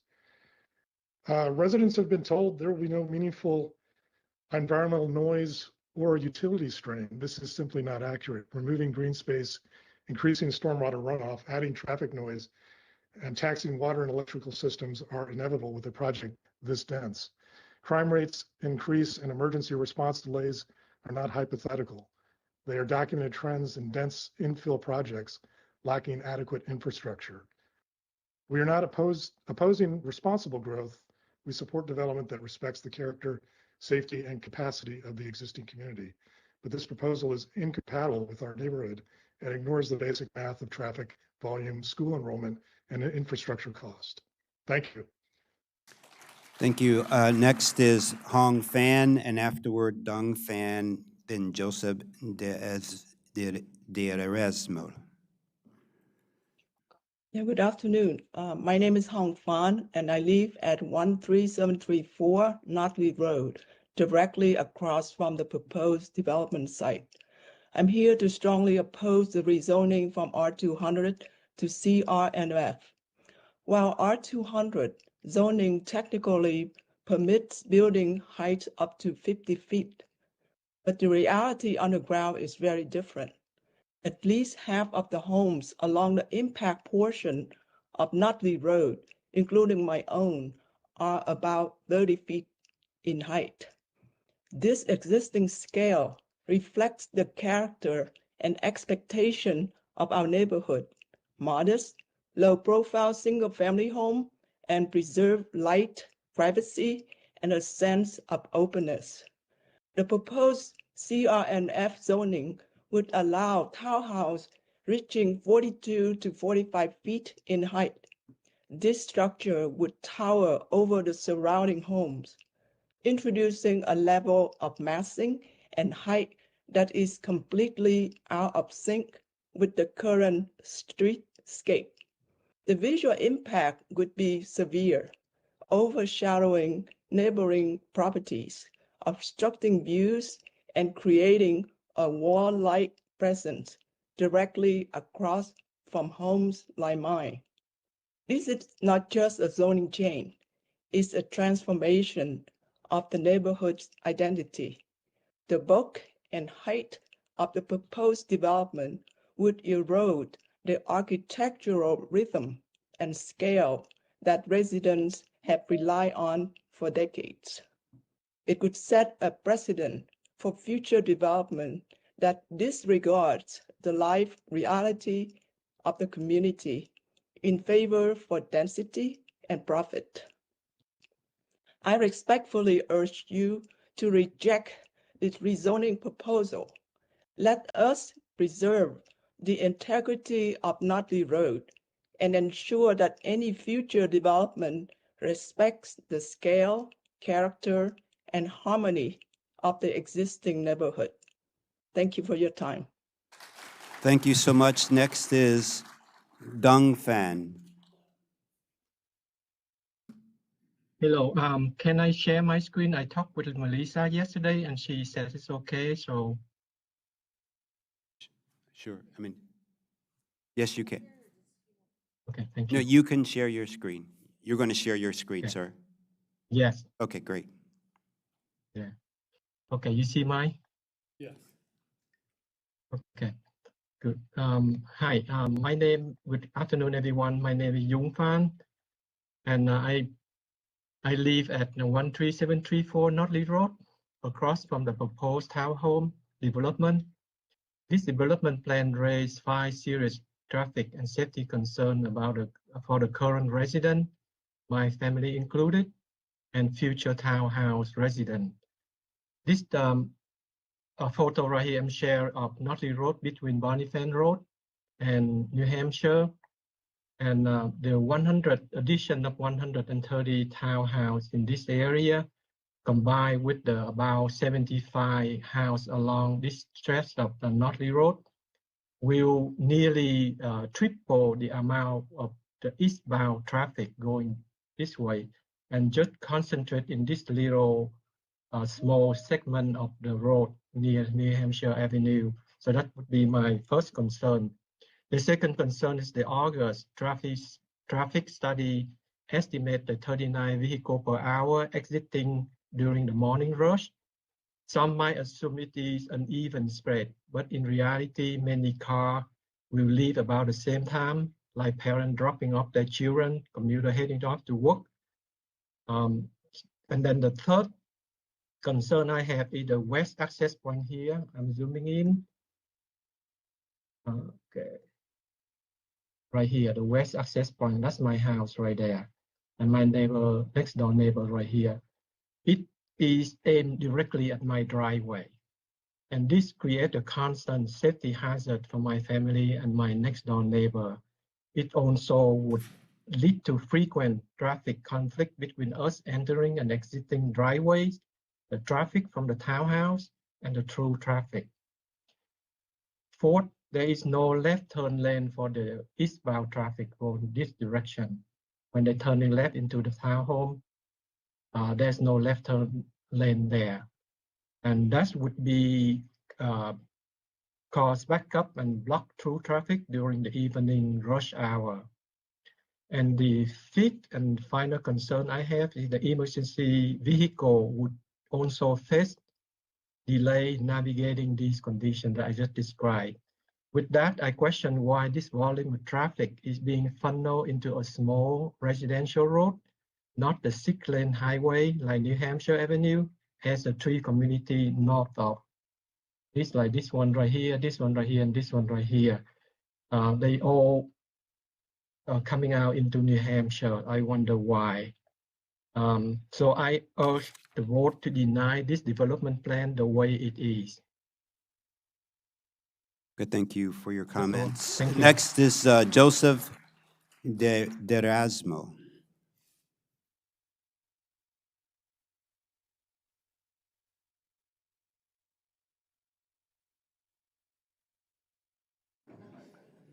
Joseph, are you online? We'll go to Caitlin Curry, and after Caitlin is Avi Nath, and then David Hinneman.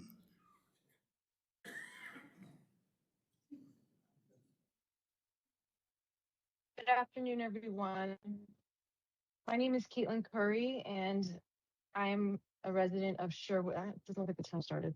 Oh, wait, there we go. Good afternoon, everyone. My name is Caitlin Curry, and I'm a resident located close to the proposed development. I have a 2-year-old daughter and another one on the way. I'm an environmental lawyer and a nature enthusiast who believes that this development is meant to pack in as many homes into an area as possible and for yet another company to make tens of millions of dollars without considering the detriment to people's quality of life and surrounding naturescape. I am testifying today about the development's incompatibility with the neighborhood due to the proposed number of townhouses. Specifically, 130 townhomes on 9.9 acres is significantly denser than any other development in our neighborhood.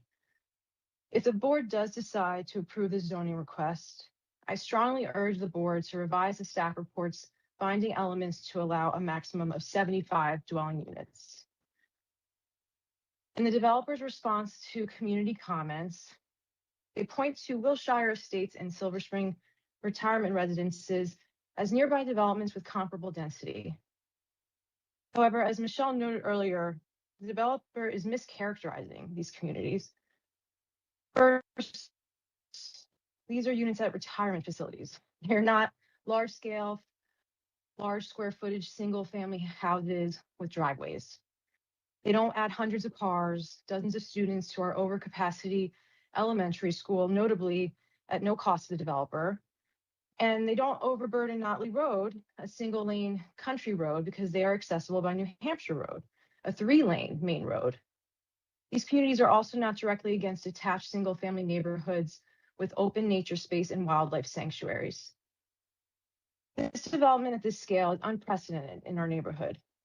I really want to highlight attachment I, where the Transportation Department determined that while they approved it, I don't know why, they said that the northbound left turn volume onto New Hampshire would exceed 300 vehicles per hour and warrant 2 lanes, left turn lanes, and that they need a dedicated right turn lane. But the developer has not addressed this key issue, and the planning staff has not mentioned it either. So I urge you carefully look at that attachment for making your decision. If you have not personally experienced the area where this development is proposed, I ask that you drive around, especially during peak hours, down this part of Notley Road before making your decision. The community is strongly against this rezoning because of the shockingly high number of units approved in this report. 150 to 130 is nothing. It's coupled also with the inability for Notley Road to move this number of cars, regardless of a traffic light, as I just demonstrated, and the general location in relation to the surrounding neighborhood. If the zoning request is to be granted, I do strongly urge the board to lower the amount of allowable units from 130 to 75 to ensure Colesville has additional housing that is compatible with the neighborhood without decreasing the quality of life for its residents. Thank you. Thank you so much. Next is Avi Nath, followed by David Hinneman. Thank you. Yeah, this is Avi. Thanks very much for giving me the opportunity to voice my opinion here. I live on Petwin Court, which is right across from Notley Road and right across from the development that is being proposed. And I have submitted a written testimony, but I'll restrict my comments mainly to traffic, although several people have brought up very similar issues.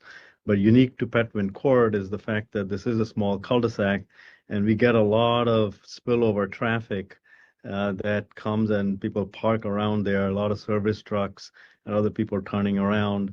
And the churches and the temples there, whenever they have events, we have a lot of cars that are parked around there along Notley Road and on Petwin Court. So if you add additional 130 dwellings, this is going to become a huge problem for us over here.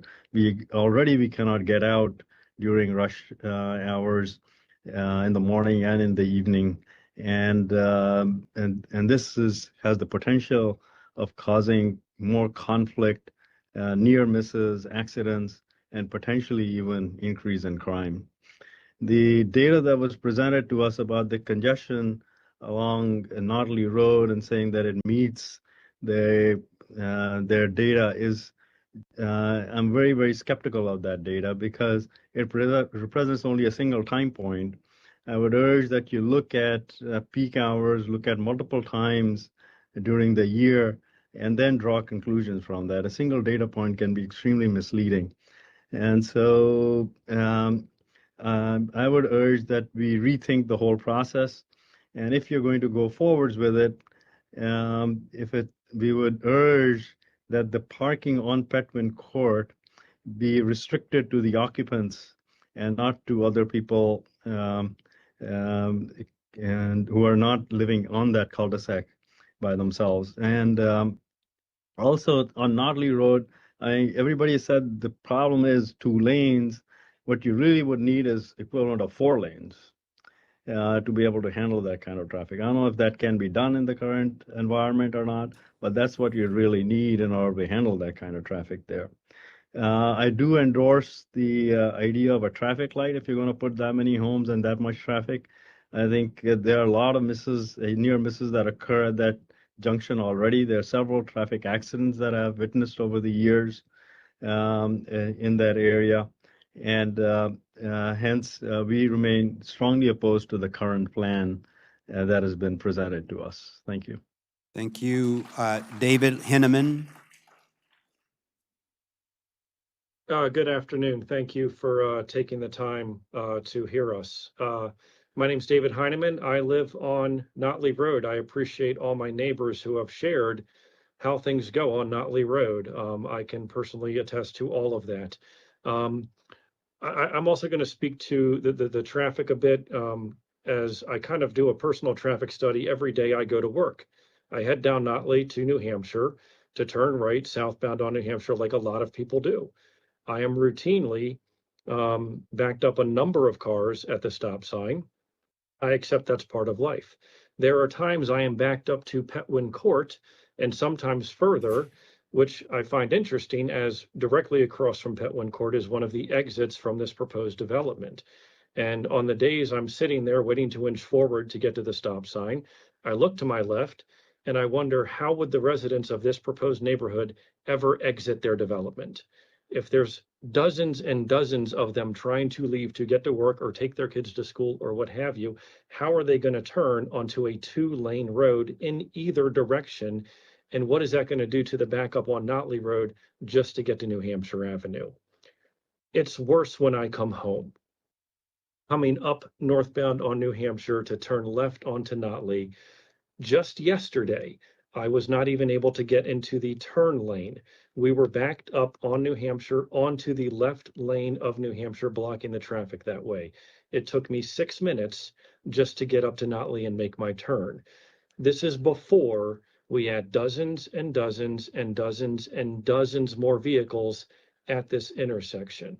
It is not safe. My neighbors have spoken to what that's going to mean. People are going to look for other ways around Sherwood Forest, going further down Notley Road past my house, past the bike path that runs next to the ICC, which we see plenty of people walking and biking up Notley to get to that bike path.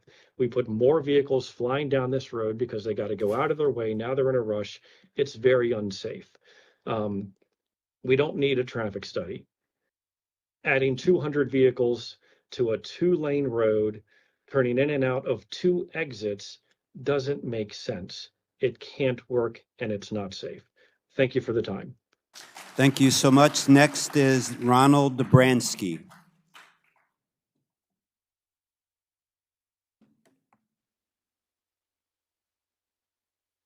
Hi there. Am I on the air?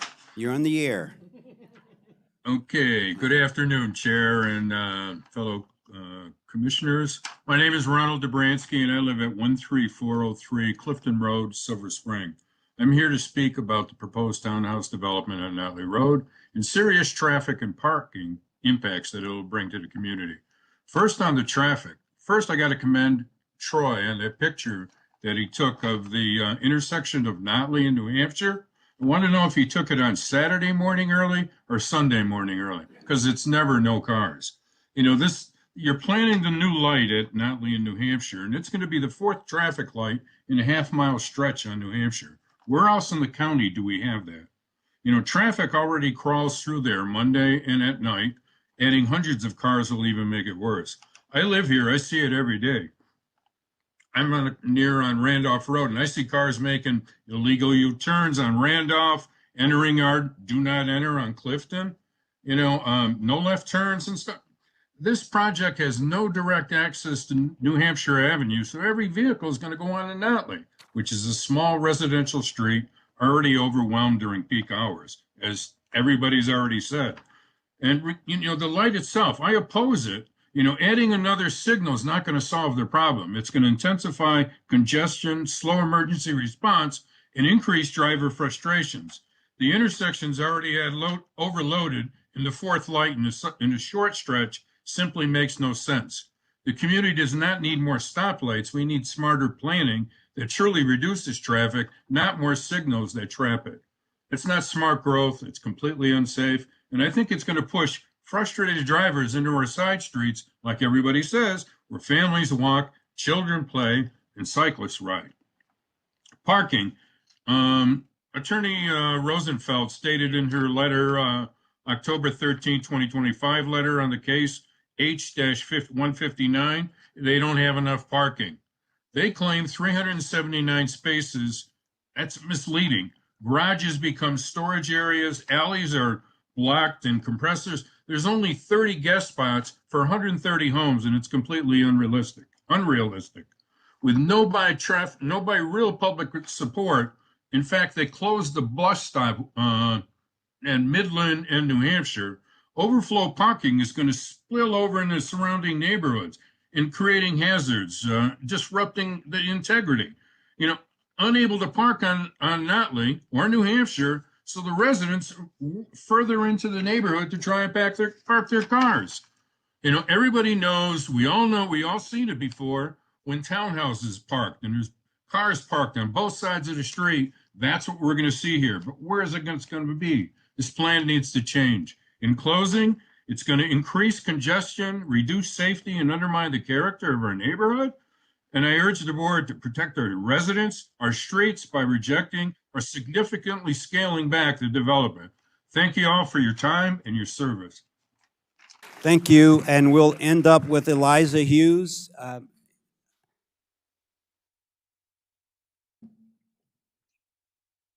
Ms. Hughes, are you there? Okay, no Ms. Hughes. So this is what we're going to do. We're going to take 1 minute break while the applicant sets up here, and we'll start again in 1 minute, okay? Thank you so much.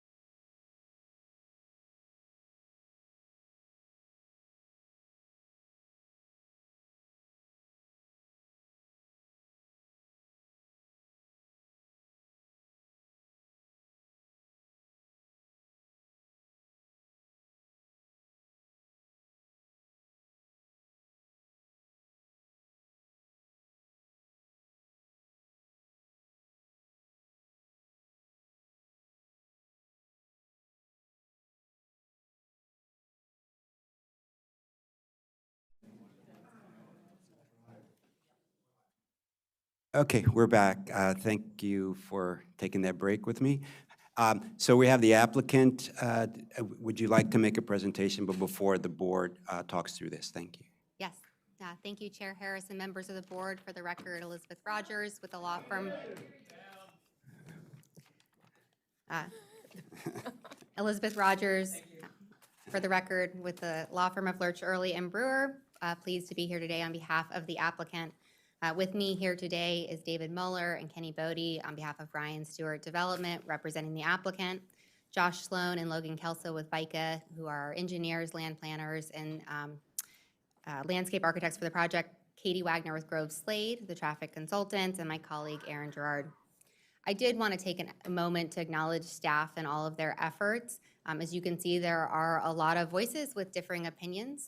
We appreciate that there's over 55 letters of support also in the record, and staff has done an excellent job of both meeting with the community and the applicant throughout the process, and they really should be commended for their outreach efforts. The plan before you today is the result of a substantial amount of collaboration with staff, and we believe that their recommendations have resulted in significant improvements to the plan, which you will see today. We are only at the local map amendment stage of the process, as Carrie mentioned. This is the first step of a multi-step process. Most of the details that have been discussed today regarding parking and tree preservation and open space and final determination of adequate public facilities are all better addressed with the subsequent preliminary and site plan approvals. But as you'll see through our plans today, the applicant has already begun to make a number of revisions to the plans to show how these comments can be addressed to create a compatible residential infill development along this major corridor in the East County to further the county's unquestionable housing needs. We agree with staff's findings and recommended binding elements and conditions of approval with the exception of one that we will discuss with the board at the end of our presentation. We also agree with staff's approach to address the tree variance with the subsequent final forest conservation plan when more of the site details are known. To be respectful of time, I will note we submitted a very detailed letter into the record. It's attachment J of the staff report that addressed point by point some of the issues that have been raised by the opponents in this case. We are happy to discuss any that the board may have questions on, but otherwise we're not going to repeat that information in our presentation. This local map amendment is, to our knowledge, the first to implement the county's vision for corridor-focused infill housing development as envisioned by Thrive. As staff noted, the property is located directly along New Hampshire Avenue, a 6-lane divided major transportation corridor. It's surrounded by several large institutional uses, including 2 institutional-style senior living buildings immediately to the north, and numerous other religious institutions up and down New Hampshire Avenue. It's located in very close proximity to several commercial services, including the Colesville Shopping Center, which is just a quarter-mile south of the property. And it's immediately adjacent to the Colesville Manor Neighborhood Park. These adjacencies make this property ideally situated for the residential infill redevelopment that's being proposed. In fact, this is exactly where Thrive Montgomery 2050 has sought to direct housing growth. Both the 1997 White Oak Master Plan and Thrive 2050 encourage a diversity of housing offerings to accommodate people of varying lifestyles, incomes, and ages. Towards this end, the project provides additional diverse housing offerings in this area of the county, including a commitment to providing 15% in PDUs where only 12.5% is otherwise required. The project also directly implements the master plan's goal of connecting, enhancing community and pedestrian circulation through streetscape improvements. The property currently has no sidewalk along its Notley Road frontage and a substandard 5-foot sidewalk immediately adjacent to the busy travel lanes along New Hampshire Avenue. It's no surprise, as we've heard from residents in the community, that many feel unsafe or not comfortable walking with their kids to the Colesville Manor Neighborhood Park. This project will change that. This project provides substantial streetscape improvements along New Hampshire Avenue with an 11-foot... Please, no one, did this when you were speaking, okay? This is you are here you had your turn. People did not interrupt you. Now this is the applicant's turn, okay? Thank you. Thank you. The project will provide substantial streetscape improvements, including an 11-foot side path along New Hampshire Avenue that will be separated from the busy travel lanes by an 8-foot street buffer, and a 10-foot sidewalk along Notley Road, which will be located between a double row of trees. And we would note Notley Road is classified as an area connector. These streetscape improvements, in combination with the future traffic signal at the intersection of Notley Road and New Hampshire Avenue, which will greatly improve and address many of the traffic concerns that you've heard expressed today, in combination with the consolidation of the existing access points on the property, there are 8 there today that will be consolidated into 2, will greatly improve pedestrian connectivity and open up the adjacent neighborhood park to the surrounding community, and importantly, prioritize pedestrian movements and pedestrian safety over just cars. The project also contributes to the creation of a complete community by adding housing along this major corridor in East County within walking distance of the Colesville Village and Neighborhood Center. The project's substantial conformance with the master plan and Thrive 2050 is well documented in the record. However, it's worth noting that the master plan is almost 30 years old and by its own admission has become less relevant as time has gone on. This is particularly prevalent here as countywide policy has changed substantially since 1997. Many of the recommendations of the 1997 White Oak Master Plan were based on the old general plan that sought to direct growth elsewhere, to I-270 or the urban ring, in part because of congestion. And the county has since recognized this was a mistake. Taking East County out as an area suitable for development led to underinvestment in the East County and essentially left it behind. Thrive actually seeks to correct for this mistake by focusing and encouraging development along corridors in the East County. This project directly aligns with that goal. The applicant has made substantial modifications to the project design, even though we're only early at the rezoning stage, to start to address many of the comments we've received. This was our original layout. I'd like to walk through a few of the modifications that were made. As staff noted, the density has been decreased from the 150 units originally requested to the 130 units now proposed. The requested density is fully consistent with the county's goals as expressed through Thrive, but it's also compatible with the surrounding community. The senior living building to the north has an effective density of 31 units per acre. This is based on the units approved for that project, not the beds, which was a much higher count. The townhouse community to the south has an effective density of 11 units per acre. And there are many other examples, this is just one nearby, of townhouse developments that have been built at a similar scale next to single-family dwelling units to show how these housing typologies can coexist and still retain a residential character. Similarly, the overall building height has been decreased from the 60 feet originally proposed to the 50 feet that we're now seeking approval of. Contrary to what has been asserted, the building heights are compatible with the existing surrounding community when accounting for the grade. The senior living building immediately abutting the property to the north will continue to have taller building heights as compared to the majority of this project. We would also note that the 50 feet in height being requested aligns with the maximum height allowed by the R200 zone for larger lots, and there's several of those larger lots immediately abutting this property or confronting this property on Notley Road that could develop up to 50 feet in height today. The massing along Notley has also been revised through this process to break the buildings down into smaller sticks to be more compatible with the surrounding community. These reflect more elements both in terms of form and typology of single-family homes, limiting facade lengths and adding spacing between the buildings. These proposed widths, as you can see here, are comparable to the widths of the single-family homes directly across the street. The massing of these buildings in combination with the architecture, which will be finalized at time of site plan, but is anticipated to use traditional single-family design elements, will directly promote that compatibility. Additionally, the front setback along Notley Road was significantly increased to 43.5 feet behind the back of curb, which is comparable to the 40-foot front yard setback that would be required in the underlying R200 zone. This creates a significant buffer and larger front yards along this street.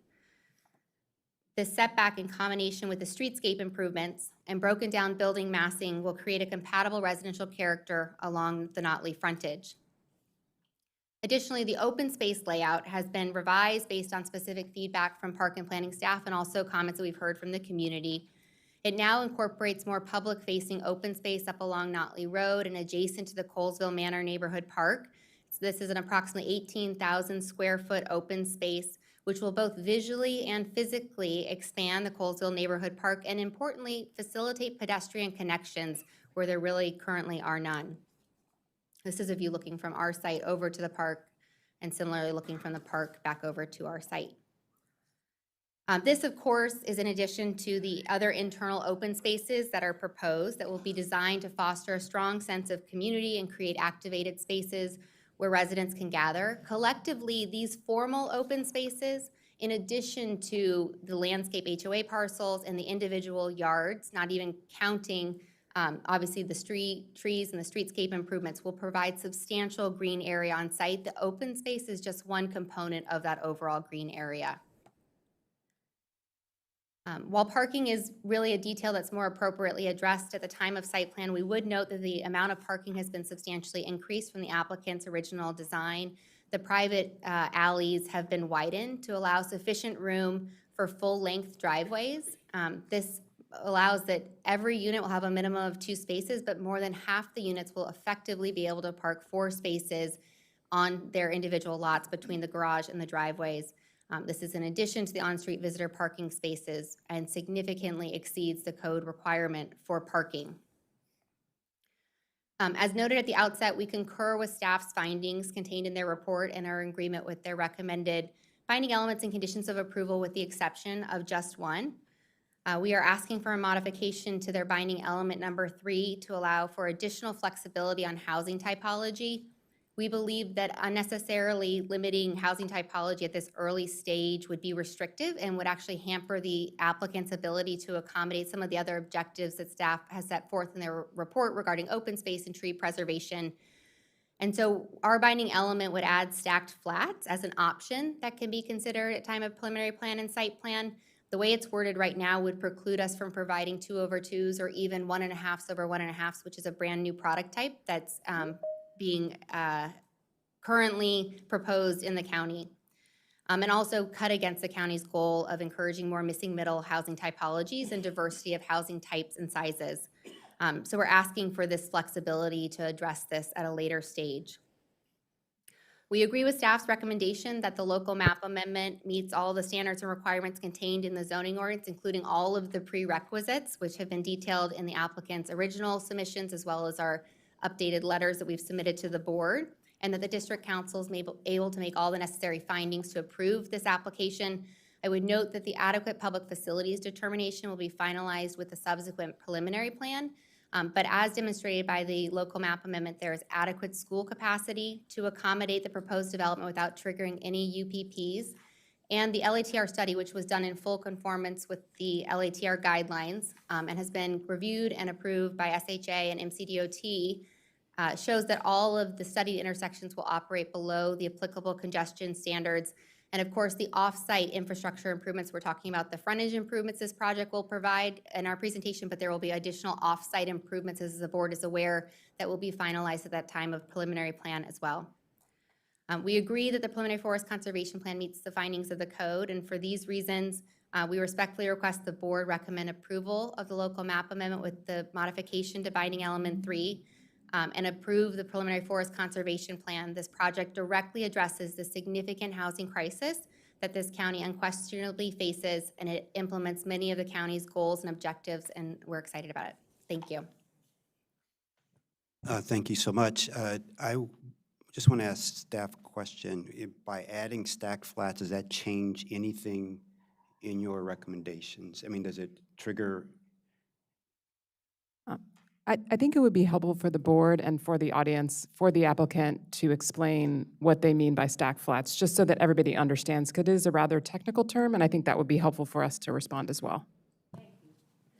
Sure. So the term stacked flats, I mean, I think traditionally people think of 2/2s where the units aren't side by side like a duplex, but are on top of each other. And of course, those units would still be restricted by the same overall height limits that the townhomes would, as the height limits are established or proposed for this project. The reason why we use the term stack flats instead of 2/2s is just because we are aware of a project that's only in intake, so it hasn't come to the board yet, that is proposing a brand new typology that's like 1.5/1.5. So there's great creativity going on in the market on how we create these other missing middle typologies. I would note that the applicant did reserve the right for flexibility on this purposefully in their materials by not proposing a binding element and indicating that those final unit typologies would be selected at a later stage. But all of our analysis regarding schools and traffic and parking have all been conservatively based on all townhomes because those are the higher generators for all three of those facilities, so that we show that in the worst case scenario, whereas all townhomes, it still met all the necessary criteria. Okay, so would it change, it is compatible with the CRNF designation that you are recommending for this site? In terms of the review of the technical elements, such as schools and those items, transportation, it does not impact that. However, in terms of compatibility, we haven't looked at that as it relates to this housing type because it was proposed today. Okay. What about the parking?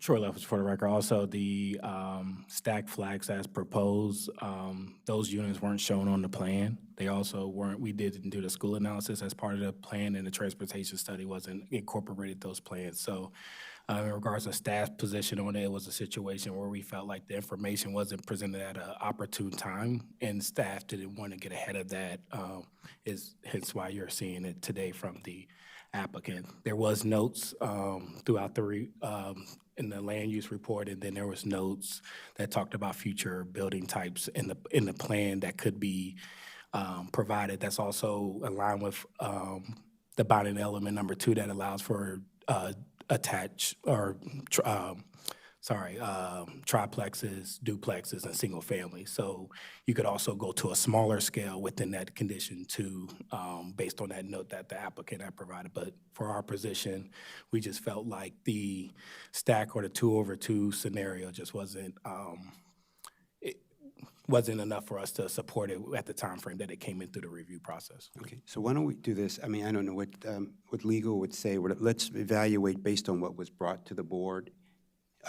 The townhouse, triplex, duplex, and detached, if that's, I'm saying that's what we are here today because staff has not evaluated or does it change? I'm just asking, whatever we say, would it also apply to the stacked units? So, Robert Cronenberg for the record. I think to answer, there's a few questions I think on the table.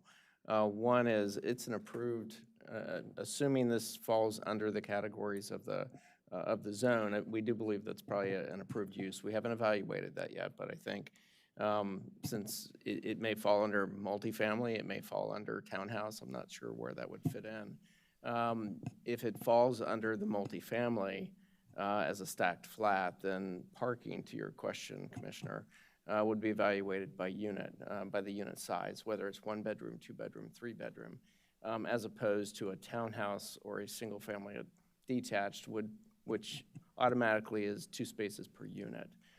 So it's a little different in terms of the parking, but assuming this falls under an apartment typology, I believe that's an approved use in the code, and I'll let others correct me if I'm wrong, but I do believe that would be. But you said parking is evaluated at another stage, though.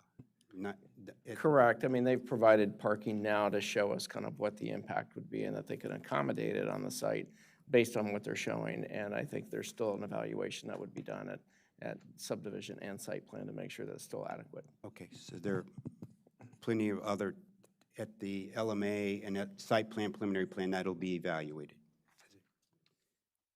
Is that correct? Okay, so let's go from here. So, Chair, can I ask a question? Yeah, please. Sorry, this was something that I noticed with reviewing the materials that I also wanted to bring up is that I think I'm concerned about this too, and I don't think this binding element is wide enough, given what we're asking, and I would like to make sure that, I mean, it's a binding element if we don't included in here in Stack Flats as assumed as multifamily, even when it would produce less traffic and allow more green space within the development if they did that, because the number of overall units is still limited and it wouldn't affect traffic. I'm still not convinced there's any reason not to allow more flexibility within this, what is called a binding element. So I would like to make that as this overall as expansive as possible. Okay, okay, all right, I heard what you said. So now let's go through the details of the plan. So their community was, I guess I took some notes here, concerned about mixed use. Is it truly a mixed-use project based on definition? Could you respond to that, the applicant? And then this distance, is it or isn't it? Someone will test at the end. Is it within a quarter mile? Isn't it within a quarter mile? So what is that test, and who does that test? And so could you please respond to that? Yes. Sure, I'm happy to. Thank you, Chair. In terms of the CRNF zone, we've submitted this in detail in our October 20th letter to the board. We do not believe the CRNF zone requires a mix of uses. There are numerous council-approved rezonings that have just one use on them. And this is also equated to the Euclidean CRN zone, which expressly allows 0 for the commercial. In the zoning ordinance, it's acknowledging that commercial does not need to be a component. And there's also, we have a footnote with countless examples of CRN Euclidean zones where there's no commercial allowed. The CRNF zone allows for and can accommodate a mix of uses, but it does not mandate it. And we've discussed that kind of in detail in our report. I'm happy to give more details if the board would like it. To the second point, though, about the prerequisites, we meet 2 prerequisites under that category, even if we didn't get the grocery store one that was alluded to earlier in terms of the 0.25. But we strongly believe that we have met the criteria for that. This property is within 0.25 miles, a quarter mile, of that property. The zoning ordinance is very clear where it intends for you to take the measurement to the front door of something. The zoning ordinance says that. There's many provisions in the ordinance about like a parking facility where it says you must get within a quarter mile of the entrance.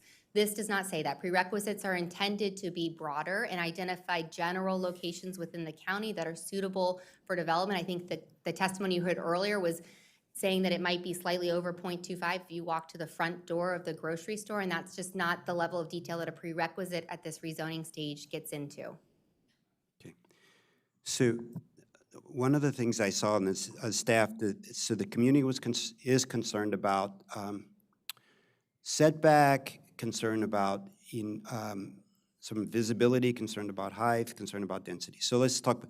I thought it was good that the staff, one of the binding elements was that they created a 30-foot buffer on the, I believe it's the north side and is it north and west or whatever? Yeah, so to respond, I believe, well to the community's concerns about that having some buffer, you're not looking right out, and that also allows to preserve a lot of the trees on that 30-foot wide area. I don't know if you could show it on your plan. Your new plan, is the open space still 10%, only 10%, or is it more than 10%? Is it? Because we're at the local map amendment stage, we've just committed to providing a minimum of 10%. What's shown on site and currently contemplated would exceed the 10%. And I noticed, staff has a condition of approval that says at time of site plan and preliminary plan, the applicant should strive to achieve more than 10%. We're also being conservative in terms of what we're counting as true open space that meets the very specific design criteria. There's ample additional kind of green area that could also be programmed differently. Like, we're just not at that stage yet. So what you're seeing here is kind of showing how we could meet the minimum, but we're at an early stage for that. Okay, if keeping up this slide here, just my personal opinion, I'll ask the board and what these members. I'm not sure when just so the community knows, the staff has not. This is not the time to do a detailed review of their plan, okay? And looking at in detail, this says our expectations of this open space, not only it's the 10%, but it's connections to the park, establishing more private outdoor areas, And as I said, finding the balance between open space and private yards. In the end, when it does, if it is approved through the local map amendment, through the hearing examiner, and it comes back to us to do a preliminary plan, site plan, I believe that there will be more usable open space on this property. And I believe that there will be less density on this property in order to do that. I'm also want to put out to the applicant, we've seen that typically that the townhouses, the 4-story towns and stuff, are generally no higher than about 45 feet, okay? And I would ask you to consider here to being no taller than 45 feet in this to create a lower height. This is, and I want to know what the, just putting out some of my thinking on here. And I've seen that the density this year at about 13 units per acre, that there's opportunity, if you had the more space, which I think you're eventually going to need, and others, your density would be more like in the 11 or so for townhomes like that, so which would you would end up with less units. But so I like that the recommendation from staff is to have this buffer. I think that that'd be a good to have to create this buffer from the community. I'm suggesting that you lower your height to, if what we've seen out there for townhouses, even the 4-story with the balcony, it's lower than 50 feet. And I believe that eventually you will have a lesser density on this site. But those, I'm going to start with those comments there, and I'd like to, and I do feel that of the places to have this is along this corridor, right? It's not deep into the community. It's on New Hampshire, where you want the density, where where the traffic won't be as intrusive into the community, and that's where you also want the height. So in terms of what we want of development, higher density development, this is the right of all places. These are on the main corridor, transportation corridors, where people easy walk to, they can get to a bus stop and other things like that. It is not driving deep into the community. And so I feel that this is a good location for higher density, depending on what is the final recommendation for what that higher density is. So I'll let my other board members speak up, but that's what my initial comments here. Do you want me to go ahead? Okay. I have a few questions from staff. I totally understand the community. First of all, I lived in Colesville. I have been there for a long time, and I understand what you're talking about.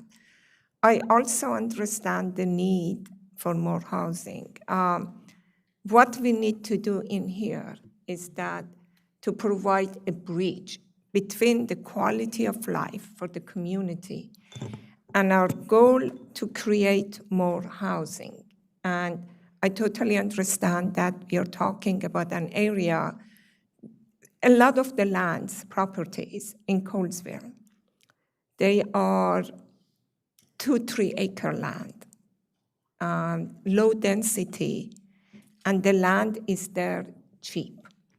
So it's quite possible that, like this one, you get 3 or 4 properties and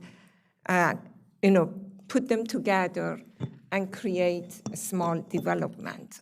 So this is the first one, but it may not be the last one. It's going to continue, move on. And I have a dilemma here that I do understand that we need this affordable housing, but people are living there. They came there for some kind of reason. And we are doing all of these piecemeal things, and we're telling everybody that, believe us, it's going to be less density, it's going to be, traffic would be good, everything would be good, without doing a lot of studies, because we believe that this is the beginning, this is just a local map amendment. And then you have to come back, it goes through all of these processes, it's going to go to all of these public hearings. And then after that, we're going to have preliminary planning and site planning, and we're going to go through all of this. This is one, then we may have another one, and then we may have another one. So how are we going to put these piecemeal things together? Now, my question is that, why a local map amendment and not a limited corridor master planning? Or why not a limited master planning? That for the Colesville area, for this area, that we could look everything holistically and see how could we consider. I totally support the townhouse community. I totally support the stack and everything, and I know that it is needed, but how can we bridge the community? Even Thrive, it says that you have to stay with the quality and keep the character of the community. Colesville in an area that has been established for a long time. And unfortunately, I have a strong feeling for it because I witnessed it. A lot of institutions and a lot of, because land is cheap. It's very easy to come and buy land and just move on and remove. Many of the trees were removed. Many of the woods were removed. And why can't we do a map amendment? Because this is going to happen. This is number one or maybe number two. More is going to come. Why can't we look at it all as a whole, or maybe a limited area that the community understands what the impact would be and what they would be getting before we do piecemeal analysis? I understand this is an infill, but this is four properties that create close to 10 acres that allows this, and I'm sure it's not going to be the last one. So can you hit James, Commissioner Hedrick, and then Commissioner Bartley? Sorry, yeah, I'm sorry, I'm trying to find the way to unmute myself. The comments that I have are relatively minor. I don't see any reason not to support and approve the. You've gone on mute.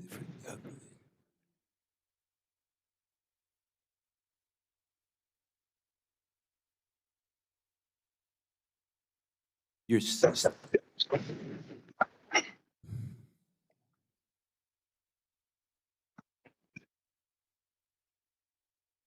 can't hear you. It's kind of cutting in and out. Mr. Chair, while that issue, I wanted to respond to Commissioner Petawim's. Yes, thank you. Carrie Sanders for the record. I wanted to clarify that this type of application is a local map amendment, because what I heard, and I'm going to repeat kind of what I thought the question was, and feel free to correct me, is why didn't we do a master plan for this area and instead of this? Did I capture that right? Well, yes, because we are doing a local map amendment, and I understand it's a process that is allowed. But considering with the requirement and the density and intensity of this townhouse development that is going to come, this may be okay, but what's going to happen if you have more to come? So it's going to be all piecemeal, and there is a possibility that this is going to happen in this area more. So why could we even look at that area and do some kind of either limited corridor master plan or limited master plan? That was the question. Thanks for clarifying. So to be really specific, because I know it's the process is of interest to everybody here, kind of like what are the steps. In this instance, the applicant files this application and the staff are required to provide a report to you, and then you all transmit your comments to the hearing examiner, and then it goes to the county council after that. So all the staff is doing is responding to this proposal. We currently do not have a work program item for a master plan or a quarter plan in this area. So all we're doing today is taking in this information, providing you with our professional judgment, and we're giving you our recommendation. So hopefully that answers your question. Yeah, this answered my question, but the fact of the matter is that how can I vote on something that I don't know exactly how it's going to be in future when there are going to be more like this that would come?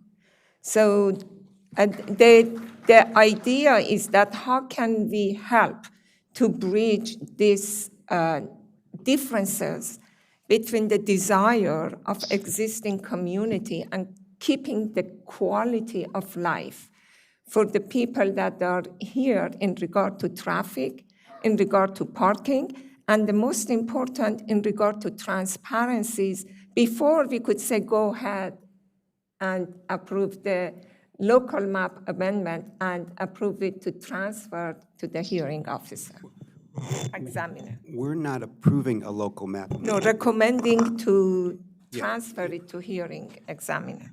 Yeah. So, yeah, I hear what you're saying, and let's go back to, yeah, go back. Yeah, Mr. Hedrick, Commissioner Hedrick.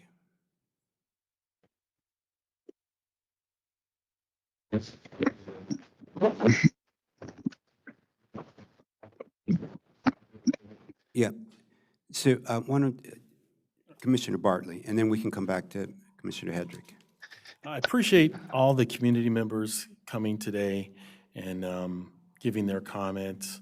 When I reviewed the staff's report and the attachments, I found them curious.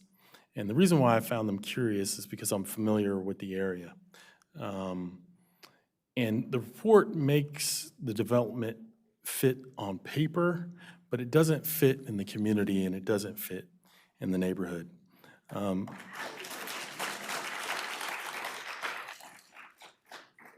Zoning, I feel, is a promise, and the promise is that the government and the land and the use of the land will support the neighbors who chose to live there and be compliant with the zoning. And they purchased the land in that area because there was a promise of the zoning and the regulations that the design of their homes and the safety of their community would be maintained by the government. And when we have an R200 zone that allows for open spaces, I'm reminded of the PROS program, Parks, Recreation, and Open Spaces. Open spaces doesn't only mean government open spaces, but it means private open spaces also.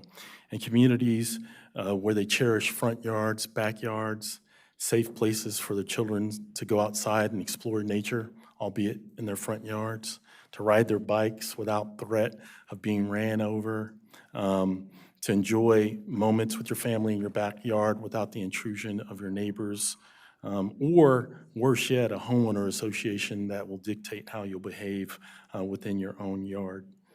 When I look at the R200 zone and my own experience as a child and my experience as an adult, we migrated from an apartment as husband and wife to a townhome as husband and wife. And then eventually I said, hey, I want a place where my kids can ride a bike and play ball in the front yard, grow garden in the backyard. And as luck would have it, we found something that is similar to these communities. Although we weren't as blessed to have an acre lot, we were blessed to have a home that has a front yard, backyard, and the safety of an open space where our children could play, learn, and development within arm's reach of us as parents. When I look at the housing crisis, I'm always curious as to what that means. Because recently there was a news article in Montgomery County Public Schools published data stating that enrollment within the school system is going down, and the population in Montgomery County and the projections that we had in the past may not be the same. And so the housing crisis is one of cost and not necessarily availability, in my opinion.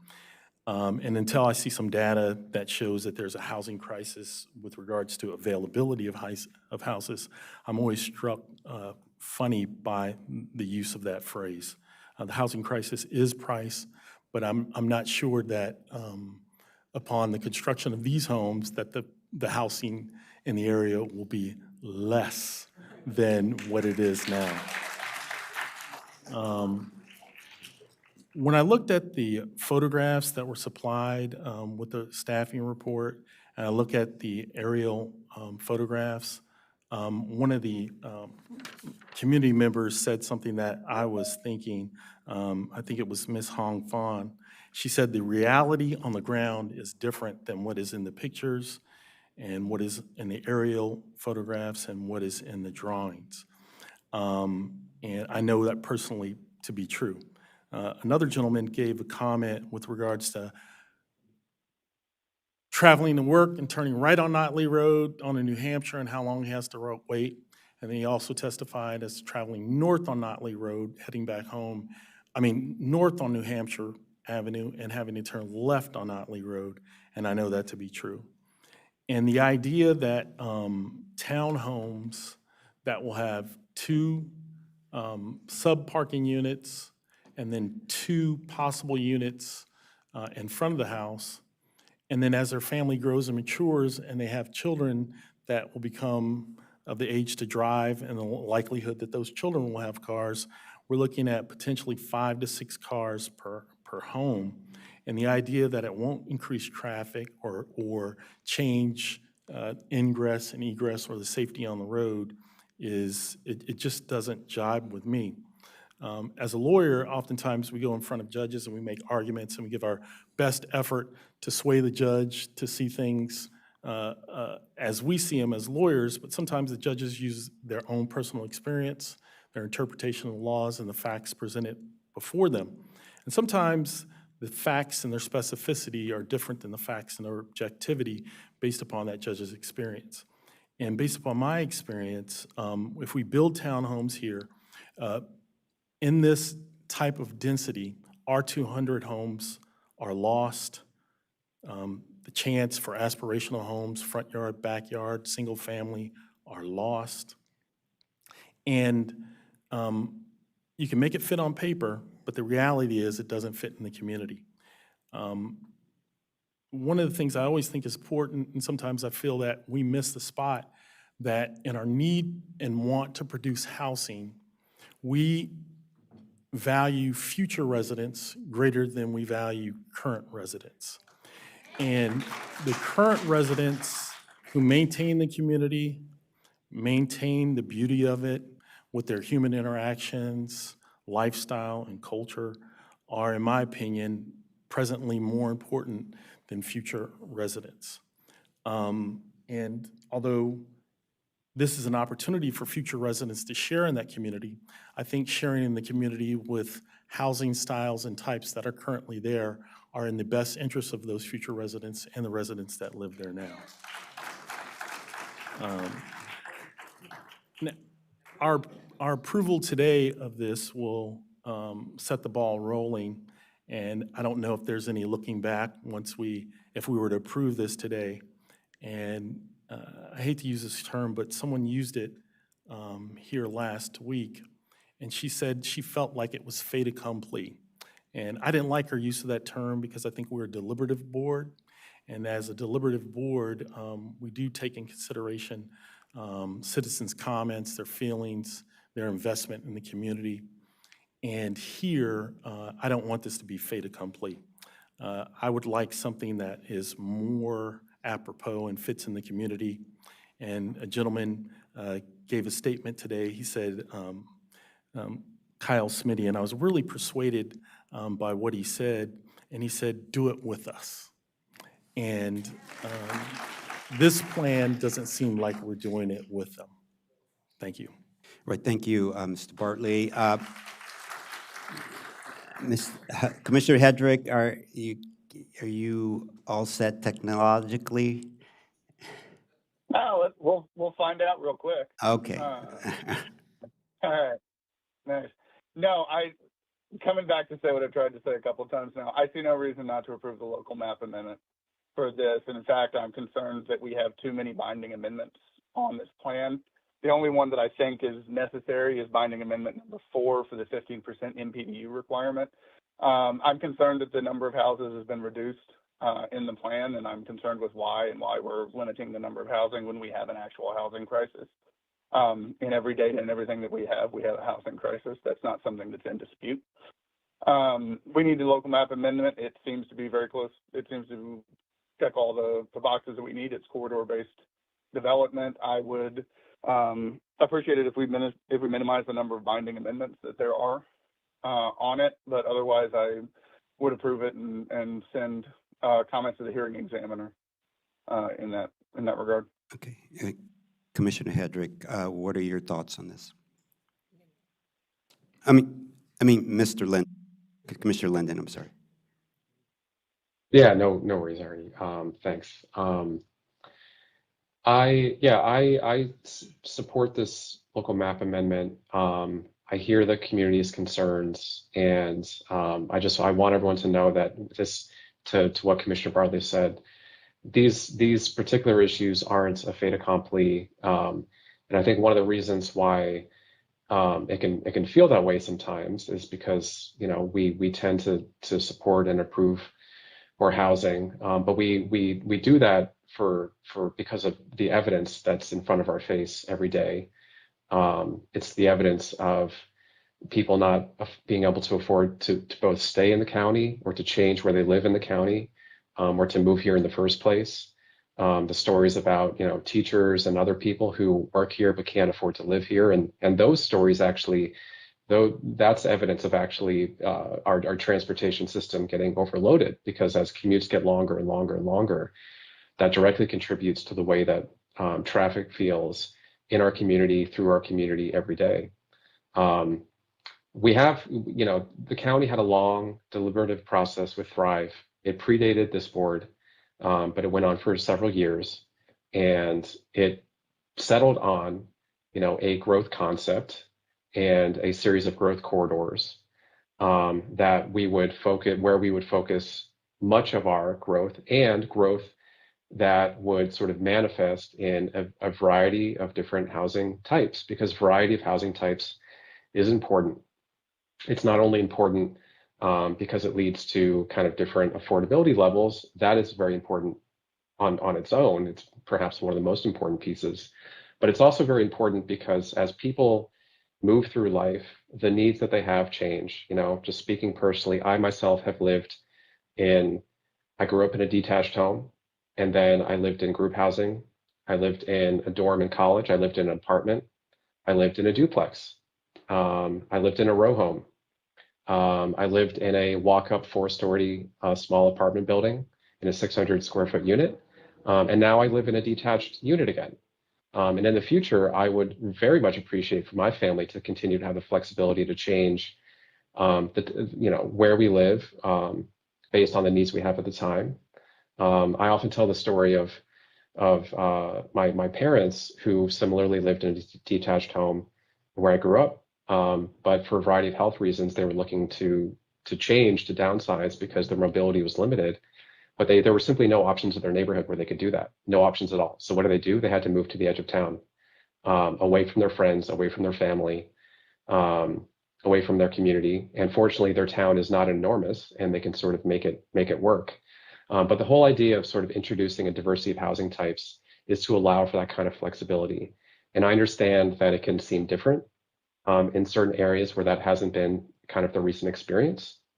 But I will say, where I live, one of the things I appreciate the most about my neighborhood and my community is the townhomes that I live near.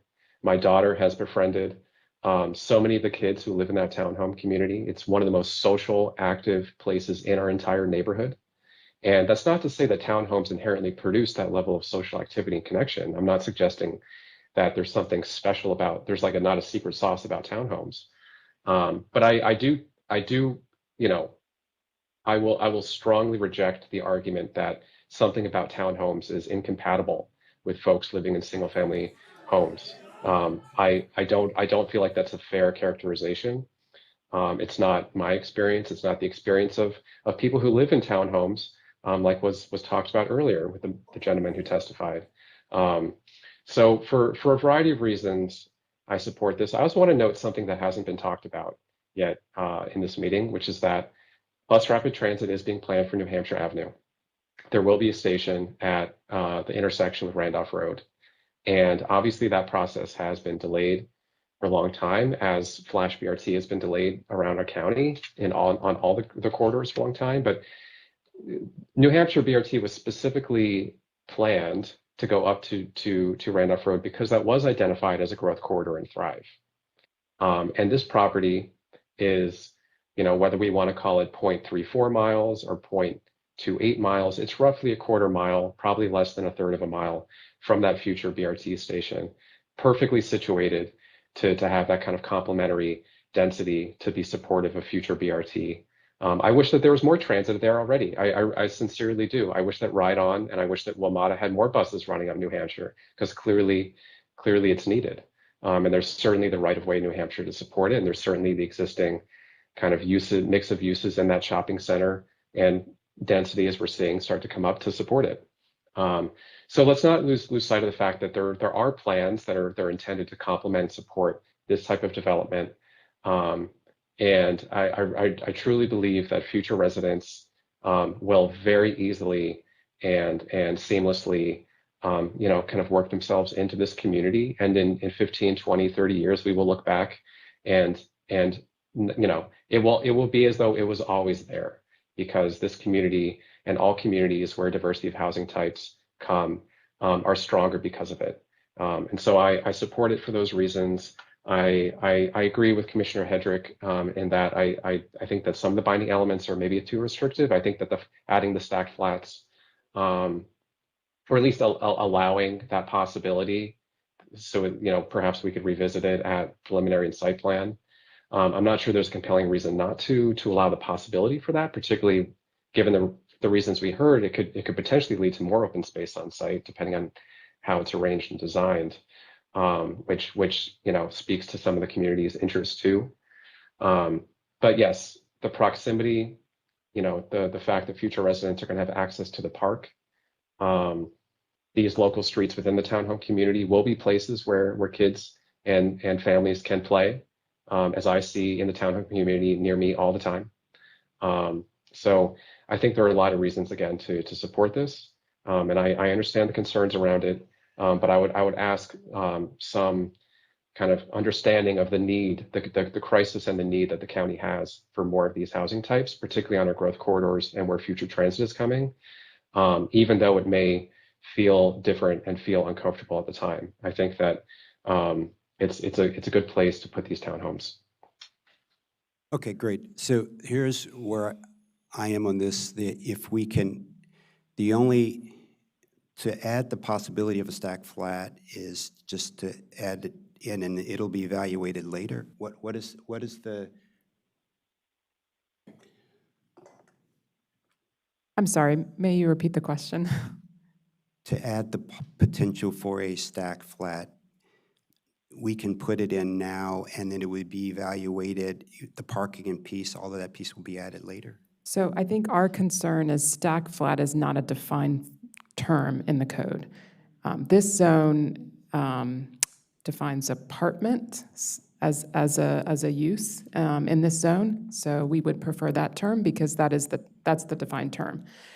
The other option, you could essentially add apartment to binding element number 3, or the other option is to strike this completely because we have a situation now where all the housing types are actually already reflected here, so that are in the code.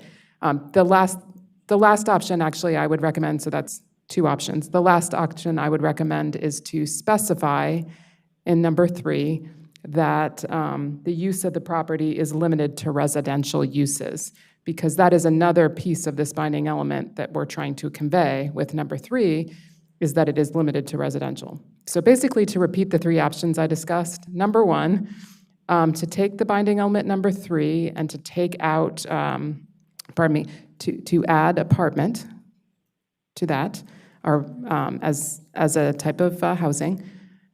Option 2 is to remove this binding element completely. And option 3 is to replace this binding element with the use of this property is limited to residential uses.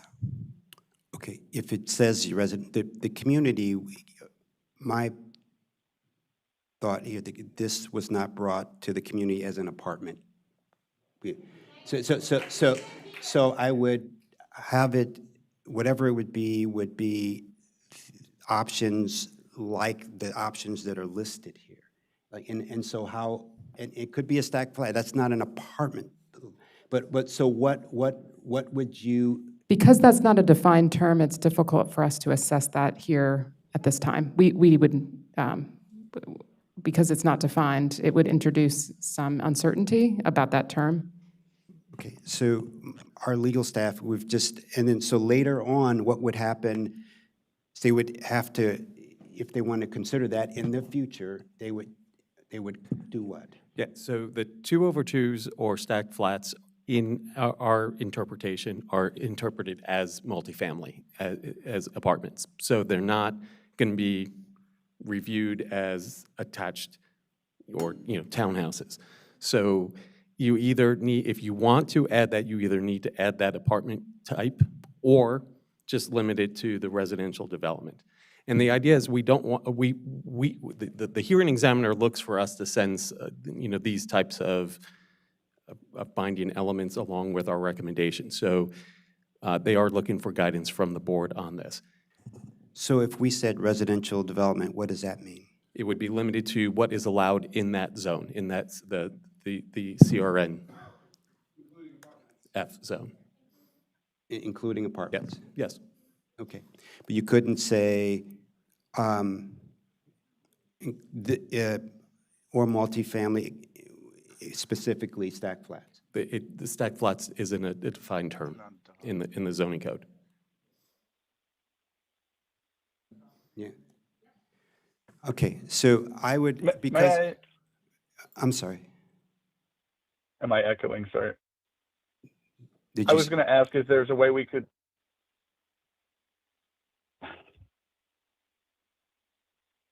Sorry, is there tech issues? Is there a way that we could say something like connected residential units of four or less units or something like that, like under the multiplex structure? I know we don't have multiplex as a defined term at this point, but is that an option?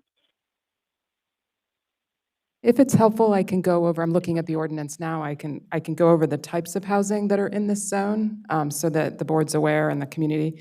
Detached house, this is the floating zone for CRN. Duplex side, duplex over, townhouse, apartment.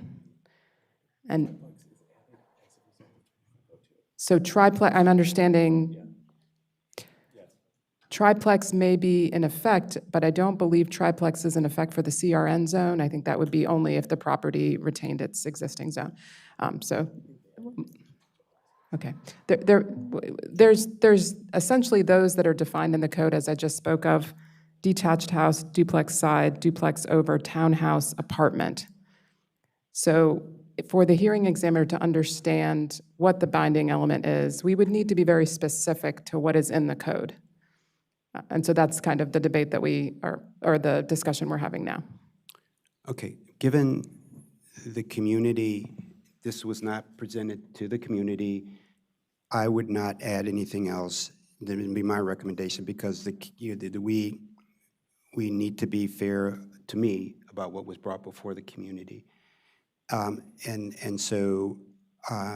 then also, as my commissioners, I said before, I love the staff's recommendation of the setbacks to provide for more existing foliage to stay and act as that buffer, but my recommendation is we go down to 45 feet, which is tall enough to, I believe, to get in these types of housing that they want, that the applicant it asked for. Yeah, I just want to make the comment that we've already heard that this is a low-lying area and we have comparable things around it. I'd hate to restrict to 45 feet to inhibit any flexibility in the construction of the property. Honestly, I think it should be retained at the 60 that's allowed within the zone, but I personally would not want to go under 50. No. Well, what is it said, it's going to look taller than the adjacent properties because adjacent, with at least to the north, sit down lower than this property. And given that there are also already there will be across from some R200 to the south of it, across Notley, and then to some on the north side, I think that would be somewhat of a, I think, a compromise to the community, and I think that they wouldn't be much taller than that 45 feet anyway. There is a compatibility requirements in all the master plans. Why can't we just follow that? Just follow that compatibility requirements. Thrive has it, all the master plan has it. We go with the 45 what would degrees. I mean, but there, it'll be, sure. But why are we making a special exemption here? We Well, have a zone that we're putting on it. It has requirements within the zone. But It's not a special exception. No, it it's may work following out the just like you said. Look, so it's against the residential zone? I mean, yeah, so what's the compatibility against, it's the height of the highest one plus the 45-degree angle? Correct. So with the 30-foot bonding element setback, you have that requirement, but also if the LMA is approved, you have a CRN floating zone that's next to residential. So it's outlined in the report, but there is also a height compatibility requirement that all those townhouses that abut that residential zone, that also includes the senior living facility, because that original zone is the R200. All of those properties have to meet that height compatibility requirement, which has that 45-degree plane and caps that height. So even if you set a height at 50 feet, you still have that 45-degree plane and that's for all the frontage. That's the properties on Notley, that's the properties adjacent to the park, that's the properties adjacent to the north and south, because everything around it is a single-family residential zone. Okay, great. And the last is, why couldn't there be a curb cut on New Hampshire? For the record, this is Justin Ivan with the Transportation Planning Division. So there are multiple reasons why we don't want a curb cut in New Hampshire Avenue. The first one is that if we add a curb cut in New Hampshire Avenue, it's too close to the intersection with Notley Road, and that will create a conflict, and that will also not meet requirements under the applicable guidelines, and also this is a state road, and per the MDOT SHA's access manual, it will also not meet spacing requirements. The other thing, it goes against our applicable master plans, specifically talking about the pedestrian master plans. When we talk about avoiding polygon conflicts, we're adding another curb cut into that roadway, and we will have 3 curb cuts adjacent within a distance of 300 feet. And then the other thing is that based on our guidelines and the applicable master plans, we also go with lower classification streets. And in this case, Notley Road is the lower classification street. And that's why we are also recommending access out of Notley Road exclusively. So it's something that NDOT, SHA, and MCDOT recommended, is not to have access on New Hampshire Avenue. Okay, and one last question, what the residents or the community ask about, dedicated left turn, dedicated, if they right turn lanes, whatever, because it's only a 2-lane road now, not a SHA, but MCDOT thought that no dedicated lanes were needed at this area, just out of curiosity. Sorry, can you please repeat that question? So there's 1 lane in and 1 lane out, right? So if there is they thought that this, with a traffic light or even without a traffic light, it still would be, and the apartment community there, well, not, but townhouse community, it could be, you didn't need any dedicated lanes to get in and out of the community. Yes, MSODOT did make the comment about that, and they recommend that to be studied at the time of preliminary plan. Okay, okay, great. All right, so traffic is finalized at the time of preliminary plan. Site plan, also, I truly believe that at the time, if this were approved and it came back, and at the time of site plan and preliminary plan, given the open space that staff would push for this site and to provide enough space for the community, that the density would go down. You cannot fit all that in that box there. So, and you'll see. So,